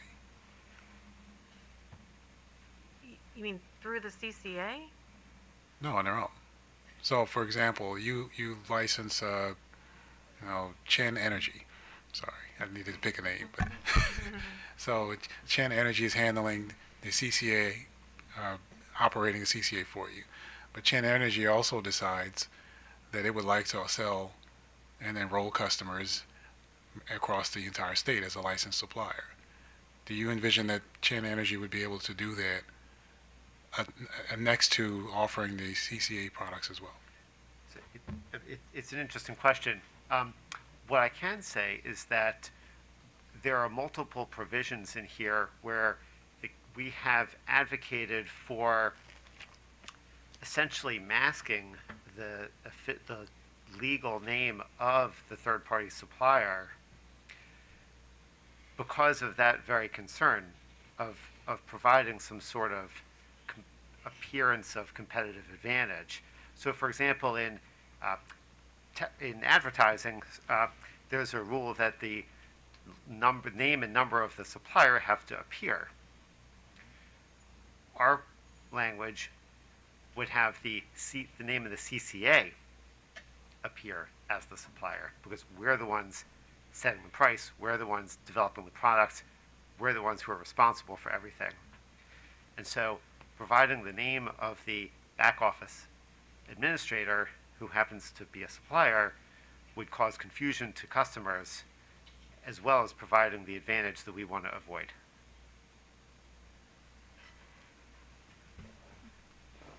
So I'm not sure if that entirely got to my question. Would you prohibit Chen Energy from selling products too, even under the structure that you've just laid out? I don't have an answer for you on that, Commissioner. Okay. I think that could cause a lot of problems. There's a limited number. There's a defined number of suppliers. Many of them have customers already in Maryland. So if we were to, we'd have to tell the suppliers they'd have to drop their customers if they wanted to take on the role of providing the back office services, which result only in a basic fee for performing these functions, but not actually profiting from energy. I think that would be a very commercially difficult undertaking for us. Okay. Mr. Wallace? Well, I think that it raises a question of the role of the retail supplier in this arrangement. And as the county describes it, a back office administrative entity, I mean, I don't, from what we've heard throughout this proceeding, it's not clear that that's exactly what the supplier is going to be doing here. I mean, certainly the supplier is going to be named on the notices. They're going out to customers. The supplier is going to be interacting with customers to enroll them. They're interacting with the utility. Whether the supplier is going to be providing the generation or not is still unclear. And if that's going to shift throughout the course of the period of the CCA, we don't really know. But certainly if a supplier is bidding on the supply portion of things, those offers are going to be setting the rate rather than that's the market setting the rate. But so I think that it also seems unlikely that suppliers are going to be willing to drop all of their customers to serve the aggregation. So that doesn't seem like it's likely here. But I think you raised some interesting questions, Commissioner Linton. I think that we still don't really know the answers because of where we are in this process. Okay. Thanks. I appreciate that. So I have one other question then for the CCA, and it's regarding some of the potential conflicts that could arise from the possibility of you both providing information and promotion at the same time. As you may know, as you probably do know, the Commission has made a pretty strong effort over the last several years to provide more education for consumers, and the commission has typically worked very hard to stay focused on the education side for the competitive market. You know, the billboards and pencils and, you know, and all kinds of other materials. And in fact, we have statutory ability to do that. That information, of course, is also presented in Montgomery County. So it has taken some work, but the commission has found a way to focus primarily on the education side. And I hope that consumers are a little more aware of the options that they have under the market. Why does the county see this as being a difficult thing to do for purposes of the CCA, to educate consumers about it without straying into the promotional side to the point where you're, and perhaps even better as part two for this question, what would you see as a promotional type of educational message as opposed to one that is only an educational one?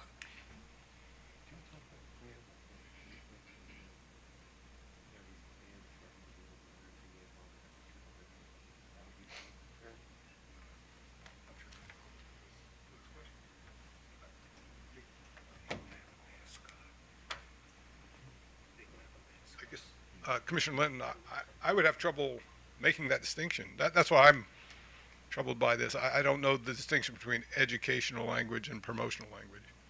Certainly the county is encouraging people to use renewable energy and engage in energy efficiency practices, and so that's something we would want to continue to do. I'm not sure in the context of the aggregation program where we would say that's educational and that's promotional, and we can't do that. So I'm not sure that answers your question, but I'm not sure there is an answer to your question about what is the difference between those two, at least from my perspective. Well, let me ask it a different way. What you're familiar with some of the educational materials or materials that the commission has online for now? We have a website online. Absolutely, I've used it. Okay, great. Okay, do you consider that website to be promotional? I consider that to be educational. Okay, so as a nice example of what would be an educational approach for the competitive market. So help me to understand what the county would see as a promotional. If we turned our site into a promotional site, what would we put on there that's different? I would see that like when you Google something, there's some advertising things at the top that say use this energy, use Chen Energy instead of Edwards Energy. Okay. That would be promotional. So we would, I think we would, in our information about the CCA, we would say we have options for you. A base product that has this much renewable energy. We have an optional product that has more renewable energy, perhaps. And the county is supportive of increasing the amount of renewable energy because that meets our goals, our climate goals. And so that to me is still educational. We're encouraging people to use, to explore the product with more renewable content because that's consistent with messages we've been sending for years about our goals to try to address climate change. I don't consider that to be promotional. I consider that to be educational about helping the county meet our goals we have about combating climate change. So you would think then that more calls to action would be promotional, as opposed to what the commission has on its current website, which would, at least by the commission's definition for several years now, has been more educational focused. Well, I would consider it us encouraging people to use more renewable energy to be a call to action, but not promotional. Again, I think that the distinction between those things is people could argue a long time about the difference. But that would be consistent with messages we've been sending for a long time, that we want people to use. For example, we promote and have in the past promoted the commission's website about retail supply. And we always say that on that website, you can find renewable energy suppliers. We encourage you to utilize those because that's consistent with the county's objective. Okay. As part of your promotional efforts, would you see it as appropriate to mention the prices of competitive suppliers? We would certainly I would envision on our website about community choice energy aggregation, we would state clearly that customers have options. They can go to SOS, they can go to retail supplier. We would, I'm quite certain, link to the commission's website about retail suppliers because I do think it's a good website. Okay, so that sounds a bit more on the educational side. But for example, would you say, I know the CCA is wonderful, but we have great prices. Our prices are better than Chen Energy prices. Would you consider that promotional, or would you consider it more of an educational approach? I would have to see Chen Energy's offerings first. No, I think we would, if we had competitive prices for renewable energy, we would certainly want to promote those. And call out the fact that your renewable energy prices are better than Chen Energy renewable energy prices? I think we would want to say our prices are better than other offerings, if that's the case, yes. And if it was the other way around? I think we want to say there are competitive prices out there for renewable energy that are, that's okay. You've got me in a spot. I guess number one, I think it would be difficult for us to always monitor what other prices are. I think we would encourage people to look at all their options, I guess is the way I'd say it. I'm not sure we would, actually, when I think about it, I'm not sure we would say our prices are more competitive than other suppliers, because I don't think we'd know that at any given time. Their offerings could change. So I think that would be something we would avoid saying. Okay. All right, I appreciate the back and forth and the hypotheticals. Thank you. Thank you, Mr. Chairman. That's all I have. Thank you, Mr. Wallace. Did you want to respond to Commissioner Linton, or? I just had a very brief comment. I think as you're looking at the distinction between the two here and the fact that, informational advertisements are tied to the basic service and promotional advertisements are tied to the optional premium services. I mean, the regulations contemplate that the commission is going to review and approve the basic service informational advertisements. Right? So there's an additional level of oversight there because it is it is the basic service. We don't have that with the promotional services. Those are treated more like competitive supply offers. So I think that's just an important distinction between the two that I wanted to call out. It is. Thank you. All right. In terms of providing feedback, perhaps that was a nice segue, Mr. Wallace. We want the CCA to be successful. So I find it very hard, and the dialogue between Mr. Edwards and Commissioner Linton highlighted the fact that with every example you could poke holes and see if it's informational or if it's promotional. I tend to agree with Miss Brennan that it's really hard to define where you cross the line from providing information to promoting a product. Obviously the county would like as many ratepayers to sign up as possible. I understand also staff's reasoning in order to create this restricted promotional category as well. I do not believe that there should be any restriction between informational and promotional for purposes of the basic service. However, I agree with Mr. Wallace that for the premium services, any premium service above the default would be under some restriction where we need to finesse what is promotional product and to keep that level playing field between retail suppliers. I know how hard this commission came down on Southern Maryland Electric Cooperative when they had a SOS green product, and they were tap dancing trying to figure out how do we let our customers know that this green product exists if we can't promote it. I think they ultimately found a way where they provided the information, but it was difficult, and to this day I think there's just a handful of customers on the SOS green rider offering at SMECO. So that's where I end up. Commissioner Linton? So I would agree with you, Mr. Chairman. I think the one distinction is that even for the premium products, I don't know that I'd put a lot of limitation for purposes of promotional or educational. Um, I'm not necessarily convinced that it's difficult to provide educational information separate from promotional. I mean, the commission does that and has done that for a fairly long time now.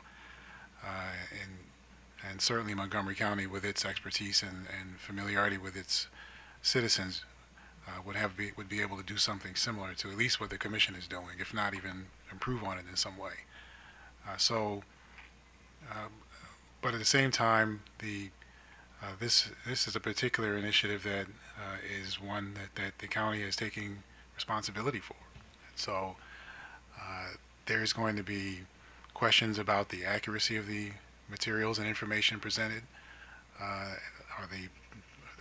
Is the numbers and information reliable? Are the renewable energy credits really going where they're supposed to go? All of those kind of questions that we see now with competitive suppliers are going to come to the county side. So it's your pilot.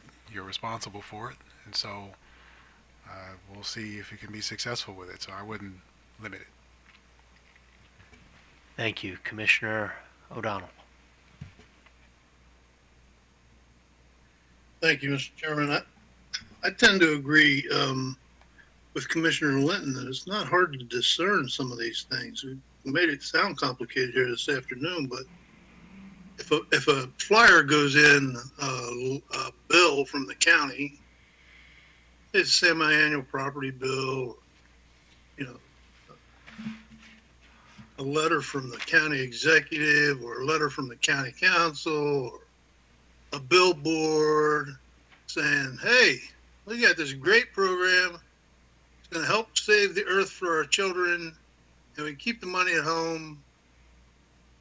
That's not informational. That's promotional. And to me, it's clear, and it should not be done, because right now you're going to have a government entity competing with private enterprise. And there's a lot of folks in this state that don't mind that. I don't think it's a good idea because I don't think it's what built this state. So that's my own belief. But by way of guidance, I think the prohibition should stay in. Commissioner Richard. Thank you, Mr. Chairman. Yeah, I would agree with you, Mr. Chairman, and also Commissioner Linton. I don't think there's anything in the CCA statute that limits any communications by the county with its citizens. And in fact, I think it actually affirmatively states that they should be out there educating and promoting these products, these renewable energy products and energy efficiency programs. So I would just don't caution that we wouldn't do anything that would tell the Montgomery County officials, what they're going to communicate, what they're going to say to their citizens, to the people of Montgomery County. So, I would absolutely stay completely out of providing any guidance whatsoever as to how they promote, advertise, communicate, whatever that they want to do. Thank you. Mr. Chen, do we have one final item? Mr. Chairman, this is something that I think the parties believe they can take back and talk to a little bit more. Just a flag for the commissioners, for the commission, and to the extent someone does want to approach the podium. The issue of bundling costs and the question of whether or not non-commodity related charges and costs can be bundled incorporated into CCA rates. That's largely a question of statutory interpretation and a read of the statute. I bring it here under advertising and promotion because it's my understanding that, I think the parties have discussed that there are certain things like a toaster that clearly wouldn't be bundled into a CCA rate, but whereas an issue of advertising costs, could they potentially be incorporated into CCA rates? There's been some initial discussion. I don't think the commission needs to resolve that right now because I think the parties are already encouraged to discuss this. So I'm just going to take a quick survey around the room to see if there are any head shakes. Okay, I'm going to take the cue that they're going to take this back and work this out themselves. So with that, I believe we've come to the end of the 4-issue list. But I would like to give Judge Grace the opportunity to ask some clarifying questions.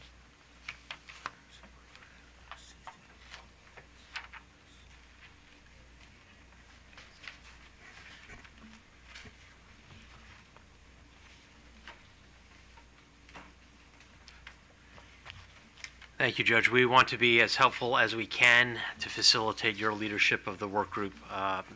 To the extent that you need additional input from the commission, now would be the best time, but we look forward to hearing your summary of your understanding. Thank you, Chairman. It's my understanding that the commission is directing the work group to begin work on a more consensus set of regulations that we will return to the commission. I don't know if the commission has an idea as to time frame for that or when the next hearing might be. I suspect the next hearing will be next month. Do you have a request on time?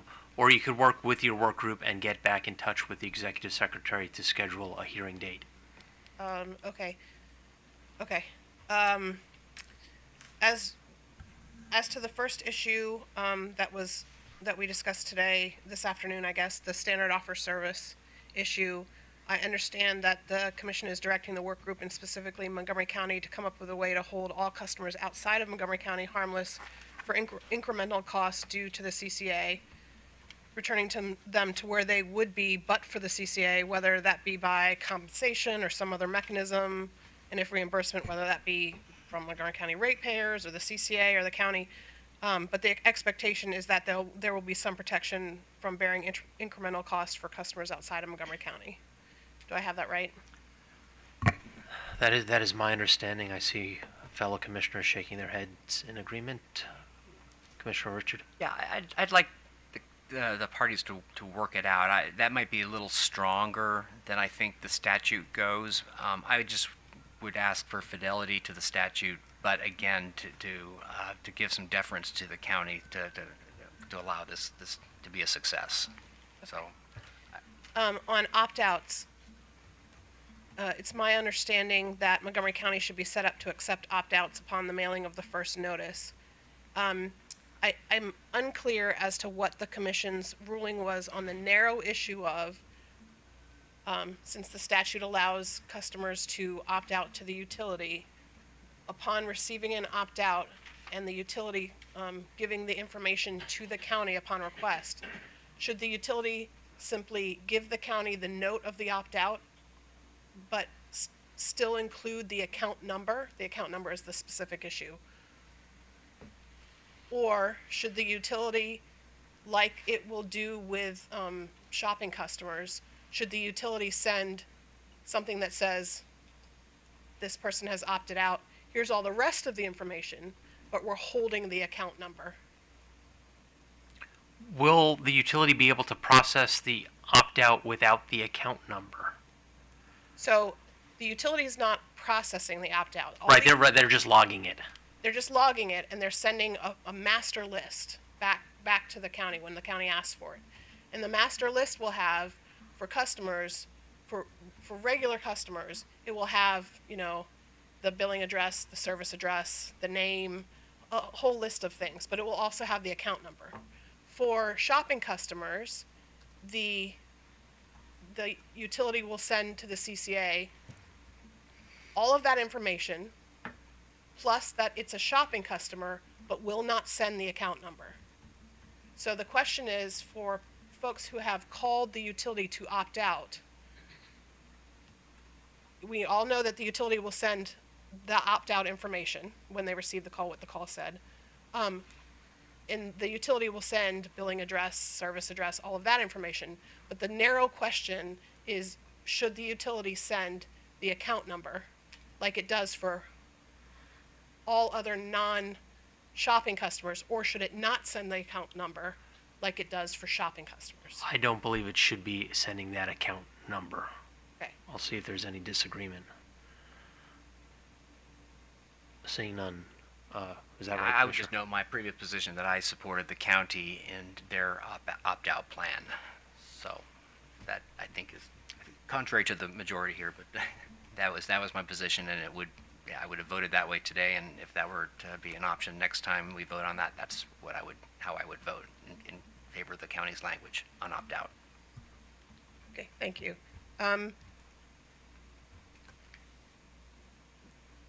On the notice to customers, the reference to compensation should be withdrawn, and in fact, the work group should discuss whether dispute resolution process should be withdrawn from notice and if the website is an appropriate place for that. That's my recollection. On the RM78 issue, PUA Section 4308 does not apply to the CCA. And on the advertising and promotion issue, the county may advertise basic services both informationally and promotionally. There should be more restrictions on CCA optional services to level the playing field with other suppliers, and Montgomery County should follow the Commission's lead on informational advertising. That's my recollection of the majority positions. Okay. Just to be clear, was that the majority position on the optional services? Well, for me, I didn't put any limitation on it, but Yeah, I had no limitations. Okay. So I had a limitation, and Commissioner O'Donnell would have retained the limitations if I could speak for him. yes. Okay. I have no further questions.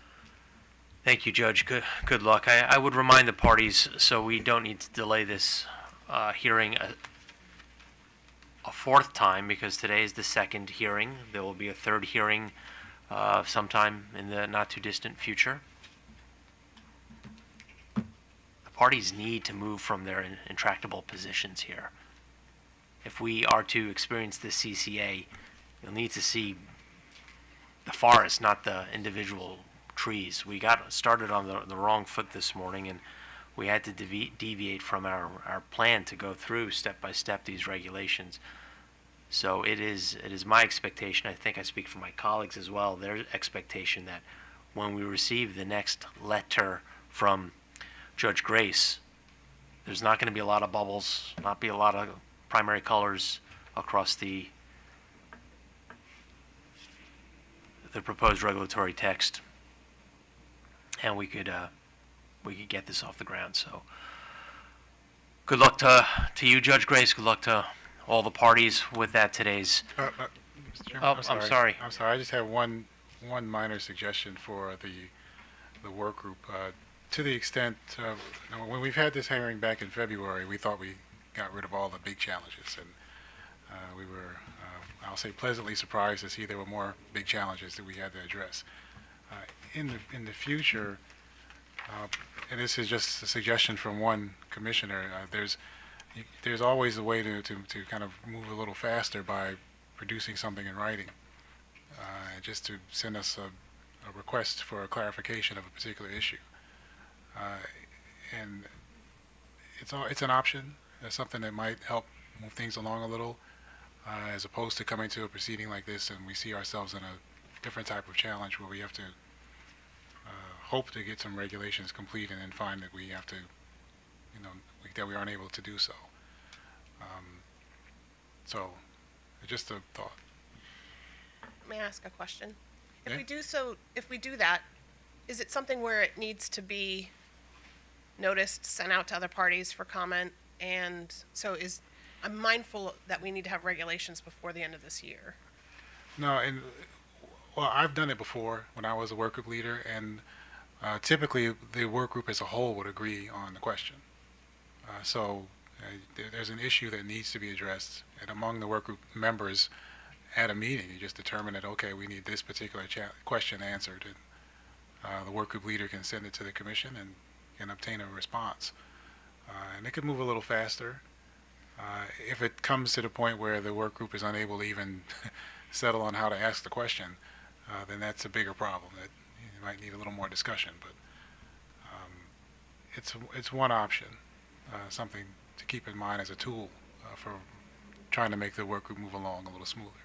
For the set of regulations that we sent to the commission today, from the time the order came out, it was a 6-week turnaround. Should I be gearing towards something similar? Do you believe you'll need that length of time based on what we've heard today? I mean, it's entirely up to the parties. It's based on what the parties heard today. The parties heard today that they need to, make some concessions and come to an agreement, then The parties need to make some concessions.